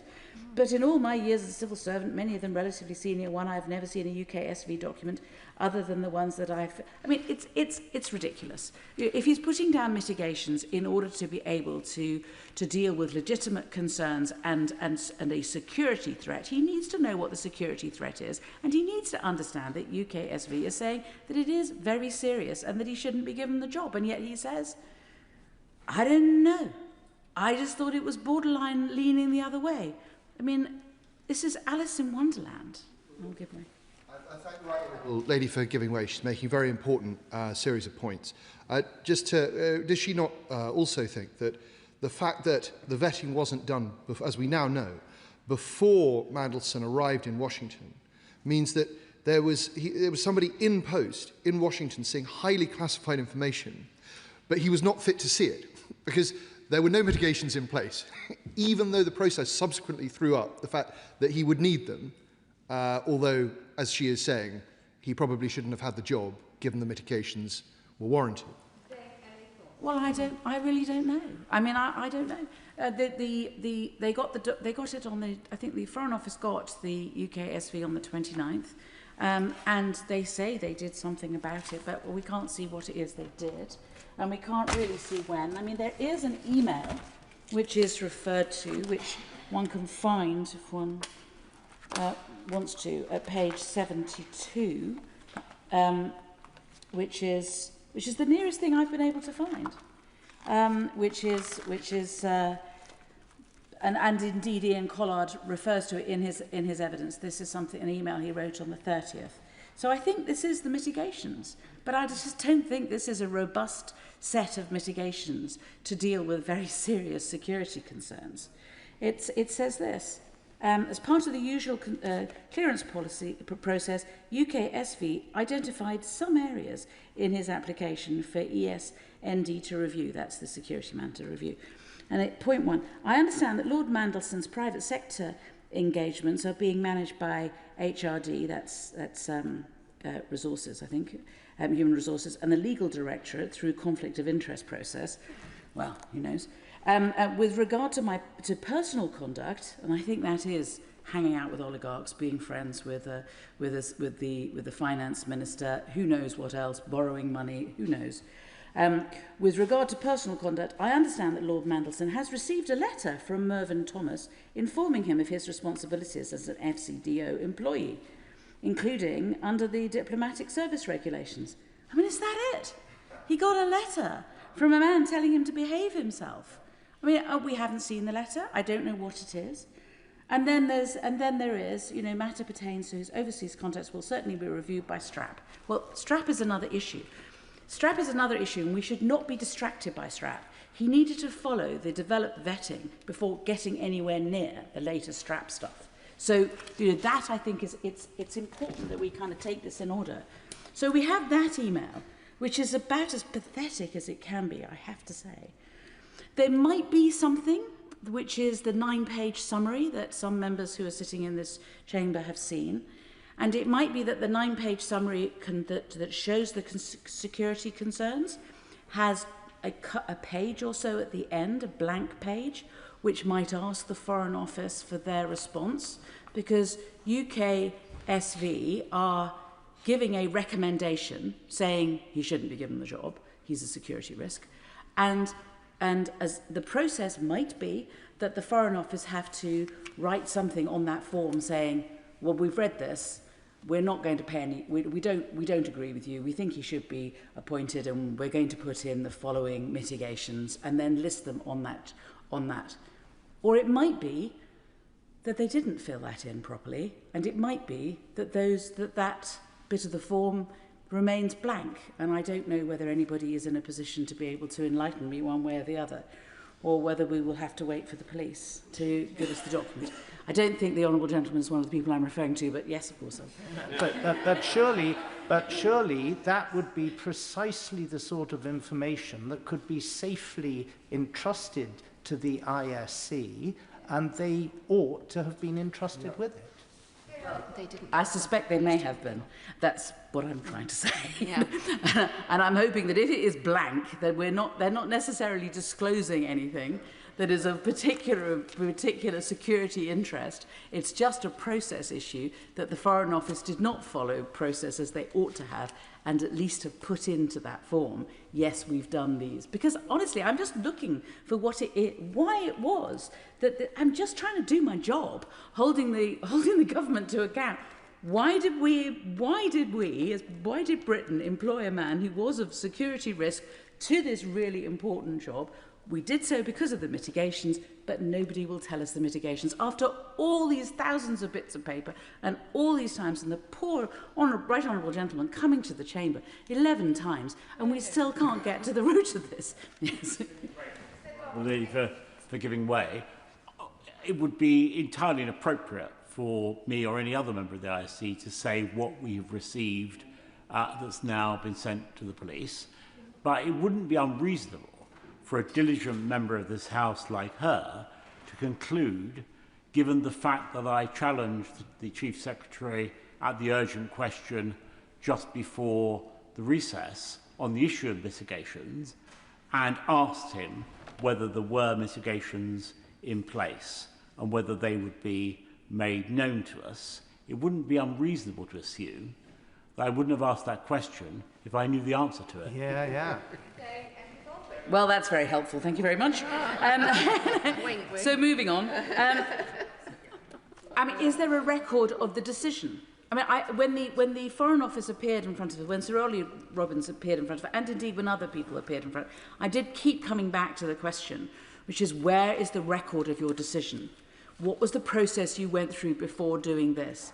Why are there no notes? Why is there no record? How can we hold you to account if genuinely you're not making any notes at all?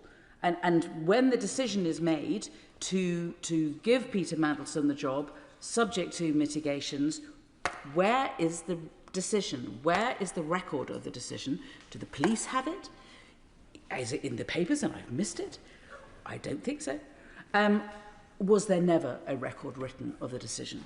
And surely somebody would have made a record of the action taken, or is that the email? Is that it? Is that the action that they took?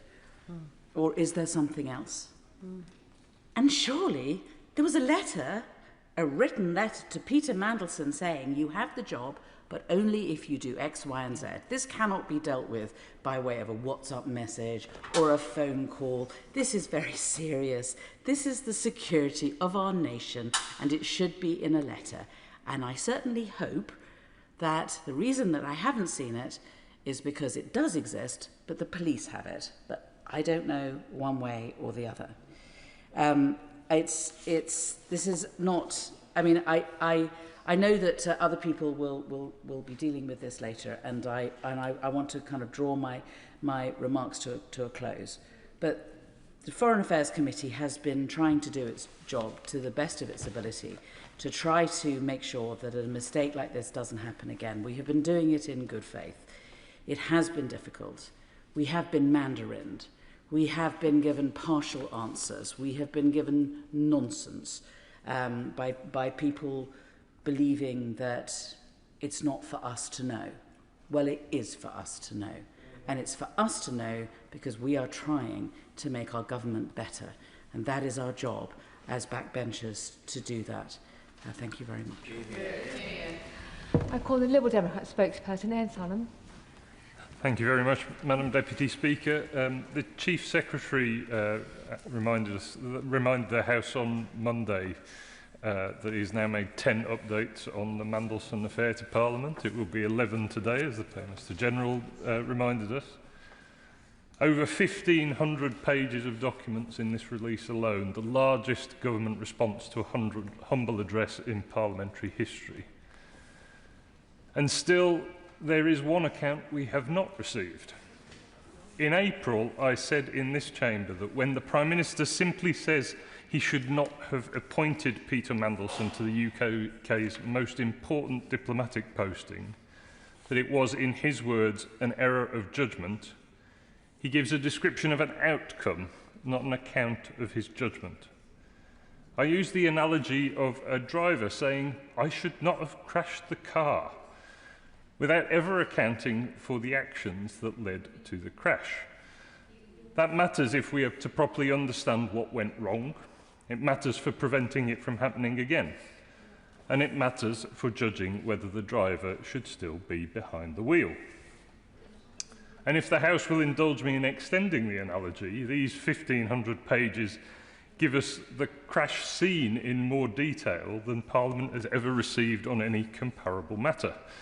We have the vehicle's full mechanical history. We have the account of every passenger. We have what the bystanders observed from the pavement, what the recovery team found when they arrived. But what we still do not have, after all of that, is the driver's account. What did the Prime Minister weigh in his decision? What did he conclude? And where does he now think he went wrong in his reasoning? Madam Deputy Speaker, when the Prime Minister received the due diligence in December 2024, it documented Mandelson's association with Epstein, that he had stayed in Epstein's home while Epstein was serving a prison sentence for sexual offences against a minor. The document described that as a reputational risk. A reputational risk. Not a moral question about what it means to appoint someone who maintained a friendship. Not a question about what message it sent to the victims and survivors of Epstein's crimes. Just a reputational risk to be managed. Did the Prime Minister consider any of those questions? We don't know. All we know is that he proceeded anyway. As my honourable friend, the member for Eastbourne, said on Monday, in these 1,500 pages, Epstein's victims are not mentioned once in any document dated before Mandelson's appointment. The only reference to them seems to be in an email written after he was sacked. They were not just an afterthought. They were given no thought at all. And the published documents also highlight failures once Mandelson was in post. The due diligence was explicit. Global Council interests would have to cease on appointment. During Mandelson's 7 months as ambassador from February to September 2025, he retained a substantial shareholding in Global Council. In February 2025, weeks into his ambassadorial role with that shareholding intact, he accompanied the Prime Minister on a visit to Palantir's Washington headquarters. No formal minutes of that meeting were taken. And in July 2025, he wrote to Number 10 suggesting the Prime Minister should meet Palantir co-founder Peter Thiel while in London. Palantir was a global council client. So how was an ambassador who retained a commercial stake in a lobbying firm permitted to accompany the Prime Minister to a meeting with one of that firm's clients with no formal record of what was discussed, and then suggest a further meeting with the firm's founder? The due diligence said those interests should cease. They had not. Nothing in the published documents suggests anyone asked why. The documents also reveal that in February 2025, Mandelson advised the then Technology Secretary to include, in his words, more positive language about AI in a speech to the Munich Security Conference. The Secretary of State replied that it was all the good advice which all action. Text speak, obviously. This again while Mandelson retained his shareholding. A firm that represented both OpenAI and Palantir, and while Mandelson himself described OpenAI's chief executive as his chief AI buddy. My honourable friend, the member for Hazel Grove, has today written to the independent advisor on ministers' interests, calling for an investigation into that, and she's right to do so. And those are only some of the conflicts Parliament can currently see. As the Right Honourable Member for Islington South and Finsbury, the Chair of the Foreign Affairs Committee, asked on Monday and again today whether there's any written evidence of mitigations being put in place for other conflicts identified in the due diligence, the connections to the sanctioned Russian oligarch Oleg Deripaska, to Lan Foan, China's Minister of Finance, to Tamir Heyman, a former head of Israeli military intelligence, and a £1 million loan to invest in an Israeli startup. The Chief Secretary's response was that those documents are with the Metropolitan Police, I believe. Parliament cannot yet see whether those warnings were taken seriously or set to one side. Madam Deputy Speaker, the Liberal Democrats have consistently called for the reforms this affair has made unavoidable. Government by WhatsApp must end. These documents show exactly what happens when significant business is conducted through channels that are imperfectly preserved and impossible to scrutinise. One senior minister told Mandelson in writing that a sensitive matter was a convo for the phone, and warned there is a pattern we must get out of. The review of non-corporate communications must produce enforceable rules, not just guidance. The lobbying register also needs root and branch reform. An ambassador retained a commercial stake in a lobbying firm throughout his tenure, arranging meetings between the Prime Minister and clients of that firm, and the system had no mechanism to prevent it, it seems. And the ministerial code must be placed in statute. A code the Prime Minister can choose whether to enforce. It is not accountability, but is appearance, which is more corrosive. But ultimately, those reforms only address the system around the decision. The Right Honourable Member for Gainsborough, the Father of the House, observed on Monday that the Prime Minister was has almost no presence in the 1,500 pages, comparing him to the man who never was. The Chief Secretary's response was, Prime Ministers do not sit at computers sending emails from Outlook. They have officials who action their decisions on their behalf. And that may be true. Officials action decisions, they do not make them. The decision to appoint Peter Mandelson was the Prime Minister's. His judgment, his decision, his error, as he acknowledges. But it is his account of that decision that this House has never received. After 10 updates and 1,500 pages, the House might begin to wonder about the reasons for that absence. And I think there are three possibilities. Perhaps the Prime Minister genuinely does not know why he made the decision. he cannot reconstruct the reasoning that led him, having read the due diligence, to proceed. If so, that is alarming.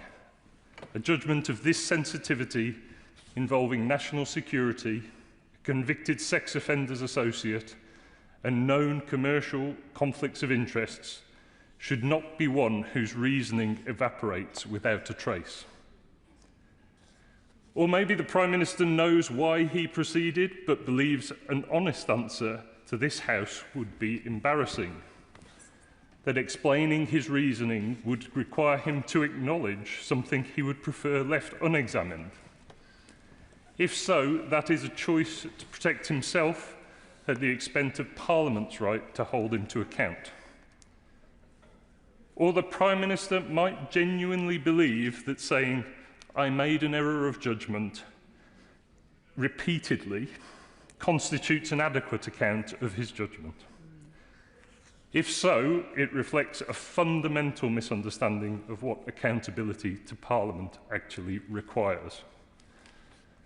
Three possibilities, and none reflects well on a Prime Minister who promised that integrity and accountability would define his government.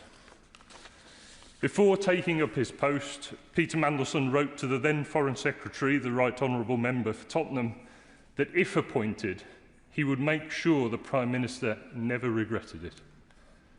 The Prime Minister has now expressed regret. But regret without explanation is not accountability.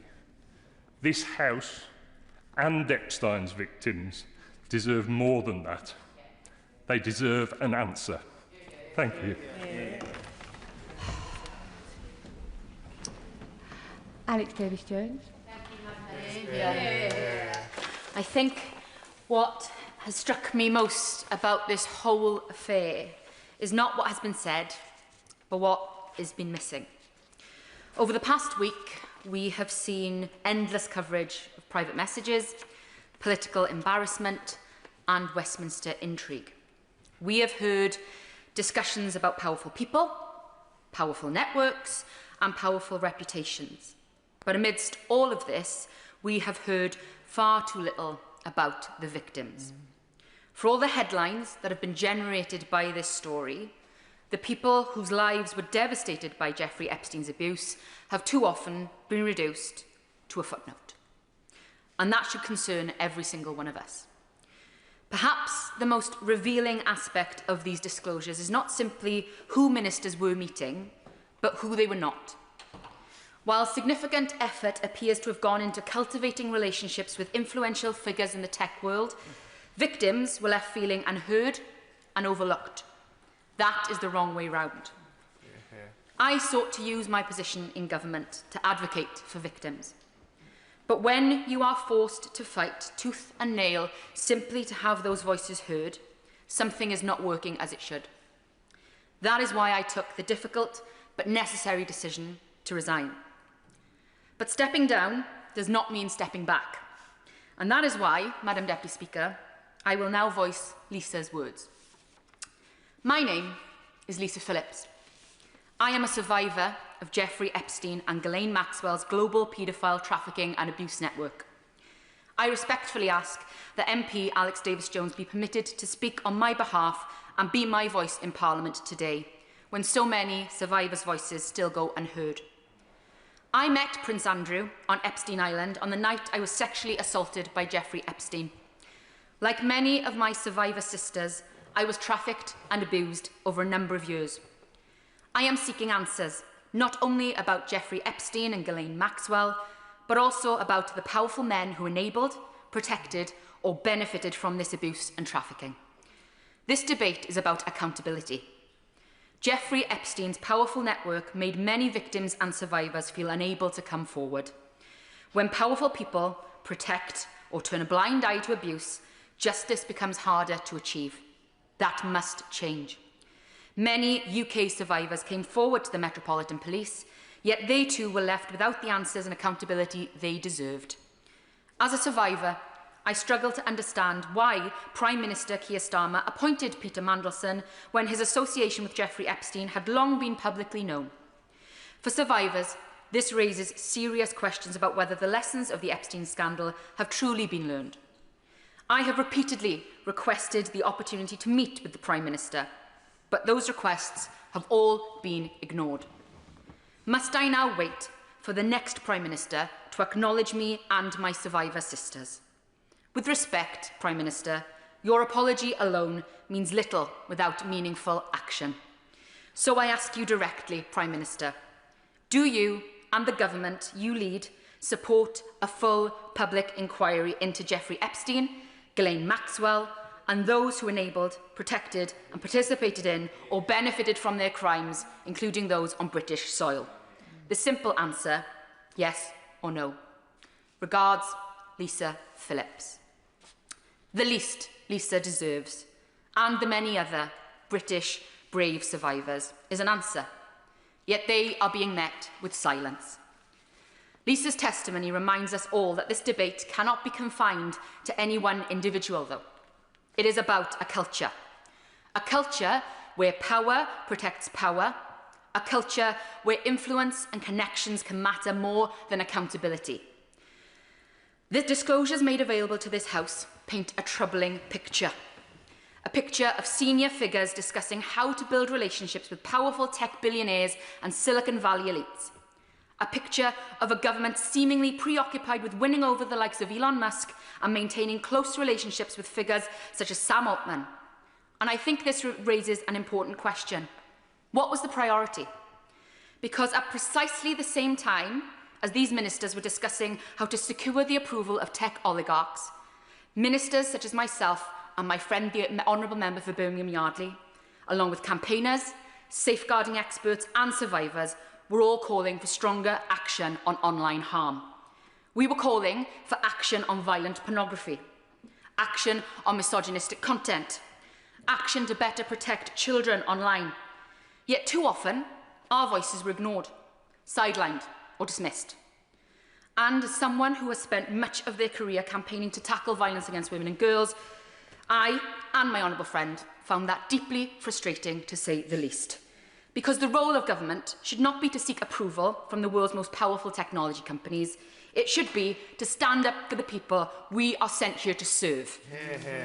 And when people look at these disclosures, they see a government that appeared more interested in cultivating those relationships, as I've said, with the tech elites, than listening to the warnings about the harms being experienced by women, girls and young people every single day. That matters. Because the public increasingly feel that there is one set of rules for the powerful and another for everyone else. They see the same names, the same networks, the same circle of influence, the same men, and they see powerful institutions closing ranks when difficult questions are asked. That perception damages trust. But what concerns me almost as much as the disclosures themselves is how, in fact, they came into the public domain in the first place. Not because the government chose transparency, not because ministers proactively provided answers, but because Parliament forced the issue. Because members in this place demanded scrutiny. Because this House insisted on accountability. And that takes us to a much bigger question. Why is transparency so often dragged out of institutions rather than freely given? Why do victims, campaigners and Parliament so often have to fight for information that should be freely available from the outset? And perhaps the most striking contradiction of all concerns transparency itself. Because while this government has spoken passionately about the importance of openness, accountability and a duty of candour, these disclosures raise serious questions about whether those principles were being lived as well as preached.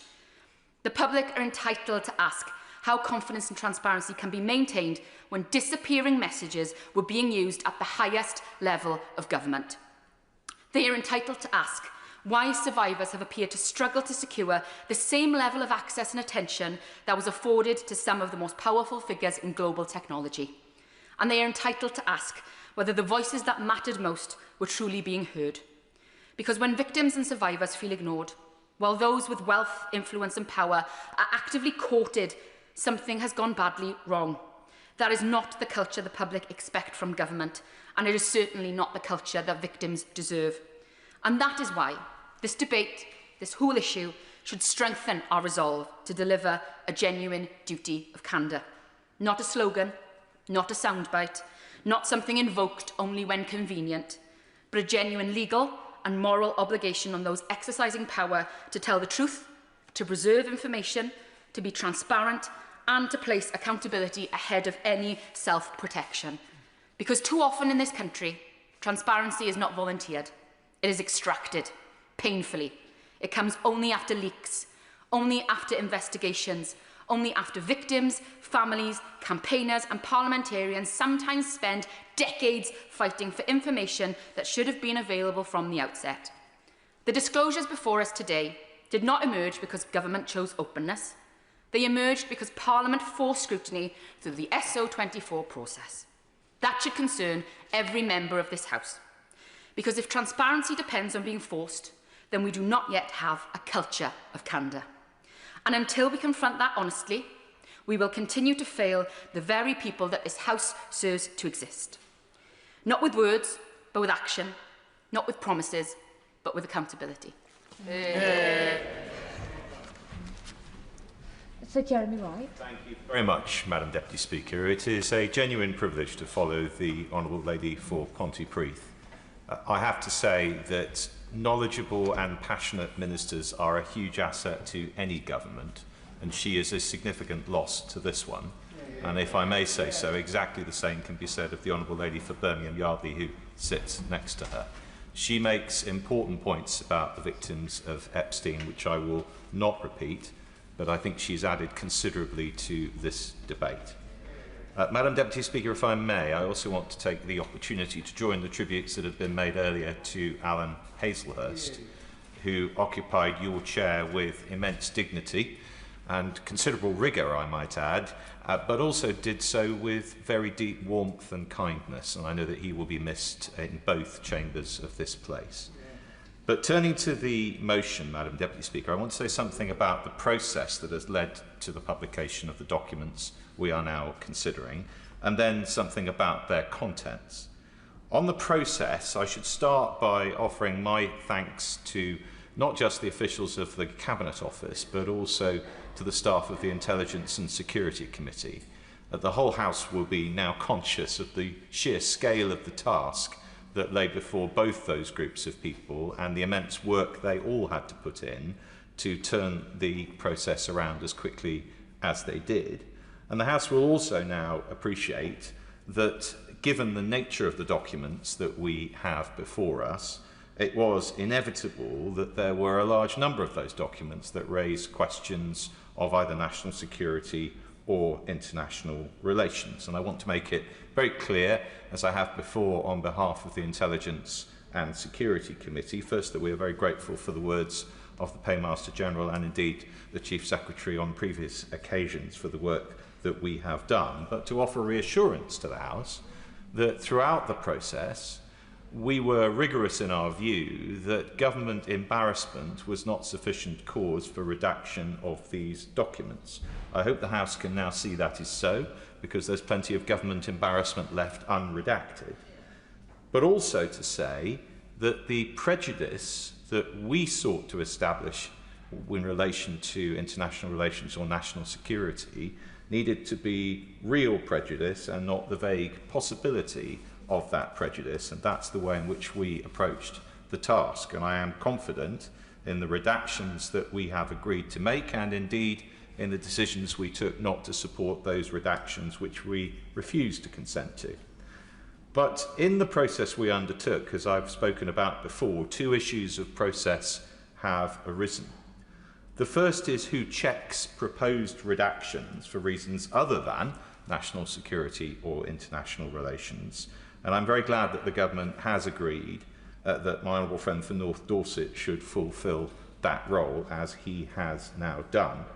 And the other is grounds for redaction beyond the protection of national security or international relations. Now, as many who've heard these conversations before know, I have been and remain critical of the way the government has maintained the unilateral right to redact for other reasons. I don't propose to go through all of those arguments again. But my position is not because I do not think the government has, I will in a moment, a good case to do that, but because I think it's wrong for the government to assume Parliament's consent to that case. I'm happy to give way. Could it be clear, is the redaction done in Downing Street in government and then sent to your committee, to the members' committee, or is the redaction done by the committee on grounds of national security and international relations? Yes. I'm happy to give him that clarity. The documents that we received were unredacted documents, but marked on them were proposed redactions the government sought to make for reasons either of protecting national security or international relations. Where we agreed with the government, we agreed that those redactions should be made.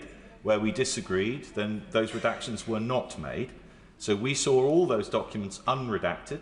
We decided whether to accept the government's proposals for redaction or not. And as the House had made clear it wanted, the final word on those redactions, yes or no, was ours as a committee and not the government's. I hope that's of assistance to the right honourable gentleman. Happy to give way to my right honourable friend. Just for the sake of completeness, will my right honourable and learned friend explain, with regard to the third category of documents redacted or withheld because of the police inquiry, did the committee see those, or does the committee labour under the same degree of ignorance as the rest of us? Well, I think we may have to wait for the Chief Secretary to explain the position from the government's perspective. I can only say that what was put in front of us were not, I think, the documents that the police had sought to have withheld. I cannot say that that is the case in every instance, but we do not believe that there has been complete disclosure yet. We think there will be further documents to be put before us, which the police currently have in their possession. So it may well be the case that there is further work for the committee to do. But I know he recognises from his long experience that we will apply the same degree of rigour and the same degree of impartiality to any further documents put before us that we have with the documents we have already seen. Happy to give way. To ask one more question of clarity, because this is incredibly useful. In terms of the redactions that are made because it's personal information, for example, did the committee see the unredacted version of those documents, or had they been redacted by the time they got to the ISC? Yes, I'm grateful to the Honourable Lady. The answer to that is that we will only have seen the documents on which there are proposed redactions for the purposes either of national security or international relations. However, in relation to other redactions proposed on the same documents, we may well have seen those proposed redactions too. So the reason, as she knows, that I've raised in the past concern about the breadth of those proposed redactions for other reasons is because the committee has seen some of those proposed redactions, but of course we had no way of knowing what proportion of such proposed redactions we had seen, because if a document doesn't contain within it redactions the government proposed for either international relations or national security reasons, the document wouldn't have come before us at all. Now, Madam Deputy Speaker, once more. Just one last question then. The Paymaster General said that those marked with the 3 stars are the ones that were redacted with agreement with the committee. Can you confirm that that is correct, that other redactions are marked differently and the 3 stars relate to the ISC? Yes, I can confirm that. And this, of course, is an important point because the Intelligence and Security Committee wanted to be extremely clear that we only took responsibility for the redactions that we had considered and we had agreed. And the government, to be fair to it, has always accepted that those redactions that the government has made, without the involvement of my committee, would appear on the documents differently, and they do. And the House will be able to see exactly the difference when the documents are considered. Now, Madam Deputy Speaker, I need to make it clear, I am not an enthusiast for the use of humble addresses to demand disclosure of documents at all, whichever party may choose to use them. And I will in a moment, but just to expand on this point, simply because I think it is inappropriate to involve the monarch in a political argument. But if we are to have them, or indeed any other motions which demand the disclosure of material, then I think we should be clear about the grounds in which or on which the government is entitled to redact that material. But I give way. way. I've had the privilege of meeting some of the women who survived Epstein's abuse, and I want to pay tribute to them and to those who are no longer with us.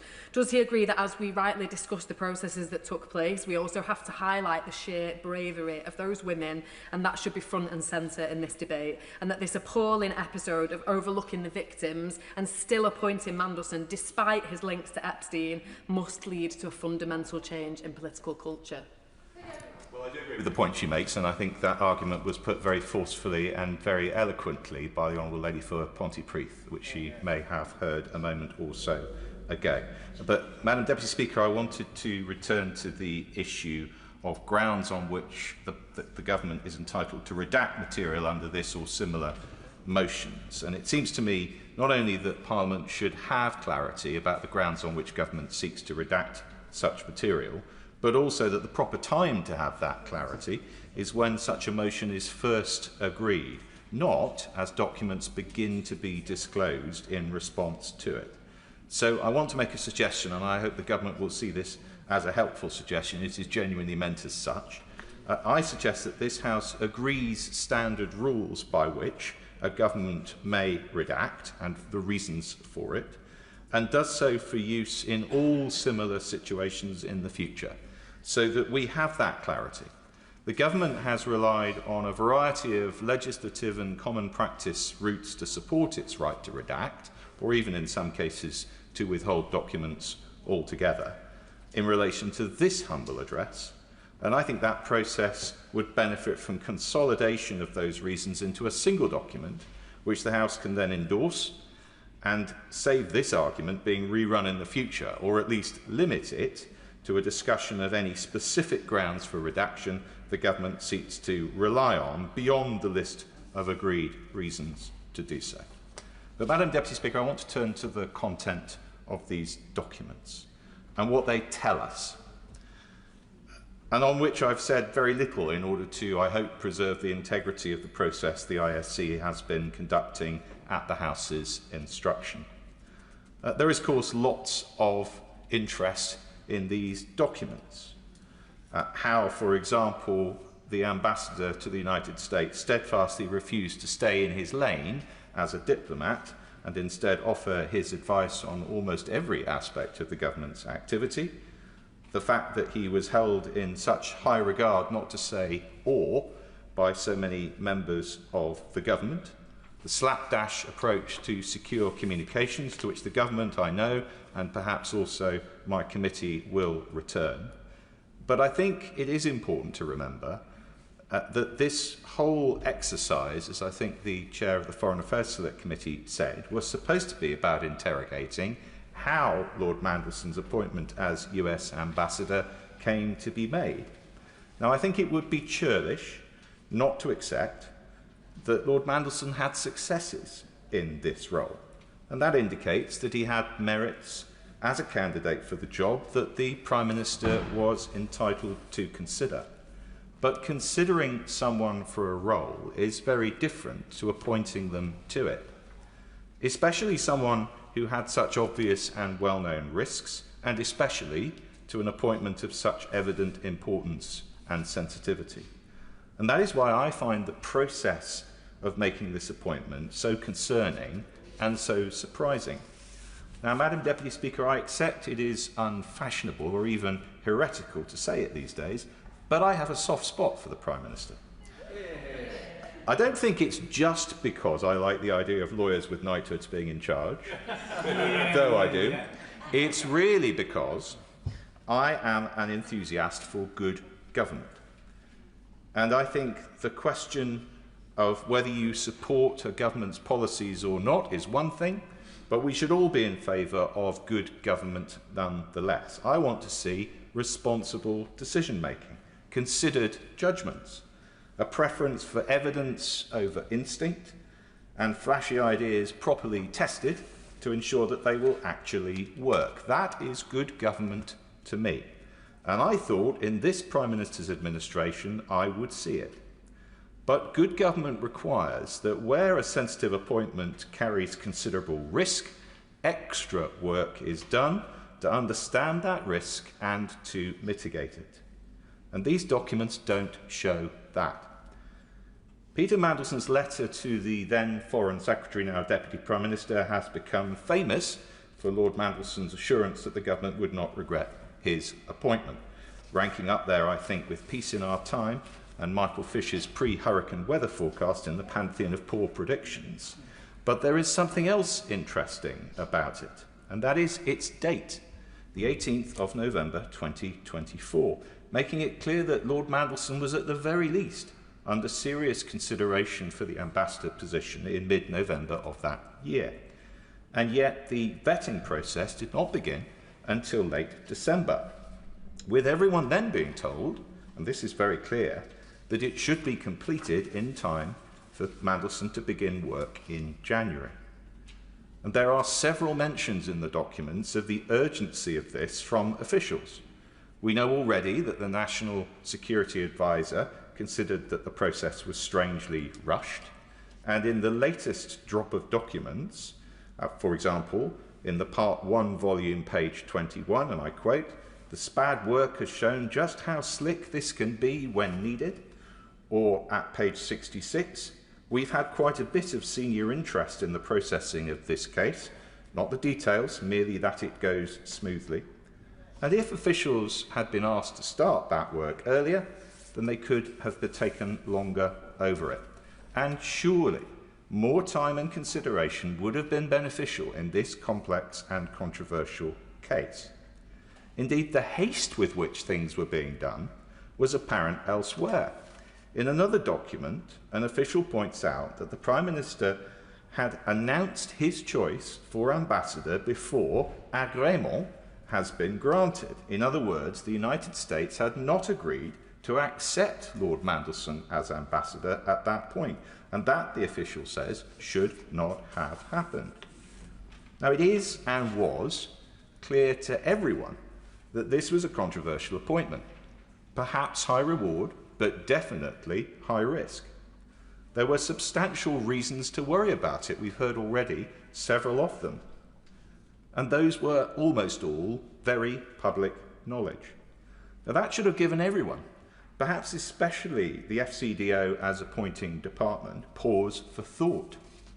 And yet we know from Part 3 of these volumes, page 106, that UK security vetting informed the FCDO of their recommendation in the last week of January 2025. And the FCDO granted developed vetting certificate on 29th of January 2025. Not much pause for thought there. Worse still, as others have pointed out, mitigations which were clearly agreed to be necessary, we have seen not evidenced anywhere. Madam Deputy Speaker, good government this was not. It has been said by many on the government's behalf that mistakes can be made, and that is of course true. But the Prime Minister pointed out in opposition more than once that Prime Ministers are accountable for the tone and character of the governments they lead and how those governments transact their business. And he was right. These documents show that in the making of this very important and sensitive decision, there is much wrong with the tone and character of this government. Ian Benn. Thank you, Madam Deputy Speaker. The latest Peter Mandelson scandal epitomises everything my constituents in Liverpool West Derby detest about the political establishment and why so many are losing faith in this place. Here was a man who brought government into disrepute on multiple occasions, a man who repeatedly placed personal interest and profit ahead of public service. Yet instead of being consigned to political history, he was rehabilitated by senior figures in my own party and elevated to a position of extraordinary, unelected influence. Why? Because his value to the political establishment was never rooted in principle or public service. It was rooted in his history of brutal factional manoeuvring, his network of powerful contacts, and his ability to pull strings behind the scenes. Even his association with one of the world's most notorious paedophiles was seemingly outweighed by the usefulness of those connections, and shamefully for those responsible for his appointments, with no apparent regard for the victims of Jeffrey Epstein. And I'd like to thank my honourable friend from Pontypridd for her speech, which outlined that so powerfully. The latest documents, while revealing moments of embarrassing sycophancy, tell us little that we did not already know. Mandelson's fingerprints are all over this government. His involvement stretched from ministers and advisers to the very centre of power. Just yesterday evening, we learned that the Chancellor asked Mandelson to visit her in the Treasury to advise on trade matters while he was chair of the private lobbying firm Global Council. No record of the meeting was disclosed. His influence, exercised through figures such as the Prime Minister's former Chief of Staff, Morgan McSweeney, was vast, unaccountable and entirely undemocratic. And based on the great lengths McSweeney and others went to ensuring Mandelson was given the job as US Ambassador, including applying pressure on civil servants, it's very reasonable to conclude that Mandelson's influential position was reward for support of the Labour Together faction. The damage this organisation has done to my party and this government cannot be ignored. So I once again reiterate to my right honourable friend for a full, transparent and independent inquiry into Labour Together and all those involved in the organisation. Madam Deputy Speaker, the question many of my constituents are asking is, how could an unelected figure, whose public record is so controversial, wield such influence over the decisions of governments while facing so little scrutiny or accountability? That lack of accountability also helps explain why the latest disclosures were not far more uncomfortable for Mandelson and those around him. As we know, despite requests to do so, he refused to hand over his personal phone as part of the evidence-gathering process. This speaks of a wider problem of culture in Westminster and Whitehall, and is exactly why we need the duty of candour that a Hillsborough law would introduce. There can be no more exemptions from transparency for the powerful. There can be no special rules for those at the top. Public confidence depends upon accountability applied equally to everyone. I, like many others, await government's actions on the progress of this crucial piece of legislation, and I hope my right honourable friend can shed some light on its stalled progress when he winds up the debate. The ongoing police investigation means Mandelson may yet face further scrutiny. However, the absence of so much correspondence, together with the significant redactions in material already published, means the true extent of his influence over government decision-making may never be fully known. My particular concern, Madam Deputy Speaker, centres on the relationship between this government and the US technology firm Palantir, a former client of Global Council. The documents reveal Mandelson arranged meetings with Peter Thiel, Palantir's founder and a historic supporter of Donald Trump, and with Lewis Mosley, the company's UK head. These meetings followed the Prime Minister's visit to Palantir's Washington headquarters in February, a meeting reportedly brokered by Mandelson, for which there were no official minutes or transcript produced. Following this, later on in the year in September, during the state visit of Donald Trump, there was a pledge by Palantir to expand its work with the Ministry of Defence to a value of $750 million over 5 years. I, and many others in this place and beyond, do not believe a company associated with the military operations in Gaza and the facilitation of aggressive immigration enforcement in the United States should be entrusted with expanded influence over any public services in this country. But my greatest concern is Palantir's growing role within our National Health Service, a matter which the Science, Innovation and Technology Committee today described as an unacceptable point of weakness, which could leave our data at the mercy of hostile actors. I first raised concerns about this company in 2023 when the Federated Data Platform contract was awarded. Since then, I have repeatedly called on this government and the last government to exercise the 2027 break clause and end this relationship. Yet, despite widespread concerns from parliamentarians, healthcare professionals and members of the public, for some reason, Palantir's presence within our NHS and access to patient data has only continued to grow. That expansion comes despite significant concerns being raised elsewhere. New York City Health and Hospitals withdrew from its contract with Palantir earlier this year, while the proposed Metropolitan Police contract was blocked last month. Those decisions reflected principled leadership and a recognition that public trust must come before corporate influence, and I thank Mayor Khan for showing that desperately needed leadership, a real example to others. The concerns they acted upon are shared by many NHS staff and many of my constituents who are deeply uneasy about the growing role of Palantir in managing sensitive personal data. That's why I was particularly concerned when the former Health Secretary ruled out ending Palantir's contract early this year, citing efficiency gains, despite evidence that many NHS trusts using the platform had not reported clear benefits of the software.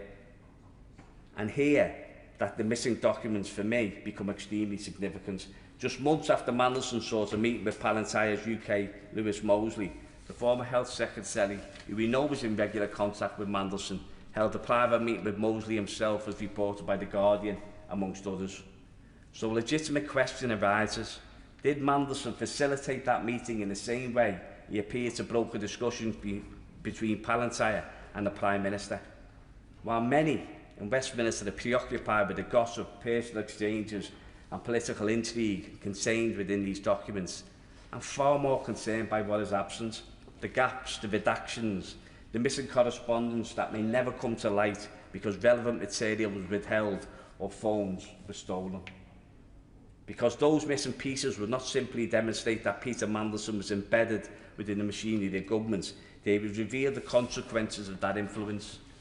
They would show how decisions affecting our public services, our NHS and our democracy may have been shaped by unelected power, corporate interests and private relationships operating beyond public scrutiny. Until there is full transparency and genuine accountability for how decisions of national importance are made, public trust in this place will continue to erode, and that, Madam Deputy Speaker, is a very, very dangerous place to be going. That principle should have applied to Peter Mandelson, but it clearly didn't.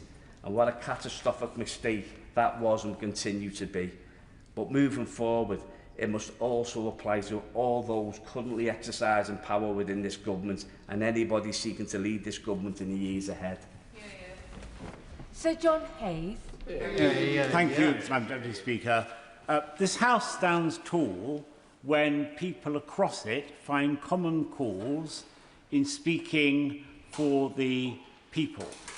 Our authority is derived from just that. There is immense wisdom present in the House today, and probably even greater wisdom that's not present.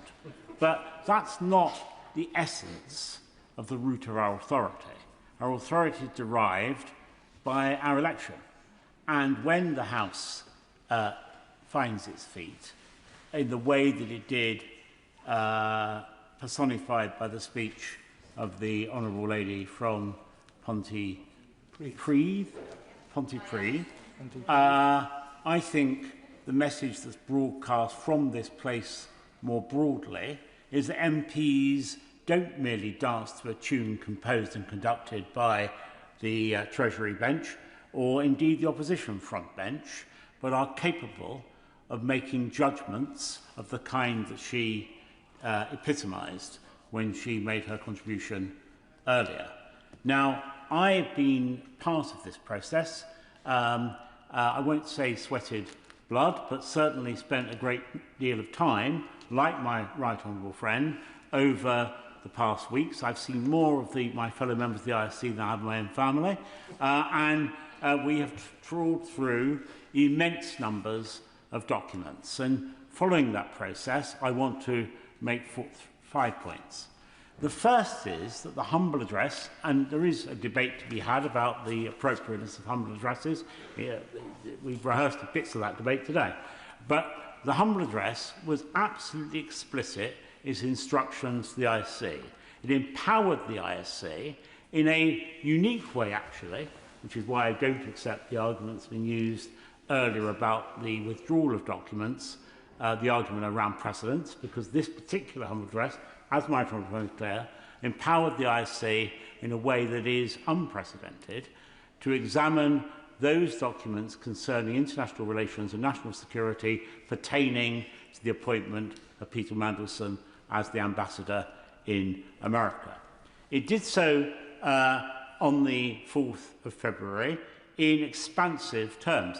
There is a case to be made that the humble address was too permissive, But that's not for us to debate now. That was the debate that took place then.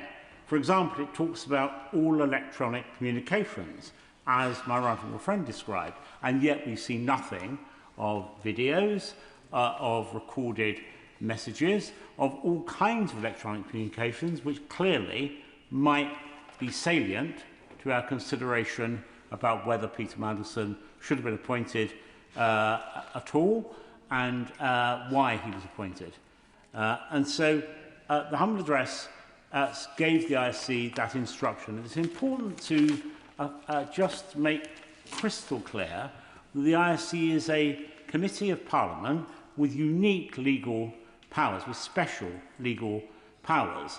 And those legal powers extend beyond any other committee of the House and enable that committee to look at the most sensitive matters of all. Strap documents, for example.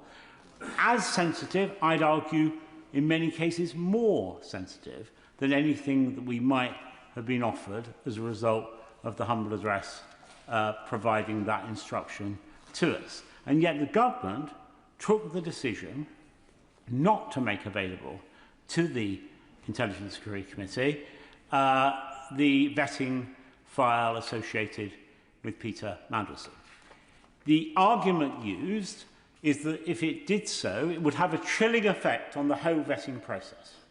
I regard that as a specious argument because it confuses scrutiny with disclosure. The ISC was never going to disclose any of that material, a point made by my right honourable friend, its former chairman. And so it was a matter for the government to have faith in the ISC, as clearly the House had faith, or at least for the government to reflect the faith of the House in providing all the relevant material to the ISC. But let's leave that to one side. The Minister may want to come back to this again, because my right honourable friend, who sits on the ISC with me, indeed is the Vice Chairman of that committee, came to the House in the form of an urgent question and explicitly requested that the government return to the subject of the humble address to see if they wish to amend it to legitimise their decision not to provide that information. The government chose not to do that. They chose not to ask the House for consent. I think that is a highly questionable decision, and I think frankly, I think the government will come to regret not coming back to the House to obtain that consent. But let's move on, because my second point is that it is now known, and I won't say too much about this, but it is now known, it's in the public domain, that the ISC did receive a summary document.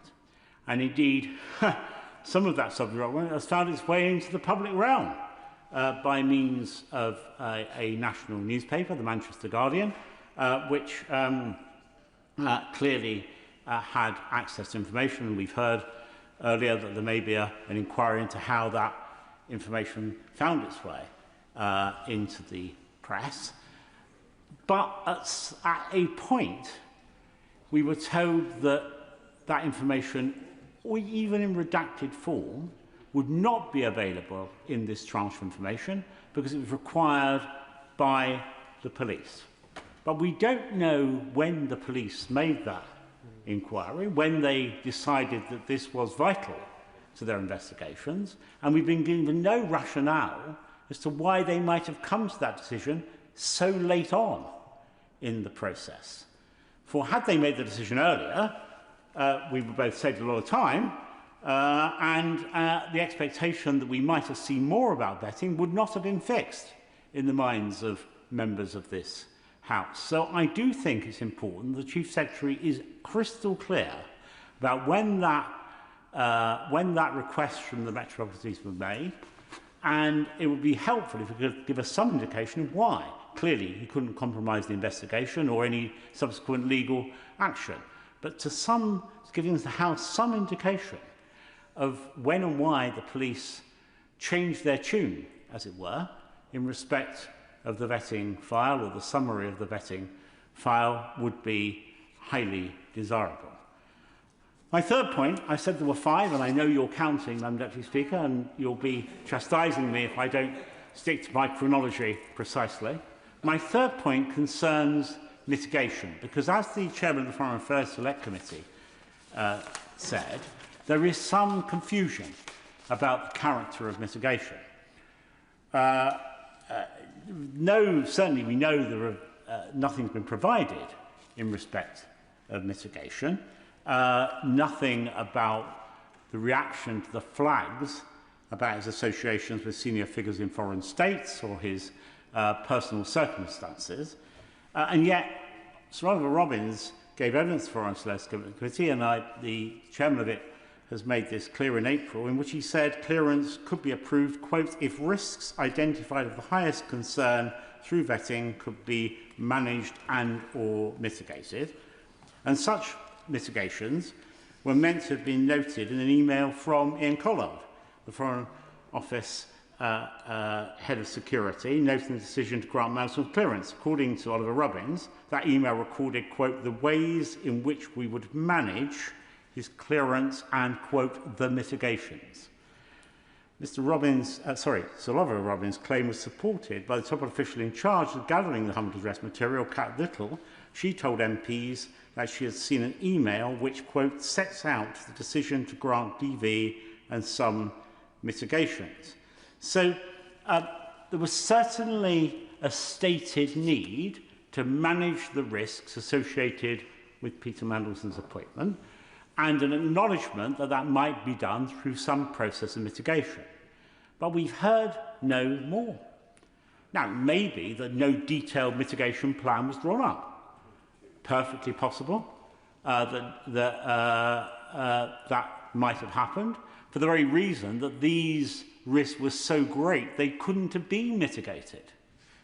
But even if that were the case, surely there would have been box notes, there would have been communications, there would have been emails making all that clear between the Foreign Office and the Cabinet Office, between UK vetting and the Cabinet Office, between ministers and officials, and yet we've seen nothing. So I will happily give way to my right honourable friend. My right honourable friend for giving way. Would he agree with me that in addition to the concern he's expressed that there is no evidence of mitigations having been put in place, there's an additional concern which there wasn't much time to do those mitigations between the point at which UKSB recommendations were received and a decision by the Foreign Office was made to grant vetting, then there really wasn't much time for mitigations, as well as very little evidence that they were provided. That's true, and that indeed might have been reflected in some of the messages that I have suggested to the government, that they might, even at this late stage, make it available either to our committee, perhaps that's the most sensible thing given the terms of the humble address, or if and subsequently in a redacted form more widely. So even if it were true that because of the pace of the appointment that a full plan couldn't be drawn up, I find it inconceivable, I go as far as to say unbelievable, there were no communications of any kind associated with the measures referred to by Sir Ollie Robbins and by Ian Collard. I give way to the... Right honourable gentleman, I'm just. I hope this is helpful. In the evidence, in the written evidence that Collard gave to us, he said at point 6, when was the receipt? When was the? In answer to this question, when was the report received by the department? So that's they received an email from UKSV at 1:52 on the 29th of January, informing PSD that the report was ready for the FCDO to review. So that's the date you heard about the developed vetting. And then the email with which is the nearest thing we have to anything that has any mitigations, is dated the 30th of January at 10:12 in the morning. Well, the Right Honourable Lady will know, furthermore, that Ian Collard, through a letter sent on behalf to the Foreign Office, told MPs he had sent an email, quote, recording the fact of the decision, but not any of the underlying discussions or reasons for doing so, and mitigations. So she's absolutely right. And when she said earlier she was unknowing of why this had occurred, I think the whole House would share her view. None of us quite know why on earth that material doesn't exist, or if it does exist, why it's not being made available. My fourth point, I'm coming to my exciting conclusion in a moment, so I know you'll be pleased to hear that, Mr. Speaker. My fourth point concerns the declaration of interest form. Now, we know from the first tranche of documents that were relayed to the House that a blank template on declaration of interest for Peter Mandelson to complete was made available. But the completed declaration of interest, from which presumably detailed actions could be derived, has never been made known. I understand this is another document that may have found its way into the hands of Metropolitan Police. If so, when did that occur? When did they request it? And again, why did they request it? Greater clarity from the government on the declaration of interest would be most welcome. Finally, Madam Deputy Speaker, I'd say this, thanks to the learning of the Paymaster General, we were able to speak a little earlier of Gladstone and Disraeli. And Benjamin Disraeli, whose picture I carry with me at all times. Many people carry pictures of their children, their grandchildren. I carry a picture of Disraeli. Benjamin Disraeli, I'd be happy. Should I carry a picture of Gladstone? Well, I would recommend not. Before the honourable member responds, regardless of whichever picture Mr Martin would wish to carry, it's always decent to make sure you're in the chamber long enough to intervene on someone that's giving a speech. Sir John Hayes. Madam Deputy Speaker, I'll say no more, but Come on, John, show us you're dizzy. Except this. Disraeli said that circumstances are beyond our control, but we all have control of our conduct. And, of course, it's true.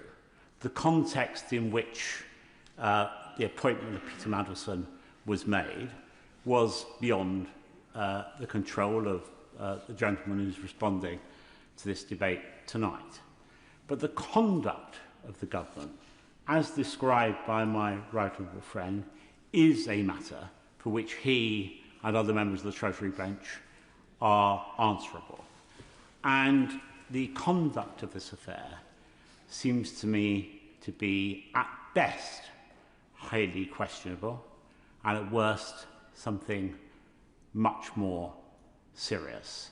So I simply say to the Minister winding up, there is still a chance to right some of these wrongs in what happens next.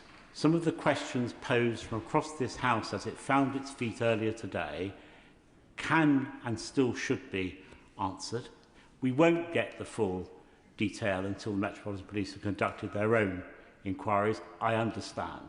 But there's much that can be done to provide further explanation as to about the things we haven't seen and why.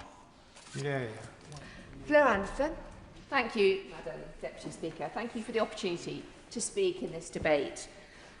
And let me start, as we must, with the victims of Jeffrey Epstein. And I'd like to thank the Honourable Member for Pontypridd for raising the testimony of Lisa Phillips, of naming one of those of those victims, because they do have names. They are people who will be listening to this, who find this whole process re-traumatising and painful again and again and again. And the fact that this all seemed to happen from the ultimate boys' club situation of a boys' club which surrounded Epstein, a boys' club that surrounded Mandelson, a boys' club that was in number 10, that led to all of this happen. I think we've been just drawn here, even today, into this vortex that happened. And I don't like the fact that we are still having to be part of it, still saying his name when he did such dreadful things to so many people. But I'd like to also pay tribute to the women and girls who were abused and exploited by him and his associates, and that they do deserve truth, accountability, and to know that public institutions have learned lessons. Their bravery in speaking out is why this House keeps returning to question of standards, of judgment and transparency. And I want to ask the House to stand back a bit in my speech and look at the whole humble address process. As a member of the Foreign Affairs Committee, we've been following this very, very closely indeed. And I would join with the member for Kenilworth and Southam in saying that I am not an enthusiast of the humble address process. I think that it should be used, but I do have questions about it. I have been very critical of the appointment of Peter Mandelson from the moment it was even thought about appointing him, that it should never have gone further than that. Through the due diligence process, the vetting process and the final decision. My constituents expect ministers to be held to the highest standards, and when those standards fall short, they do expect answers. Some areas I've got particular concerns about have already been raised by members during this debate. There need to be changes to the appointment system. This process tested that system to the limit, and it was an extreme circumstance with a new government, with a very high-profile position, done under very quick circumstances, and a very rare political appointment to an ambassador role. But that is where the system needs to be looked at when it's tested to the utmost. And I hope that in future the Foreign Affairs Committee will be given the opportunity to meet with political appointments in the future. There may be never another political appointment after this one, but if there are, it needs to be done differently, and we need to hear that that will be. I also have real questions about the due diligence process. I've been asking officials about whether this is a fail or a pass process. And due diligence is just a part of the process. It's not something that can be failed. But I think that that should be looked at. If there are enough red flags in the due diligence, would you even go ahead into vetting? Why did we even? There were a couple of red flags: Epstein, Russia, China, and these are pretty big red flags to me. And I think that part of the process should be looked at as well. But just moving on to the humble address process itself, it's an important tool for the opposition for transparency. It's an appeal to the king over the heads of government. One time used for ceremonial messages, now being more commonly used as a tool in this case. In February this year, the humble address was used for the publication of papers relating to Andrew Mountbatten Windsor. When in opposition, the Labour Party unsuccessfully requested humble addresses on Rwanda plan cost and asylum system and the safety of school buildings, for example, and successfully asked for humble addresses on Brexit in 2018 and successfully in 2022, Madam Deputy Speaker, on the Lebedev humble address. It is useful, but seeking answers is not the same as backing any process, regardless of cost or consequence. And there's been no mention of the cost so far, the financial cost and the time cost of civil servants in the debate so far. Because I would argue that the humble address we have seen, this humble address, has not been a good process. It's been disproportionate. This humble address was drafted so widely that it's become a catch-all, not a focused request for information. And that's why many of us, I think, are finding this very frustrating. One consequence is clear. Certainly will. Extremely grateful for giving way, and I agree with the case she's making. But would she agree with me that although she's right, wide humble addresses are deleterious both because there is an opportunity cost, while civil servants are looking at that and not looking at something else, and a real financial cost, the right moment to push back on an excessively broad humble address is when it's being decided upon. And the government has a majority. It's there so that the government can get its way. Would it not have been better on the 4th of February for the government to have said, this is too broad, I will only agree something narrower? I will come into that, indeed, in my argument. And I think that I'm hoping that my speech today will be something we can learn for future humble address requests and to try and make them better, learning from this one. The consequence so far, I will, yes. rapidly from that point, or later, because my honourable friend is right, they could have done it at the outset, but they were provoked, encouraged, several times later to look again. So that it would have been wise even later on to have amended it in exactly the way that my honourable friend and she have suggested. I think this humble address has been worked on by ministers, by civil servants very diligently, very independently and scrupulously. But that has led to some huge costs, which I'm going to outline, and maybe those are the lessons that should be learnt for future humble addresses. Because, as the Minister said earlier in the week, £1 million has been spent by the Cabinet Office alone.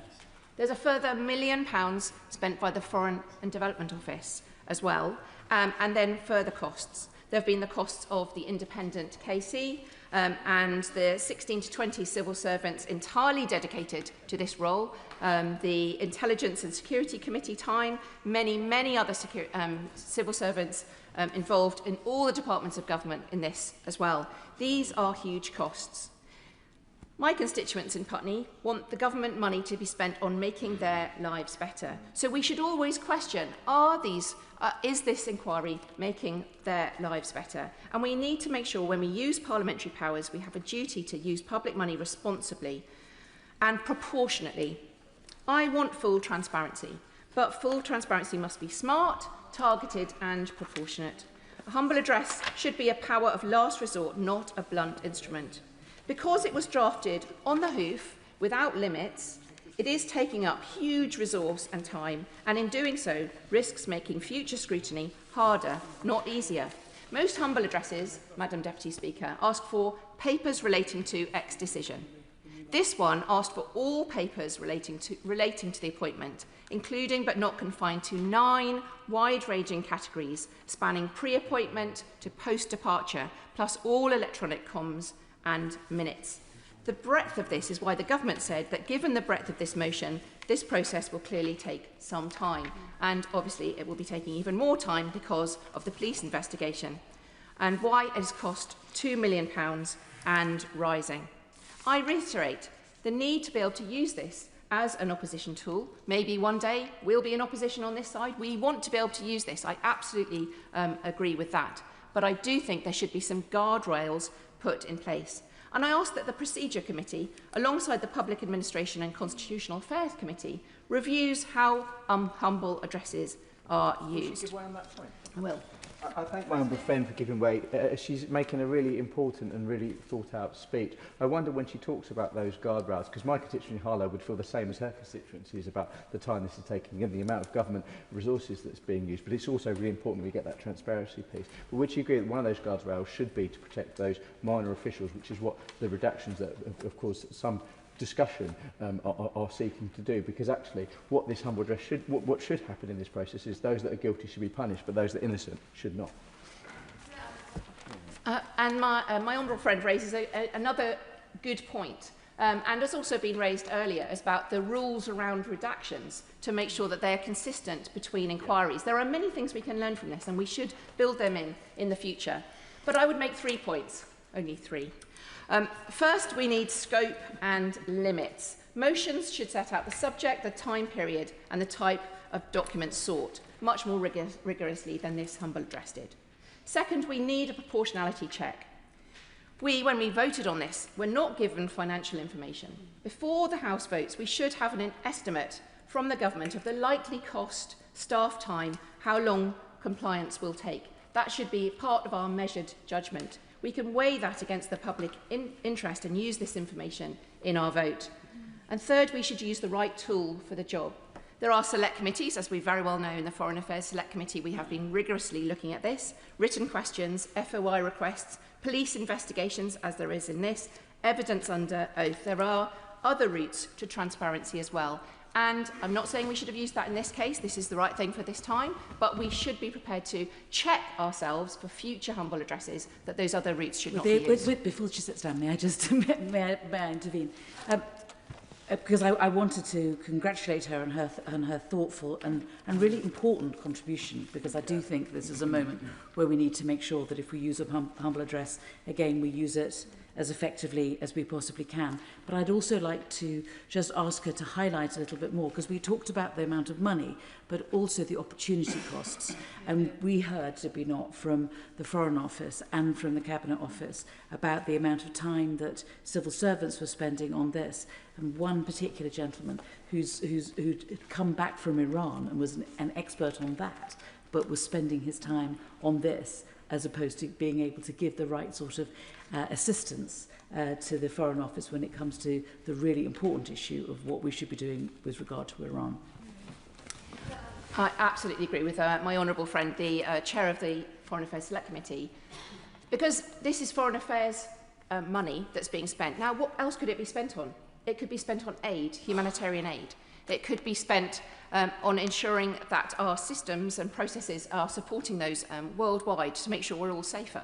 The Intelligence and Security Committee has been looking at this a lot, but there are many other intelligence and security issues we're facing in the world. There are huge amounts of very, very senior civil servant time spent on this as well.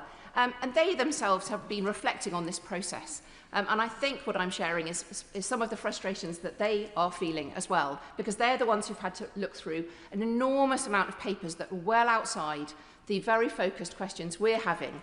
Why was Peter Mandelson ever employed in the first place? We should absolutely be looking at that with a laser-like intensity. But the wide-ranging other bits of paper, of course, you never know what you don't know until you've looked at it all. I absolutely accept that. But I think civil servants, the ones sort of in the middle of the process, have seen that this could be a far better process altogether. Certainly. I'm grateful for my honourable friend for giving way. She's making a very important contribution about the effort, time and the amount of documentation involved in this. She's also talking about the amount of money and the cost that this has endured, and she's talked about a number of things that could have paid for. Does she agree that one of those things could potentially have been an inquiry into this, which is what the victims and survivors are calling for, and also the reams of information that could then be included in that have been necessarily not included in this humble address, given that it was not necessarily relevant to the appointment of Mandelson as the ambassador to the US? I absolutely agree, and during my honourable friend's speech, when she talked about the inquiry, I thought exactly that. Shouldn't an inquiry and all this money be also making sure that we look at the victims, the justice that's needed? In my own constituency, I'm working with women who are the victims of the PIP breast scandal incident. 47,000 women are affected by that. They have never had any amount of parliamentary money spent on any inquiry into them. They would be looking at what we're doing here and want us to just look at the proportionality of it. And I always like to raise their case as well, Madam Deputy Speaker, so I hope you'll allow me that. But I think it's those kind of comparisons we have to have in our mind all the time. And as constituency MPs, we do. Yep. Madam Deputy Speaker, moving on from my 3 points about humble address, which I hope the Procedure Committee will be taking up, I also want to briefly address the issue about the full internal vetting document being published. I understand why colleagues opposite want this to be published, and I share their frustration about how the appointment was handled. But I cannot support publishing the raw vetting documents because it would do lasting damage to our vetting process, and I want to underline that. Vetting only works. Yes? Wants to publish that document. The point was that it was a document that could have been made available to the ISC, not for publication, not for disclosure, for scrutiny, because it might have informed our understanding of the whole process. Thank you, and I thank the honourable member for that pushback. But having spoken to those who do the vetting process, even understanding that anything you say may be disclosed to a parliamentary committee is itself an hugely chilling factor. Vetting only works if civil servants can give the most frank, professional advice without fear that anything they say will be published, shared with committees, and that we may need to make sure. Very gracious in giving way again, but I'm sorry. She could still develop her case if she talked about parliamentary committees in general. But I chaired the ISC for 4 years, and the ISC has been in existence, as I said in an earlier intervention, since 1994. The ISC never leaks. If it leaked, the person who leaked anything would be criminally prosecuted. And there is no question that if these vetting documents were shown to the ISC, of it having a chilling effect on anything, because the ISC is hermetically sealed, it doesn't leak about far more important things than the miserable private life of Peter Mandelson.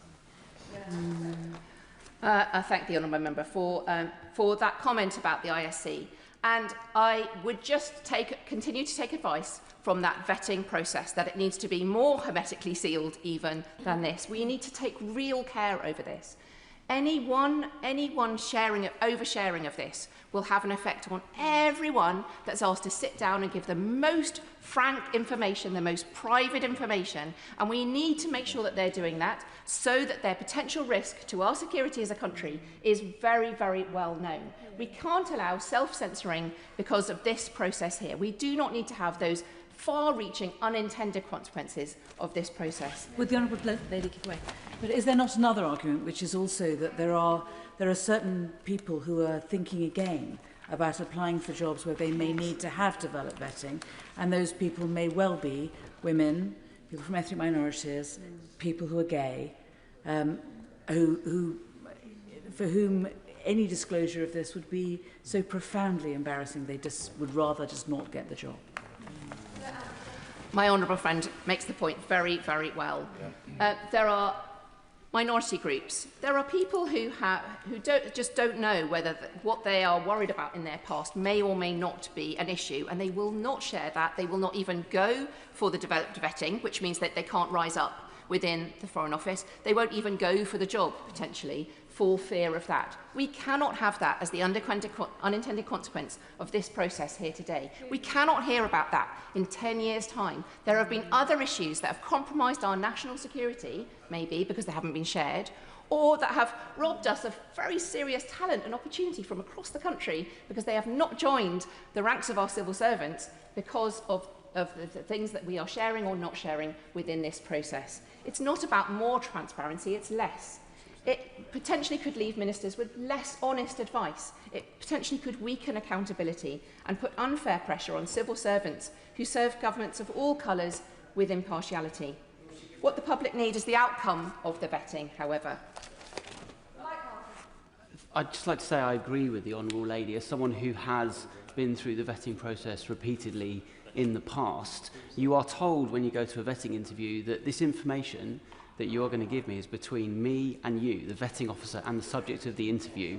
And to even, of course, the ISC is hermetically sealed, but as a person going through that process, if you know that even if it is going to be given to anyone else other than the vetting officer, that makes you think, shall I be giving this information? And that compromises the entire vetting system. I thank the honourable member for that very helpful intervention and understanding the inside of it. It's got to be between you and the vetting officer and not to think that this can be shared further. That is absolutely at the heart of it. The last time I will give way. I'm extremely grateful. She's being very generous. I just want to develop this point from a slightly different angle. It could be, couldn't it, that what we're really interested in here is the conclusions of the vetting process, not in the material that led to the conclusions. So it is entirely possible that we can give all the reassurances the honourable gentleman makes, the honourable lady has made clear are important to those who contribute to the vetting process, but also make sure that in the interests of disclosure on occasions such as this House can be clear about the conclusions of the vetting process, but not be told the information, the raw information on which those conclusions were based. I thank the honourable member, and I honestly have enjoyed these interventions because I think there's a spirit of dialogue in the House today that I really, really appreciate as we're tackling very difficult issues and we want to get it right. So I agree. What the public need is the outcome of the vetting. Who was consulted, what risks were identified, what decisions were taken, whether proper process was followed, what on earth these mitigations were. The Cabinet Secretary or relevant Permanent Secretary can be called to a Select Committee to answer those questions directly, as we have done in the Foreign Affairs Committee. This is scrutiny, but publishing the raw document is counterproductive. So to conclude, Madam Deputy Speaker, I remain appalled by and very critical of the Mandelson appointment. My constituents deserve full answers, and I await the documents when they are released by the Metropolitan Police after their investigation. But we need to review this process that has cost so much financially and in opportunity cost, and put some guardrails around the use of these for any future humble address requests, so that it stays focused on the issues that are meant to be investigated. We must make sure that when we demand accountability, we do it in a way that's effective, responsible and sustainable. Thank you. Yeah. Kirsty Blackman. Thank you, Madam Deputy Speaker. This has been interesting, wide-ranging and at times painful to listen to debate because we are talking about a really terrible decision that was made by the Prime Minister. We're talking and hearing about the re-traumatising of victims who are having to keep hearing about this without seeing justice. If we were talking about a way to get justice, then that would be a different proposition. The member from Pontypridd has made an excellent speech, and I agree she has consistently been a champion for safety for women, particularly online, but it has constantly raised those issues. We've seen throughout the debate today from other members, not from the member from Pontypridd, a significant number of dead cats being thrown around or waved around. Or in fact, if you spend a lot of time going through these documents, perhaps red boxes that have been waved around, red boxes with President of the United States written on them, because it seems there's an awful lot of time dedicated to getting a red box for the President of the United States. An awful lot of civil servant time that could have perhaps been better spent being more transparent, for example, instead of chasing the specific maker of red boxes and getting them to print things on a red box. There have been other dead cats or red boxes around the mitigations, for example.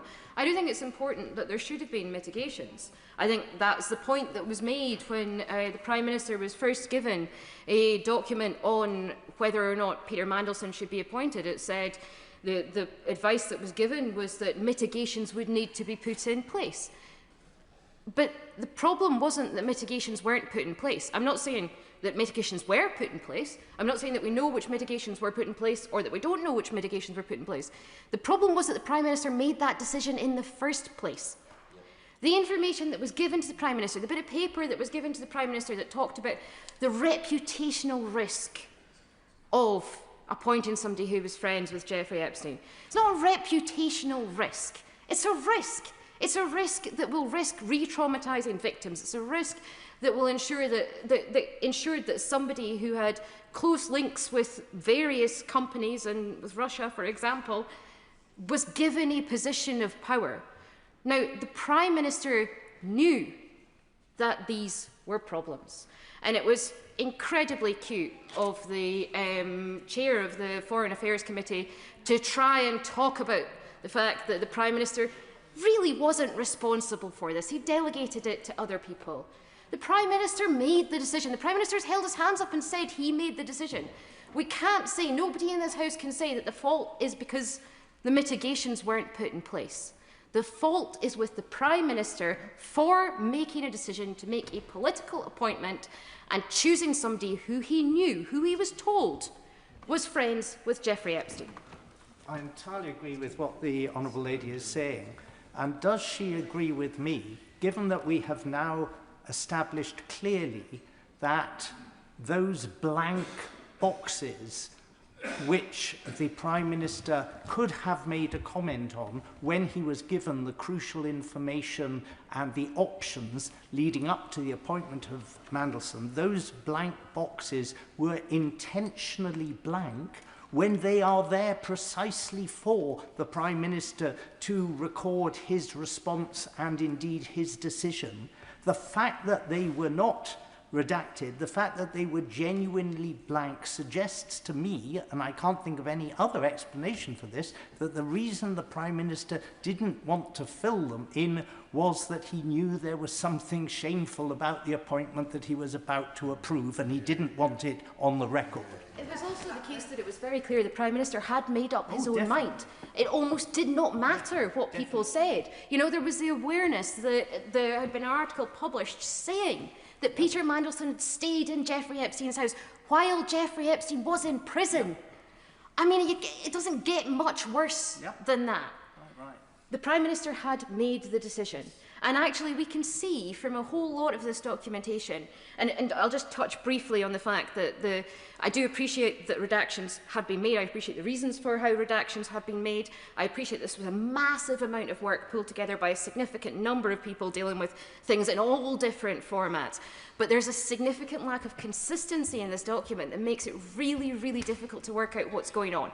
There are, for example, spaces in this document. If you were to look at the Part 3, page 199, John Garvey apparently sends a blank message, to which Peter Mandelson replies, quite. So I don't know how you can reply quite to a blank message. It doesn't have stars, it doesn't say it's been redacted, it doesn't explain what this message was. At other points in the document, it does say what messages were, it does say what the redaction was, it does say that a certain picture was something, and I do, as I said, appreciate the amount of work that was put in to pull this together, but we're not getting the full picture. We're not seeing everything because of the fact that the document has been put together, in some cases, in a not very helpful way. I want to touch as well on the Morgan McSweeney messages and the fact that I mentioned already that Morgan McSweeney's lost his phone and therefore cannot provide WhatsApp messages. However, on page 173, he's provided group WhatsApp messages. He has provided those messages, specifically says Morgan McSweeney provided them to the Cabinet Office. It would be really nice, as a member for Birmingham Yardley said, if there was an explanation of why the information that isn't there isn't there. The member for Birmingham Yardley gave back a nil return. She was asked for her messages with Peter Mandelson. She replied to say there was no messages with Peter Mandelson. It would be helpful if on the Morgan McSweeney stuff, for example, we got these group chat messages and then it said he could only access these group chat messages through another method. He could not access his own personal messages, which is why we don't see them. Or he had disappearing messages on, and that's why we can't see them. We don't know the reason for it. We don't know if it's because there was nothing or if it's because there was something but it's now gone. And I think that's deeply unhelpful in the level of transparency that we're getting here. In terms of the speech that was just made in relation to the member from Putney, sorry, I was trying to find her constituency there, the member from Putney, I've never had a constituent say that they would like less transparency. I've never had one say that they would like to know less about why the Prime Minister appointed Peter Mandelson. They want to know why the Prime Minister has appointed Peter Mandelson. I think that today's maybe the wrong day to make a call for there to be less information. I think absolutely discuss this later. Today we should be centring on talking about this decision. We should be centring on thinking about the victims and the fact that the Prime Minister made these decisions knowing about the victims, knowing about the fact that Peter Mandelson was friends with Epstein and continued to be friends with Epstein. It didn't matter what red flags were shown up by the processes. It did not matter. The political decision had been made. We know that. We know that the appointment was announced in advance of these things taking place. We know the decision was made. We know that for some reason that I'm still not totally clear about, the Prime Minister thought that Peter Mandelson was the best person for the job, was the best person for being in that role, was going to do the best thing for national security or for the people of these islands or for the Labour government. That was the decision-making process that the Prime Minister must have gone through. The member from the Liberal Democrats talked about the fact that we don't know what was in the driver's head. We do not have that piece, that really key piece of information. We can have the driver apologise and say, I'm sorry, I shouldn't have done it. But until they explain why they did it, we are not all going to understand it. And the apology sounds hollower than I think the Prime Minister would like it to. We do know that in terms of the transparency, that even though there's a significant amount of work, significant amount of documents, that we don't have everything. We don't have some things because they've been held back because of the police investigation or because of national security. I completely understand and accept that that is the case. However, there are other things that we don't have. So on the 4th of February, the day that the humble address went through, I submitted a number of Freedom of Information requests to the Cabinet Office. I received an acknowledgement for those Freedom of Information requests. On the 9th of March, I received an email telling me there was a delay in responding to my Freedom of Information requests. I've received nothing since. Despite submitting a Freedom of Information request on the 4th of February, I have received nothing but one update, an acknowledgement, then one update from the Cabinet Office telling me we're very sorry there's a delay on the 9th of March. It would be very helpful if the government front bench could ensure that I get a response to my Freedom of Information request, because it's a legal requirement for governments and the Cabinet Office to provide responses to these things and to make clear if there's a delay, why there's a delay, or if they're not going to provide a response, why they're not going to provide a response to a Freedom of Information request.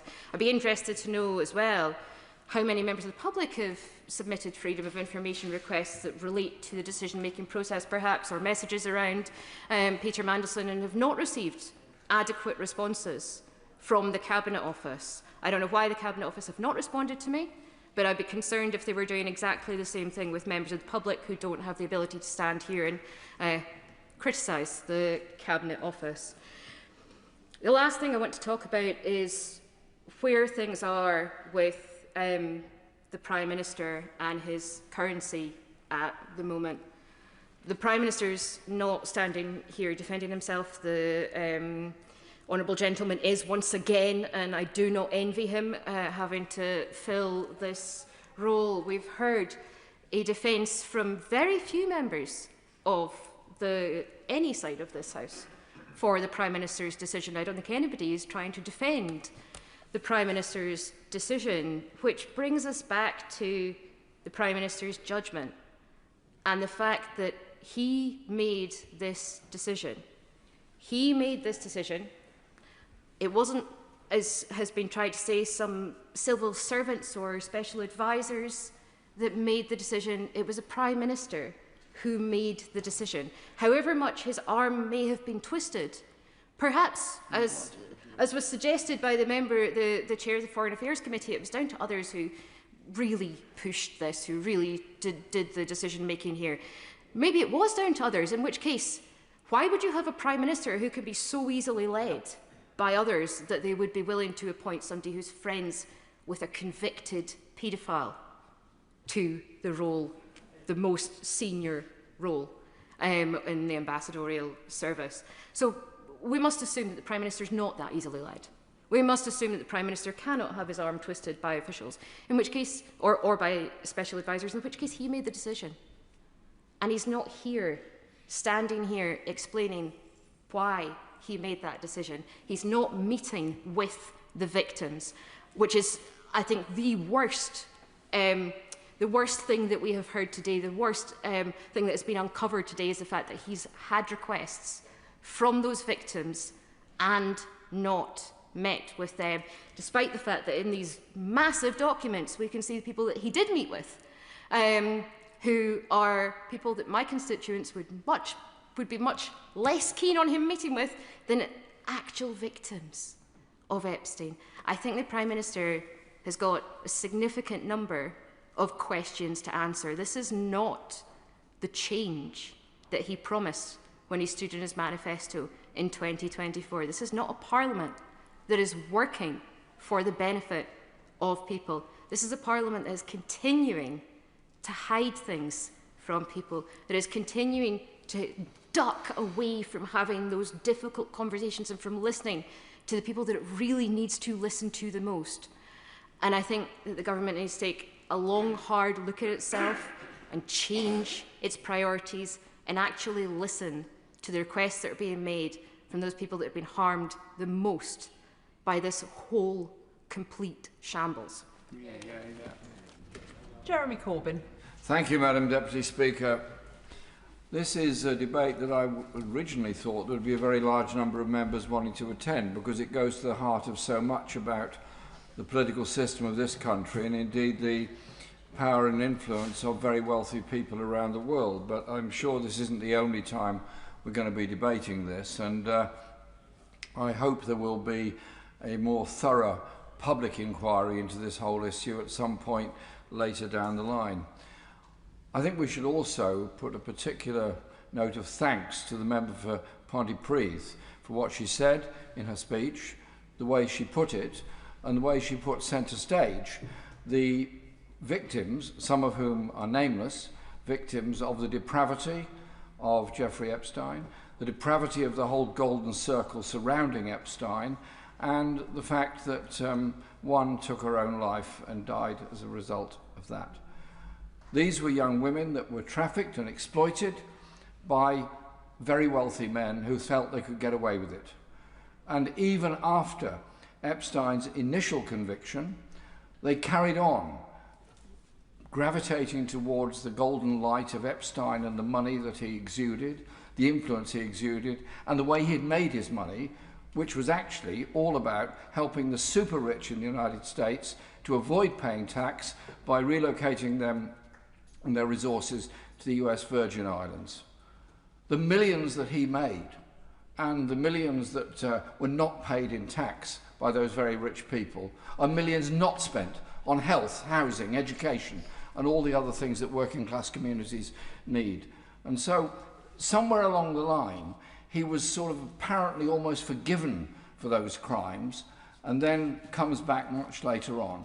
And we then now begin to see the whole horrible story unravelling. So surely there's an object lesson to us here of unaccountable power, unbelievable levels of arrogance, supreme levels of wealth, and the way in which politicians, probably less wealthy than Epstein and some of his mates, were seduced into that line of the super yacht, the private island, the private jet, the big dinner, etc.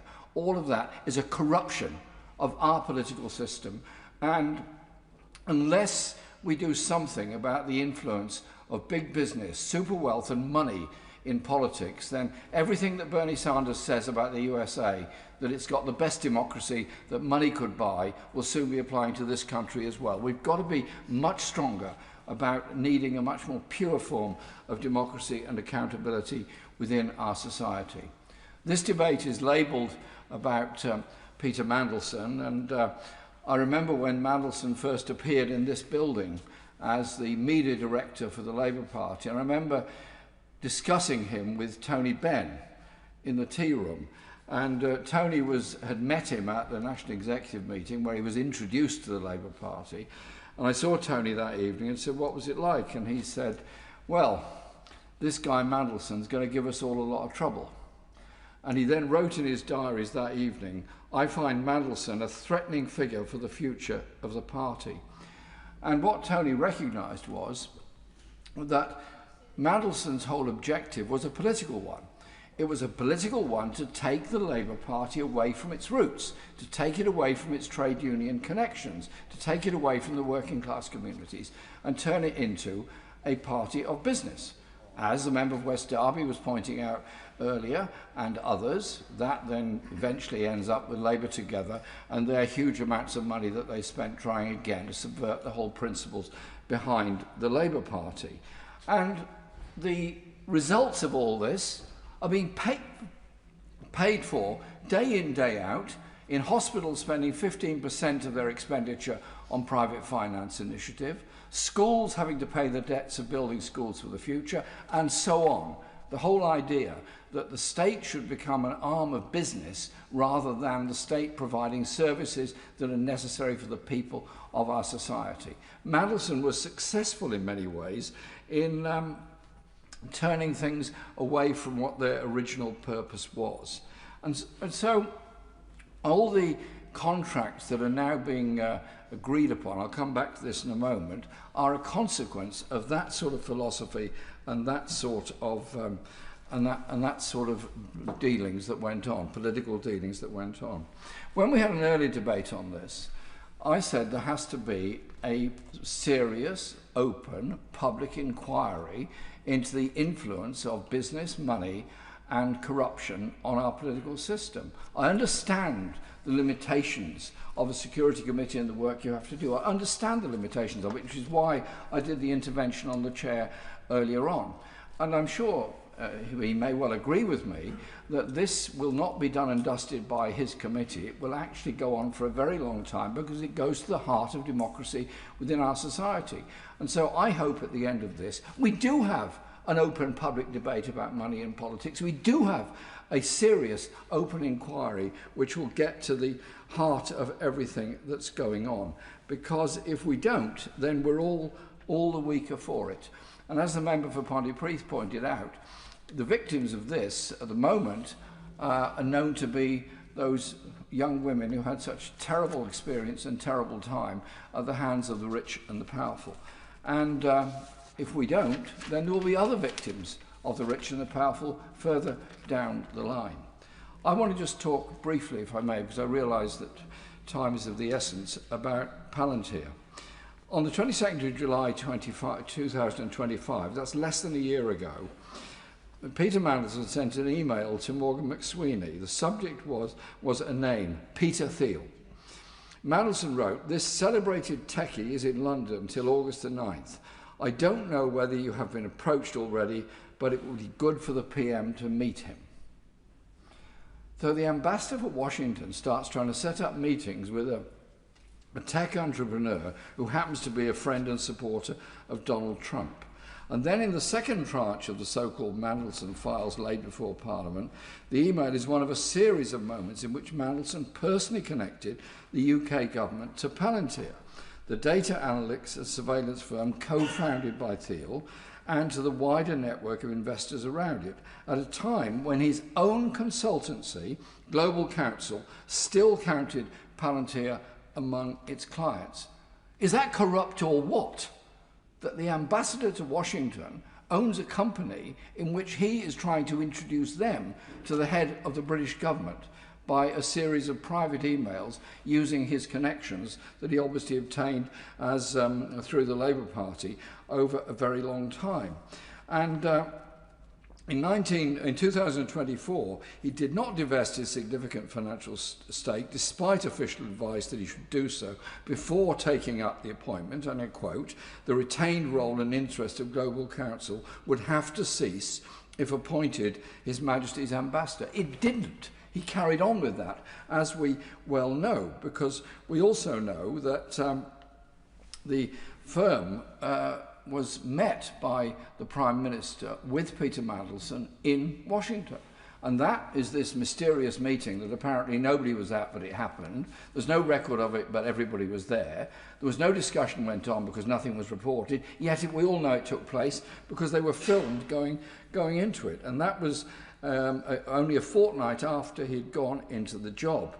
And days later, on the 5th of March 2025, a partner in the Silicon Valley venture firm 137 Adventures, an investor in both Palantir and the defence company Anduril, emailed an invitation for Mandelson to attend the Hill and Valley Forum, the Washington gathering that brings together defence technology executives and Congress. The sender's name was redacted, but the file notes Mandelson will be attending with Louis, who we understand to be Louis Mosley, the head of Palantir's UK business. So this very tight connection of people goes on. And according to Ethan Stone of Open Democracy, Mandel's security mitigations forbade such one-to-one meetings with former clients like Palantir, a restriction which, like divestment from Global Counsel, the former ambassador assiduously ignored. So he didn't fulfill the requirements to divest himself. He didn't fulfill the requirements not to follow up connections of them. And as others have pointed out in this debate, he was very generous and free with his email advice to just about everybody and trying to set up things all the time. Yes, of course. I'm wondering if my right honourable colleague remembers the Labour Party talking about the COVID issues that there were around COVID money. And so many different Conservative ministers, for example, or Conservative peers who had made introductions with companies that they were linked with. Does he remember the Labour Party jumping up and down about how people shouldn't be using their level of power and their access to get preferential access? And does he see anything ironic about the situation with Peter Mandelson? There are many ironies surrounding Peter Mandelson.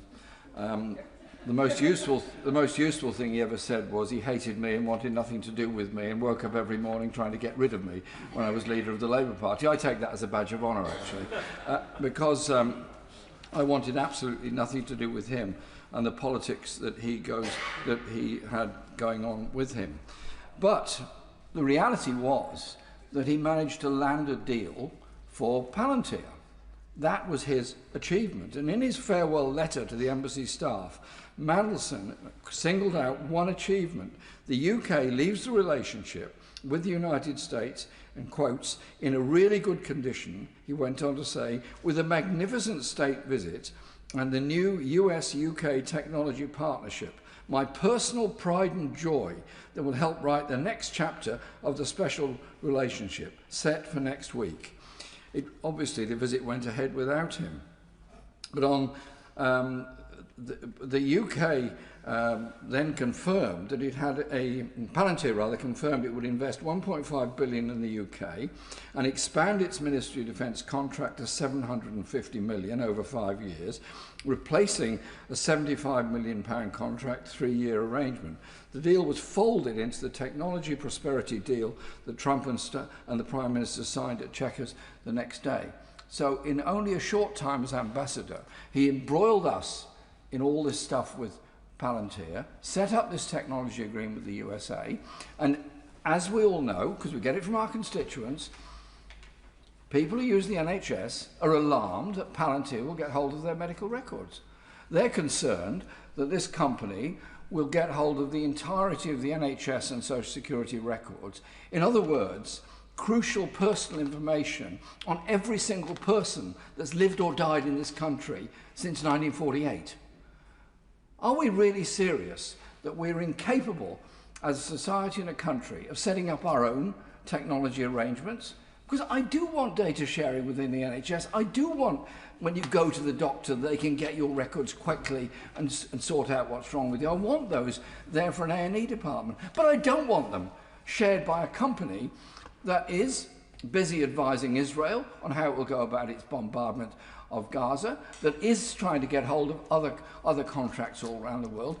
Do we have to mortgage ourselves to an American multinational that will have control of and access to vast amounts of data? Surely to goodness, we've got enough ambition, enough ability that we can develop our own systems within the NHS. We're all proud of the NHS, but let's not destroy it by handing it over to the private sector. Let's not destroy the whole philosophy behind it by giving it over to those that will make money out of it, rather than deal with the obvious health issues that so many people face.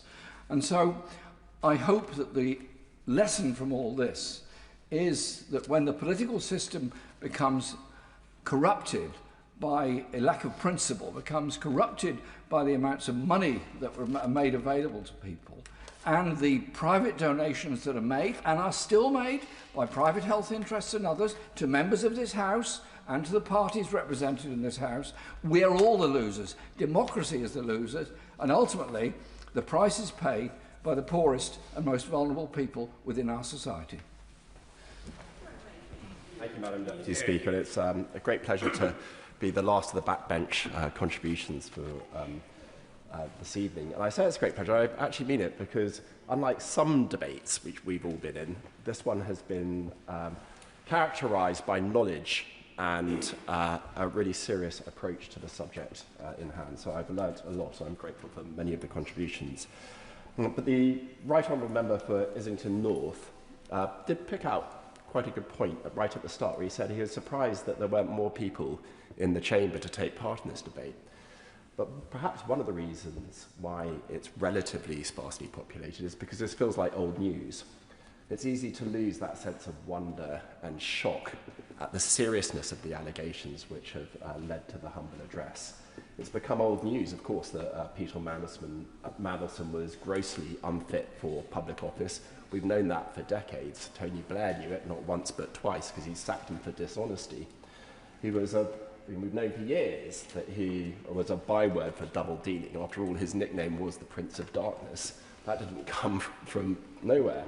And we've known for years, unfortunately, of his continued friendship for his best pal, Mr. Epstein, and that he was such close friends and so on his side that he stayed in his house even when Epstein was in prison for child sexual offences. I mean, we say this too often without stopping to pause and realise what that actually means. It's an extraordinary statement. We knew that. The Prime Minister appointed him despite knowing these things, despite having advice on vetting from his then Cabinet Secretary. He ignored that advice. This was the Prime Minister, of course, who famously said he was going to put country before party, where on this occasion he appears to put party before national security. It's pretty serious. And then, of course, we've had the frankly unedifying spectacle some months ago of the government attempting, through obfuscation, to cover up this scandal.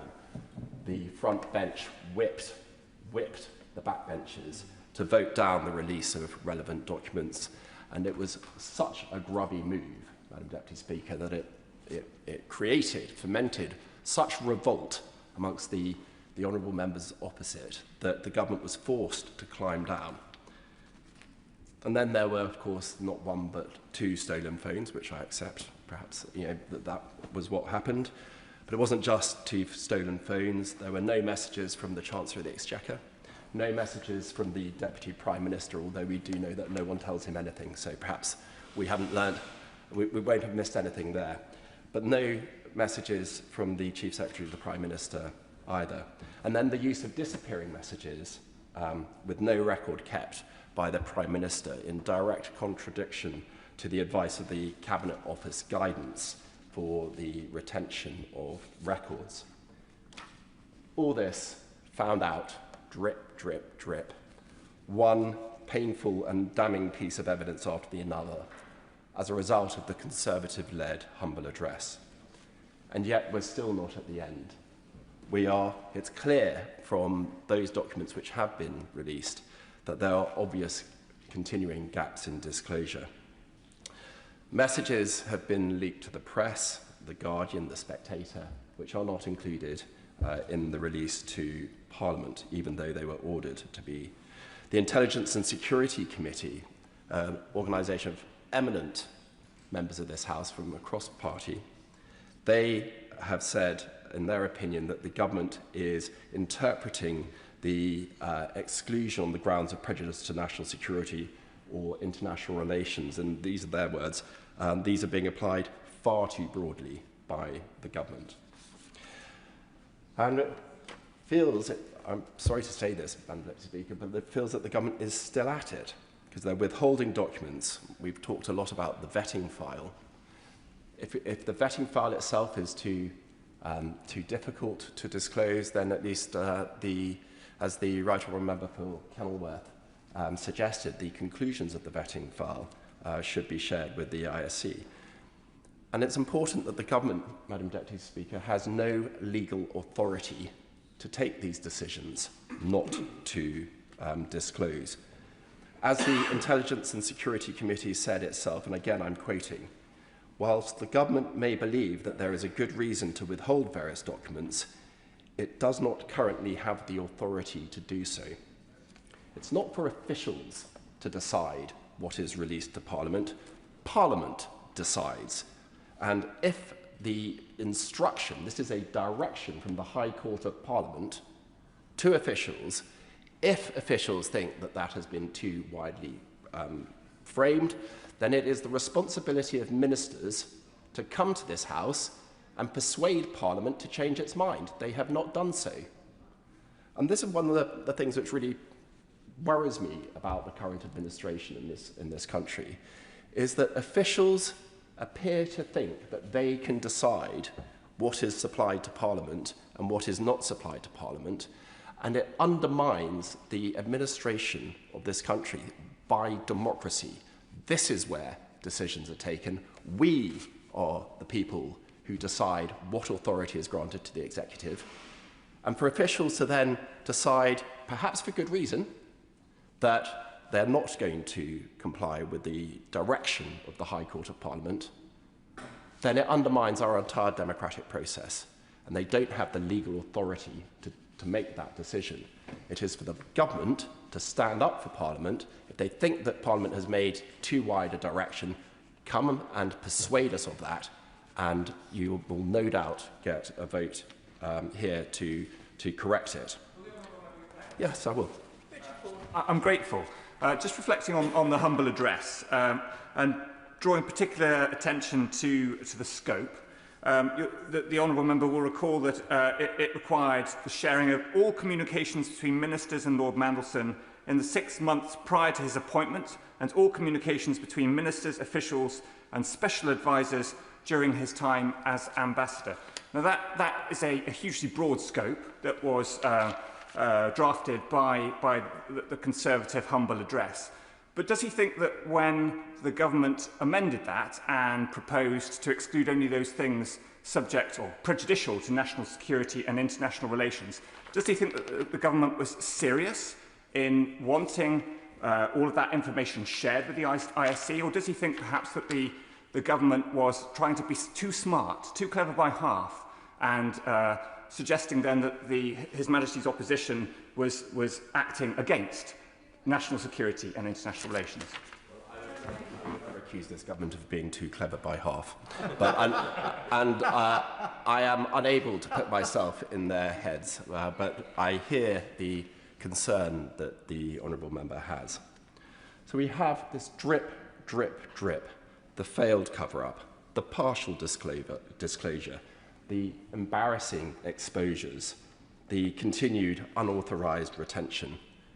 When will the government realise that this isn't going to stop, that this painful sore, weeping sore for this government is going to remain open until they finally deliver what the humble redress requires of them? Yeah. Which brings us to the front bench contributions. Shadow Secretary of State, Alex Burghardt. Thank you very much, Madam Deputy Speaker. And I'd just like to open my remarks by paying tribute to Sir Alex Younger, the former head of MI6, who has passed away suddenly during the course of this debate. He was an incredible public servant who gave an enormous amount to his country. He was incredibly wise and generous, and I know everyone in this House will miss him very much. What we have been talking about in all of these parliamentary encounters really is about the seeping of a kind of great poison. The evil of Epstein has seeped out into his relationship with Peter Mandelson, which has seeped out into Mandelson's influence on government, which is seeping out still to the way in which government has allowed itself to behave. And it's sort of time for it to stop. And I think that we are approaching the point where we may be able to draw a line, but that point is still quite a long way away because we're dependent on the police releasing their documents. And it's why, thinking in these ways, that I want to ask the Chief Secretary to the Prime Minister that we try a new approach now, that we build on what's already happened, but that we go further so that the House can be more reassured about what is being shown sight of and what it's not being shown sight of. There is, as far as anyone can see, no good reason why the government cannot tell the House more in terms of high level. As I said earlier, the Chief Secretary of the Prime Minister on Monday gave us something more high level in the 4 categories. But as I mentioned in my remarks, there is further that we can go. I also believe that there is no good reason why the information that has been given to the police cannot be given to the ISC. And the government could unilaterally decide to do that, doesn't need to ask anyone's permission, as has been raised by my right honourable friend who used to be the chair of the committee, my right honourable friend who is not in his place, who is a current member of the committee, and my other right honourable friend still is a committee. This House has complete trust for the ISC. It entrusts it with the most confidential material that the state has on offer, strap-level material. And so I don't think anyone here would believe that sharing the material given to the police with the ISC would in any way run the risk of prejudicing a trial. And consequently, I genuinely invite the Chief Secretary of the Prime Minister to give the House that. I also think all of us, even those who are not members of the ISC, should be entitled to know a bit more. And we should be entitled to know about the number of messages that are withheld. We should be given a degree of detail, because there is no reason why that would prejudice an investigation or a trial. And I'll just go through a few points, and then I'll sit down, Madam Deputy Speaker, and let the Chief Secretary respond. I want to return to his own messages, not because I think he's done anything wrong. I don't believe he has. But he disclosed to us the other day that he had messages that he didn't feel were relevant. And I wonder if he could tell us, they're obviously not in the return, but we need to know, because the humble address said messages that were between ministers and Peter Mandelson should be disclosed. I want to know the process that was gone through with those messages that led to them not being in the humble return. Were they deleted? Were they deleted after they had been shown to officials? Were they shown to officials and decided not to be disclosed? But it would be very good to have clarity, because it might give us insight on how other such messages were treated.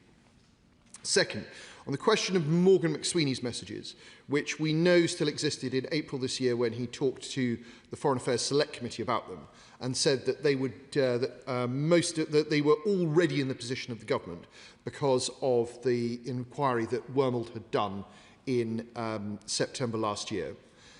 Can he confirm that the process discovered those messages, and that consequently that Morgan McSweeney was telling the truth to committee?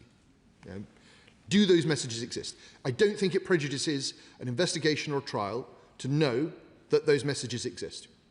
Similarly, with Morgan McSweeney's messages, with the Prime Minister's messages, with the Chancellor of the Exchequer's messages, and so on, we deserve to know how many messages to whom are being withheld. There is nothing in that data that would prejudice an investigation or prejudice a trial. And I know that that's what we care about. I know that's what he cares about.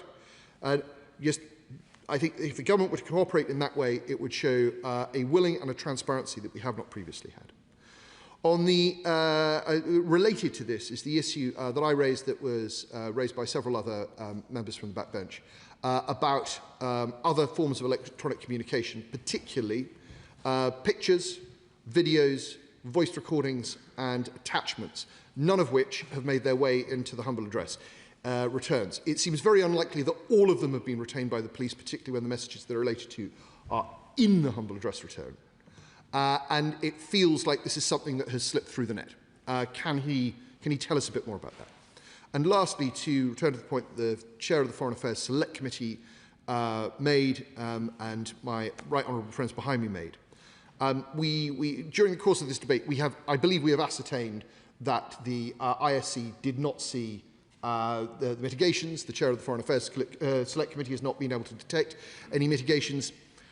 I think we deserve to know whether there were any mitigations. Even if we can't be told what they were, even if we're effectively being told that they're being retained by the police, there is no good reason why we should not be told whether they exist or not. There is nothing in that information that would prejudice an investigation or prejudice a trial. It is time for the government to just take us to the next level of transparency.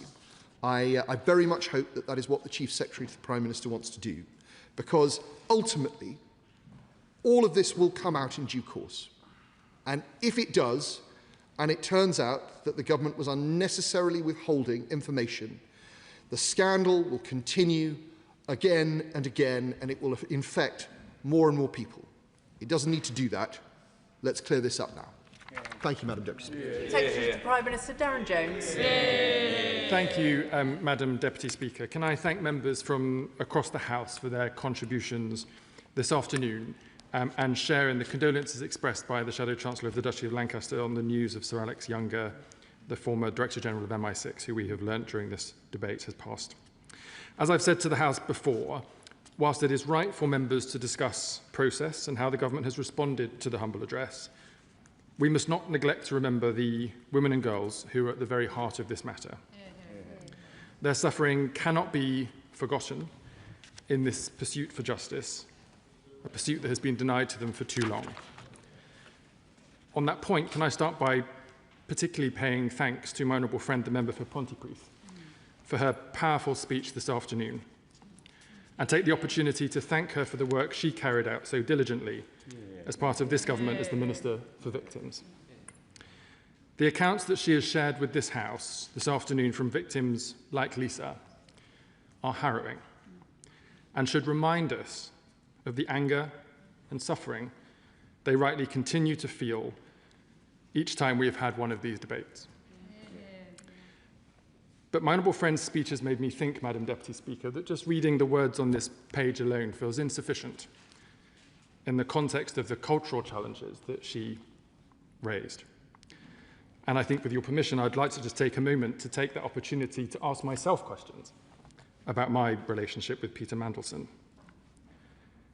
Did I consciously ignore the stories that followed Peter Mandelson? Indeed, know about many of them from many, many years ago. I don't think that I did. Did I ever ignore warnings that were put to me about Peter Mandelson? I didn't receive any to do so.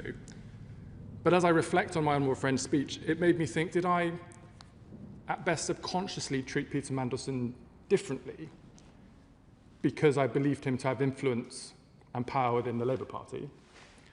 And I think the answer to that question is yes, I did. Have I benefited from that relationship in the time I've been an elected politician? I think in part the answer to that question is yes, I did.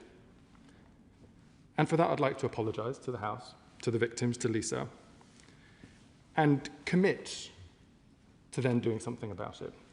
And in the first instance, can I say that I hear my honourable friend's request for a meeting with the victims of Jeffrey Epstein. I know that there is a request with number 10 for the Prime Minister to do so, but if she thinks it's appropriate, I make myself available for that meeting to discuss the issues that she has raised. And can I also just say, Madam Deputy Speaker, that I know my honourable friend will continue to be a strong advocate from the backbenches for the action this government is taking to halve violence against women and girls, as well as to pursue the duty of candour on which I know she works so hard.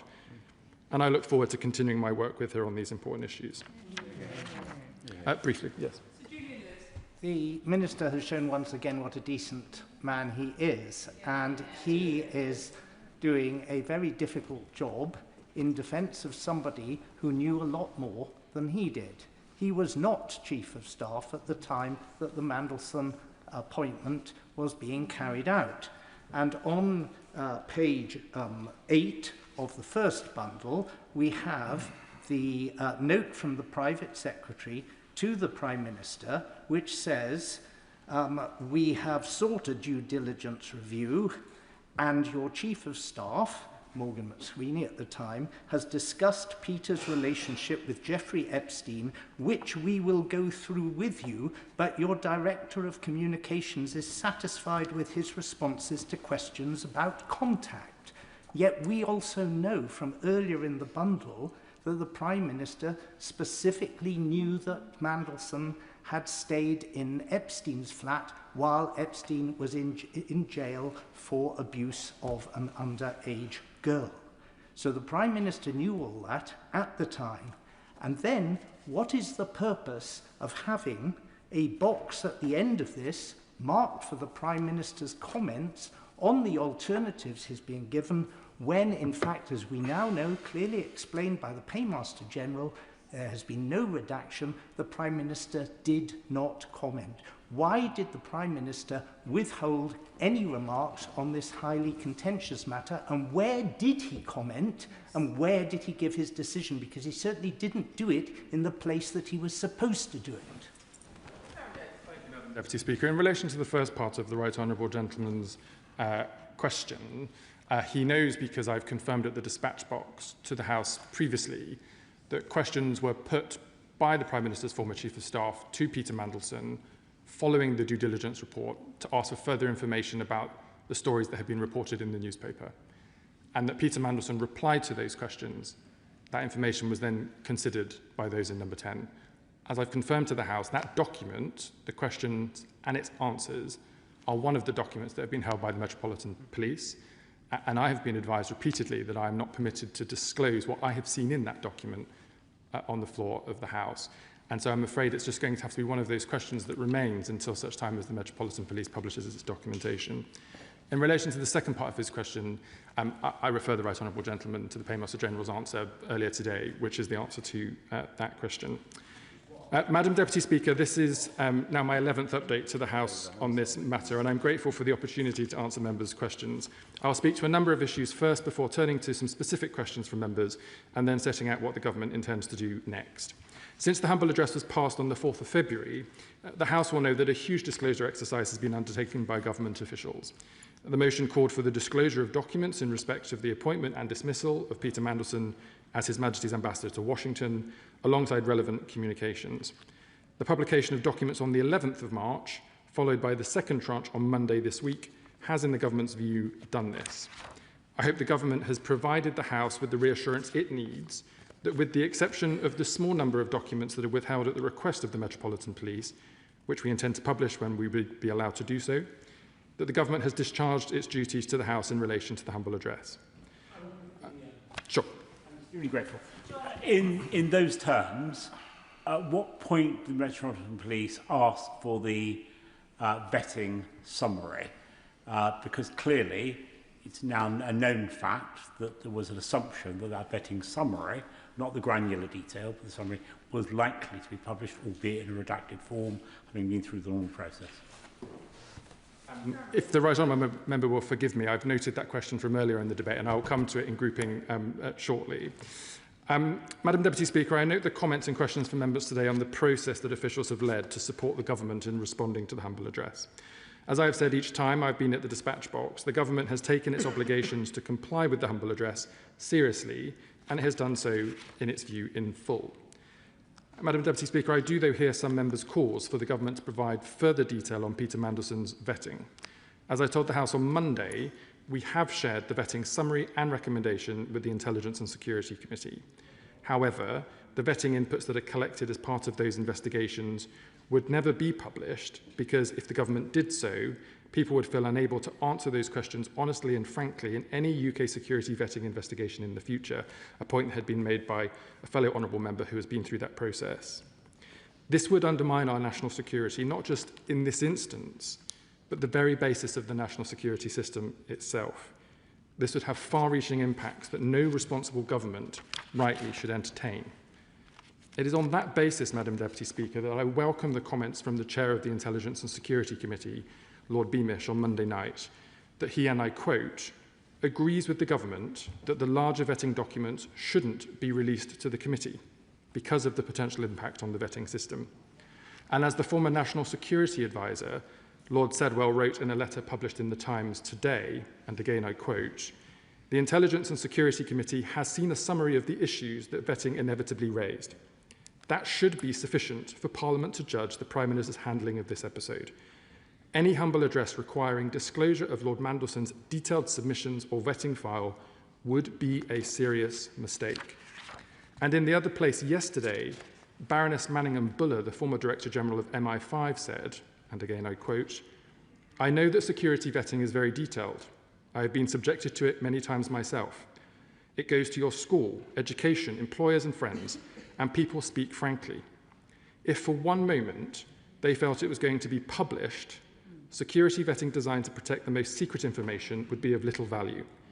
Whatever else we do, we must hold on to that. However tempting it would be for whatever reason to know the full contents, they must not be revealed. I'm not talking about this case, but about a general principle. Madam Deputy Speaker, I hear the arguments put by Right Honourable and Honourable members in the House today, but I do say that not just the government's position, but the advice from the Chairman of the Intelligence and Security Committee, a former National Security Advisor, and a former Director General of MI5, their advice should be taken seriously. Aisha. Here through this debate, and not one person has asked for all of that information to be published. Not one. People have been asking for the summary at the end, the outcome. Did it say, read, he should not be granted clearance?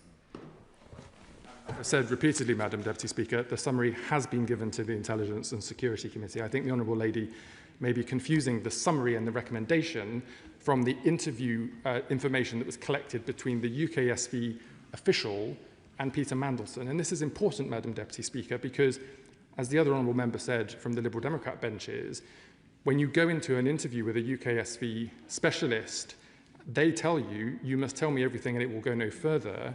If that were to be handed over to a politician, even a politician on the Intelligence and Security Committee, it would undermine the very basis of that work. Moving to the question of documents... sorry, I give way. Minister for giving way, but I think we need to be very clear about this. The arguments he's making are right, but as the Honourable Lady points out, they're not a response to the arguments we are making. The argument that's been made to him by the Intelligence and Security Committee, as he knows, is that there is no harm to be found in the disclosure of the conclusions of the vetting process. We accept absolutely that the contributing material that led to those conclusions should not be disclosed. So I need him to be very clear that it is our view that the conclusions could be disclosed and there is no harm to be done to national security, which there would be if the contributing material were disclosed. The similar harm is not to be done by the disclosure of the conclusions. Will he confirm that? Madam Deputy Speaker, and again it's important to distinguish between the notes and information collected in the interview process, which some members have called to be given to the Intelligence and Security Committee, and the interviewer's recommendation and summary and conclusions, which, as I say, the government has already given to the Intelligence and Security Committee. The fact that documents that have gone through the ISC have not appeared in the bundles of this week must be in relation to the fact that categories of information given to the Metropolitan Police are relevant to this question. Moving to the question of documents members may have expected to see in the second tranche. As I said on Monday, Madam Deputy Speaker, some messages may not have been captured where people may have previously changed their phones without having backed up messages or had disappearing messages turned on, and I noted to the House on Monday that included myself. So in my circumstance, to answer the questions from the Shadow Chancellor of the Duchy of Lancaster, it's not that I took a unilateral decision about messages that I felt were in scope or not in scope of the humble address. It's merely I have access to no messages to disclose.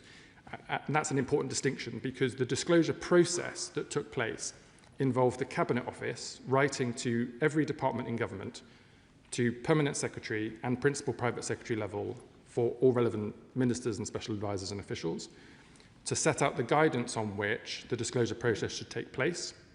That is, for example, to include WhatsApp and other communication services, emails, personal devices, work devices, other messaging platforms, and a clear set of guidance about what would be in scope and not in scope. Permanent secretaries as the accounting officers to Parliament for each of those departments were individually made liable for ensuring that disclosure process took place in line with the guidance. The Cabinet Office did not go to each person in each department and conduct that themselves. They executed it through departments in line with the process that I have set out. Sure. I just want to make sure that I understand. I hope he'll forgive me if I don't. So in his case, was it his permanent secretary as the accounting officer who verified that the messages he had were not admissible to the process? His misunderstanding, Madam Deputy Speaker, is there were no messages to consider, and that was different. Very briefly, but I should make progress. So the reason I brought this up in the first place was because on Monday he said, I do recall having some limited exchanges with Peter Mandelson over WhatsApp, including those I've discussed in the media. So I don't wish to push this point too far, but I just wish to understand there were messages. Who decided that they were not to be submitted to the humble address? Please, can you explain? I've tried to explain the answer to that a number of times, Madam Deputy Speaker. There was no decision to disregard any messages because there are no messages to consider. What I confirmed on Monday was that I have had WhatsApp exchanges with Peter Mandelson, but I haven't saved them on my devices to be able to share with my principal private secretary.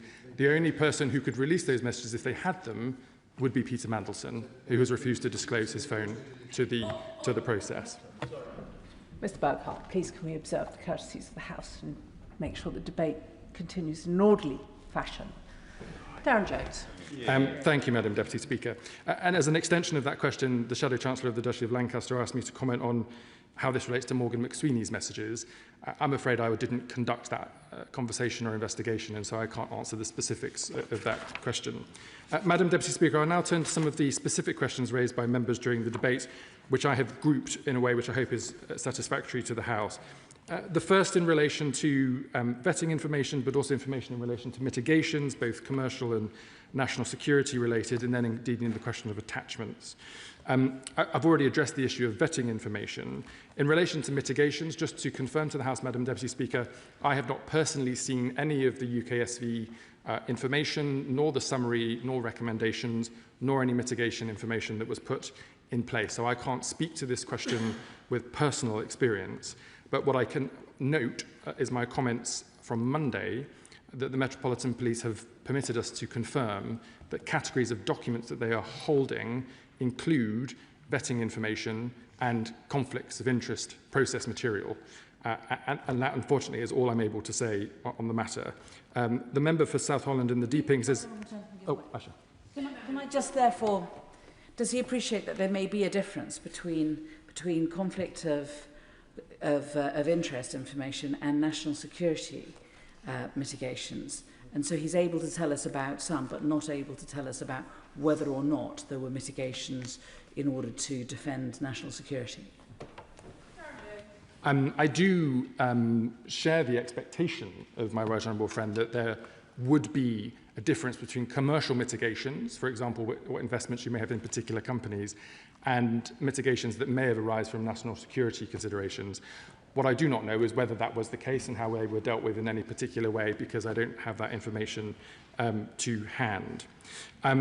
Lastly, on this first group of questions, Madam Deputy Speaker, the Right Honourable Member for South Holland and the Deepings asked me to confirm relevant bits of detail in relation to the Metropolitan Police, dates and documents. As I've set out previously, I've been advised I'm not permitted to be able to put that on the public record, but I'm happy to go back to the Metropolitan Police and see if there's anything further we can add in due course. Madam Deputy Speaker, the shadow... Oh, sure.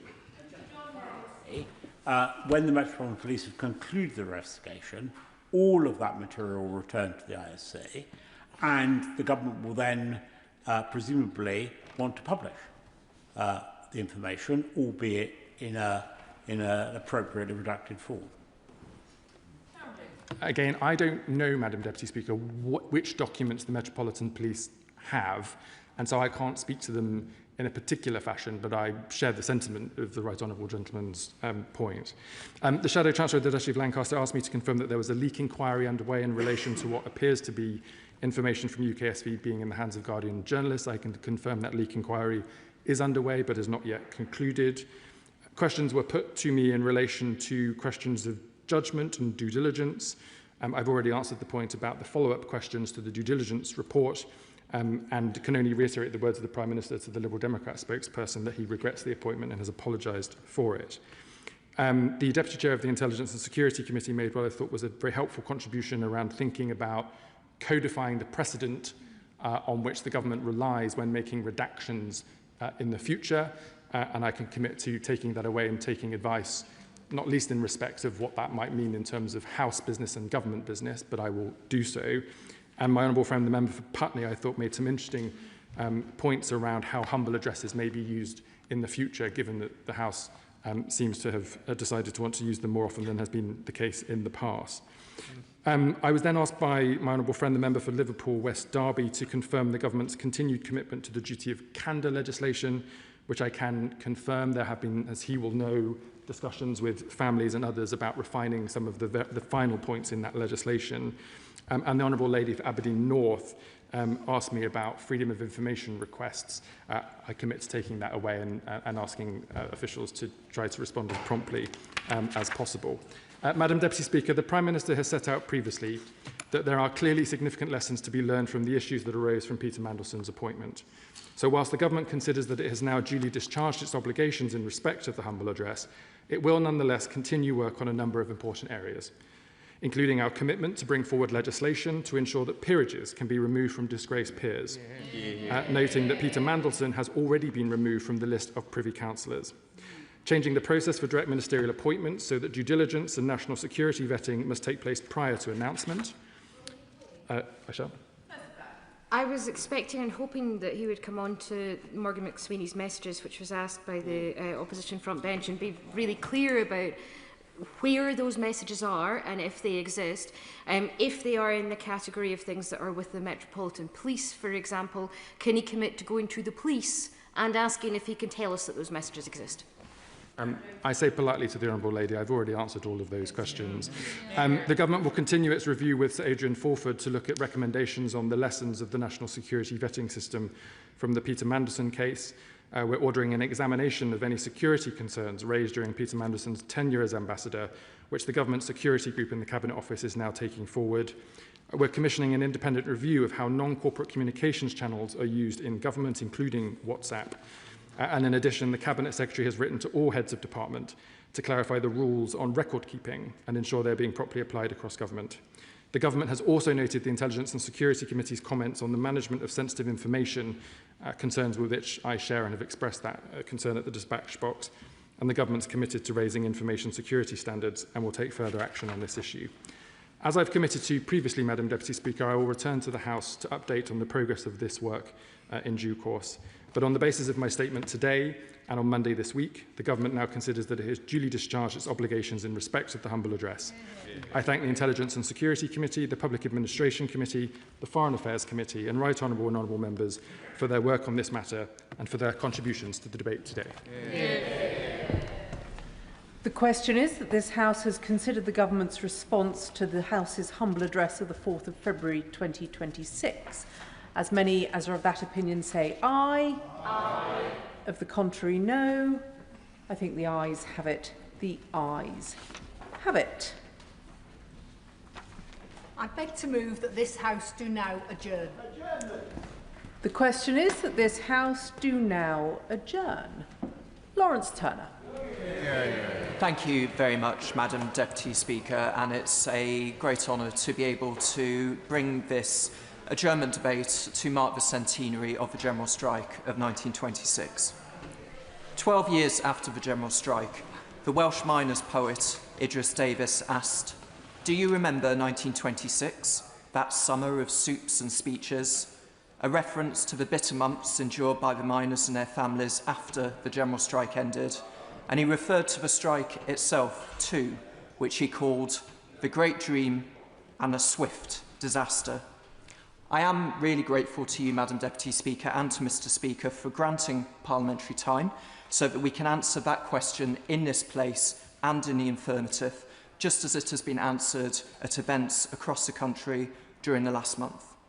The General Strike remains the most extensive confrontation in our national history between organised labour on the one side and employers and government on the other, and it remains contested history. I would be very glad to. I thank my honourable friend for giving way and congratulate him on bringing this important debate on the General Strike. But does he agree with me that when we remember the General Strike and we remember it as the national event, what it was, that we also reflect on the countless local stories of solidarity, mutual support and sacrifice that define so many communities, such as in my constituency of Cramlington and Killingworth, home of the train wreckers, where a local group of miners derailed the Flying Scotsman and suffered severe consequences as a result of that. It is such an important part of our labour movement, of our national story, that we remember these local actions as well. Well, I thank her for her intervention and also for sending me a copy of the documentary on the Cramlington train wreckers ahead of this debate. It was very moving, actually, to see those men in their later years, and I think it is telling that the General Strike tends to be remembered as local history, and indeed there'll be much to say throughout this debate about the General Strike in Birmingham and elsewhere. By all means. I thank the honourable, my honourable friend for giving way. Talking about local history, Wolverhampton and Bilston Trades Union Council has prepared a book on the 1926 General Strike, and with his experience, does he agree that workers usually only go on strike as a last resort, but the right to protest and withdraw labour are part of the important civil liberties that we enjoy against abuses of authority and power, and that they should therefore be protected? I do agree with him, and it's only right to say that through his role on the GMB executive and as one of the delegates to the National Policy Forum in opposition, that he was one of the people who helped draw up the reforms to employment rights which have been carried by this Parliament. Madam Deputy Speaker, the General Strike raised profound questions, I believe, about the proper balance of state power and the rights of dissenters at times of civil contingency that we should ask again and with urgency by each generation. It is difficult now to capture some essence of a world that created the strike, the depths of poverty in the older mining districts, and the extreme social control exercised by employers in the villages put up around the more lucrative and newly exploited seams, or the critical dependence of the nation's economy at that time upon a coal industry that killed 1 in 1,000 of its workers each year and seriously wounded 1 in 10. So when working people rallied across occupational boundaries to defend the miners in 1926, they did show extraordinary solidarity, and their unions channeled national power at a degree perhaps for the first time, even if they are unsteady in exercising it and uncertain of its limits. I'd be glad to give way to the Honourable Gentleman. Madam Deputy Speaker, first of all, can I commend the Honourable Gentleman for Birmingham Northfield for bringing this forward. I spoke to him beforehand to ascertain his focus, and my focus will be, first of all, the reason why I wish to be here, Madam Deputy Speaker, is because I remember when I went for my first job, it was to Henry Denny's and Sons in Belfast.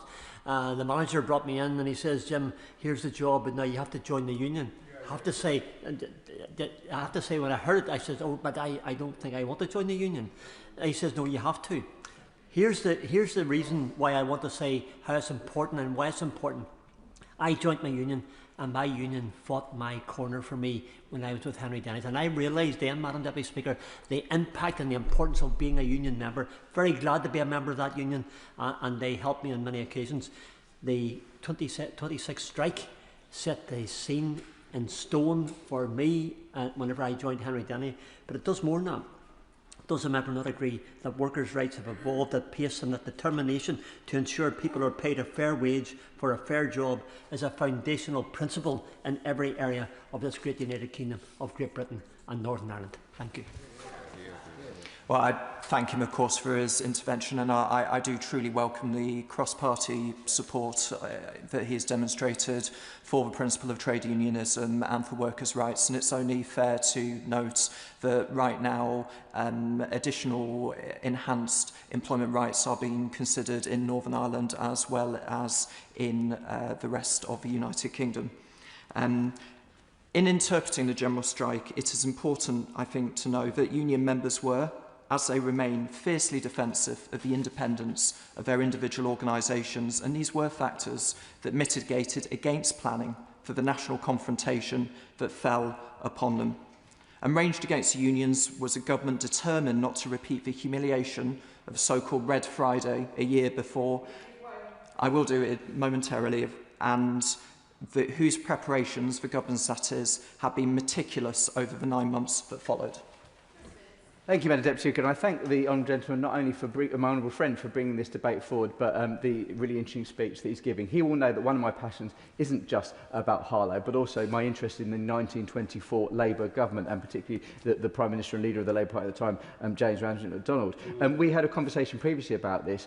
He will know that James Ramsay MacDonald wanted to speak on the BBC to provide an alternative narrative to the government about the general strike and was blocked. Could he perhaps reflect on that?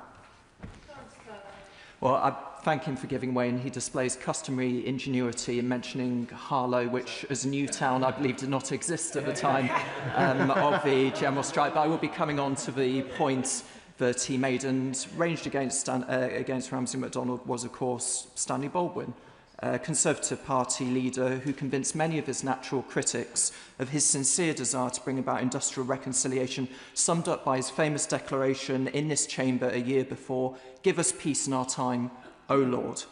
That apparently heartfelt plea masked a hidden ruthlessness and an extraordinary singular capacity for political calculation.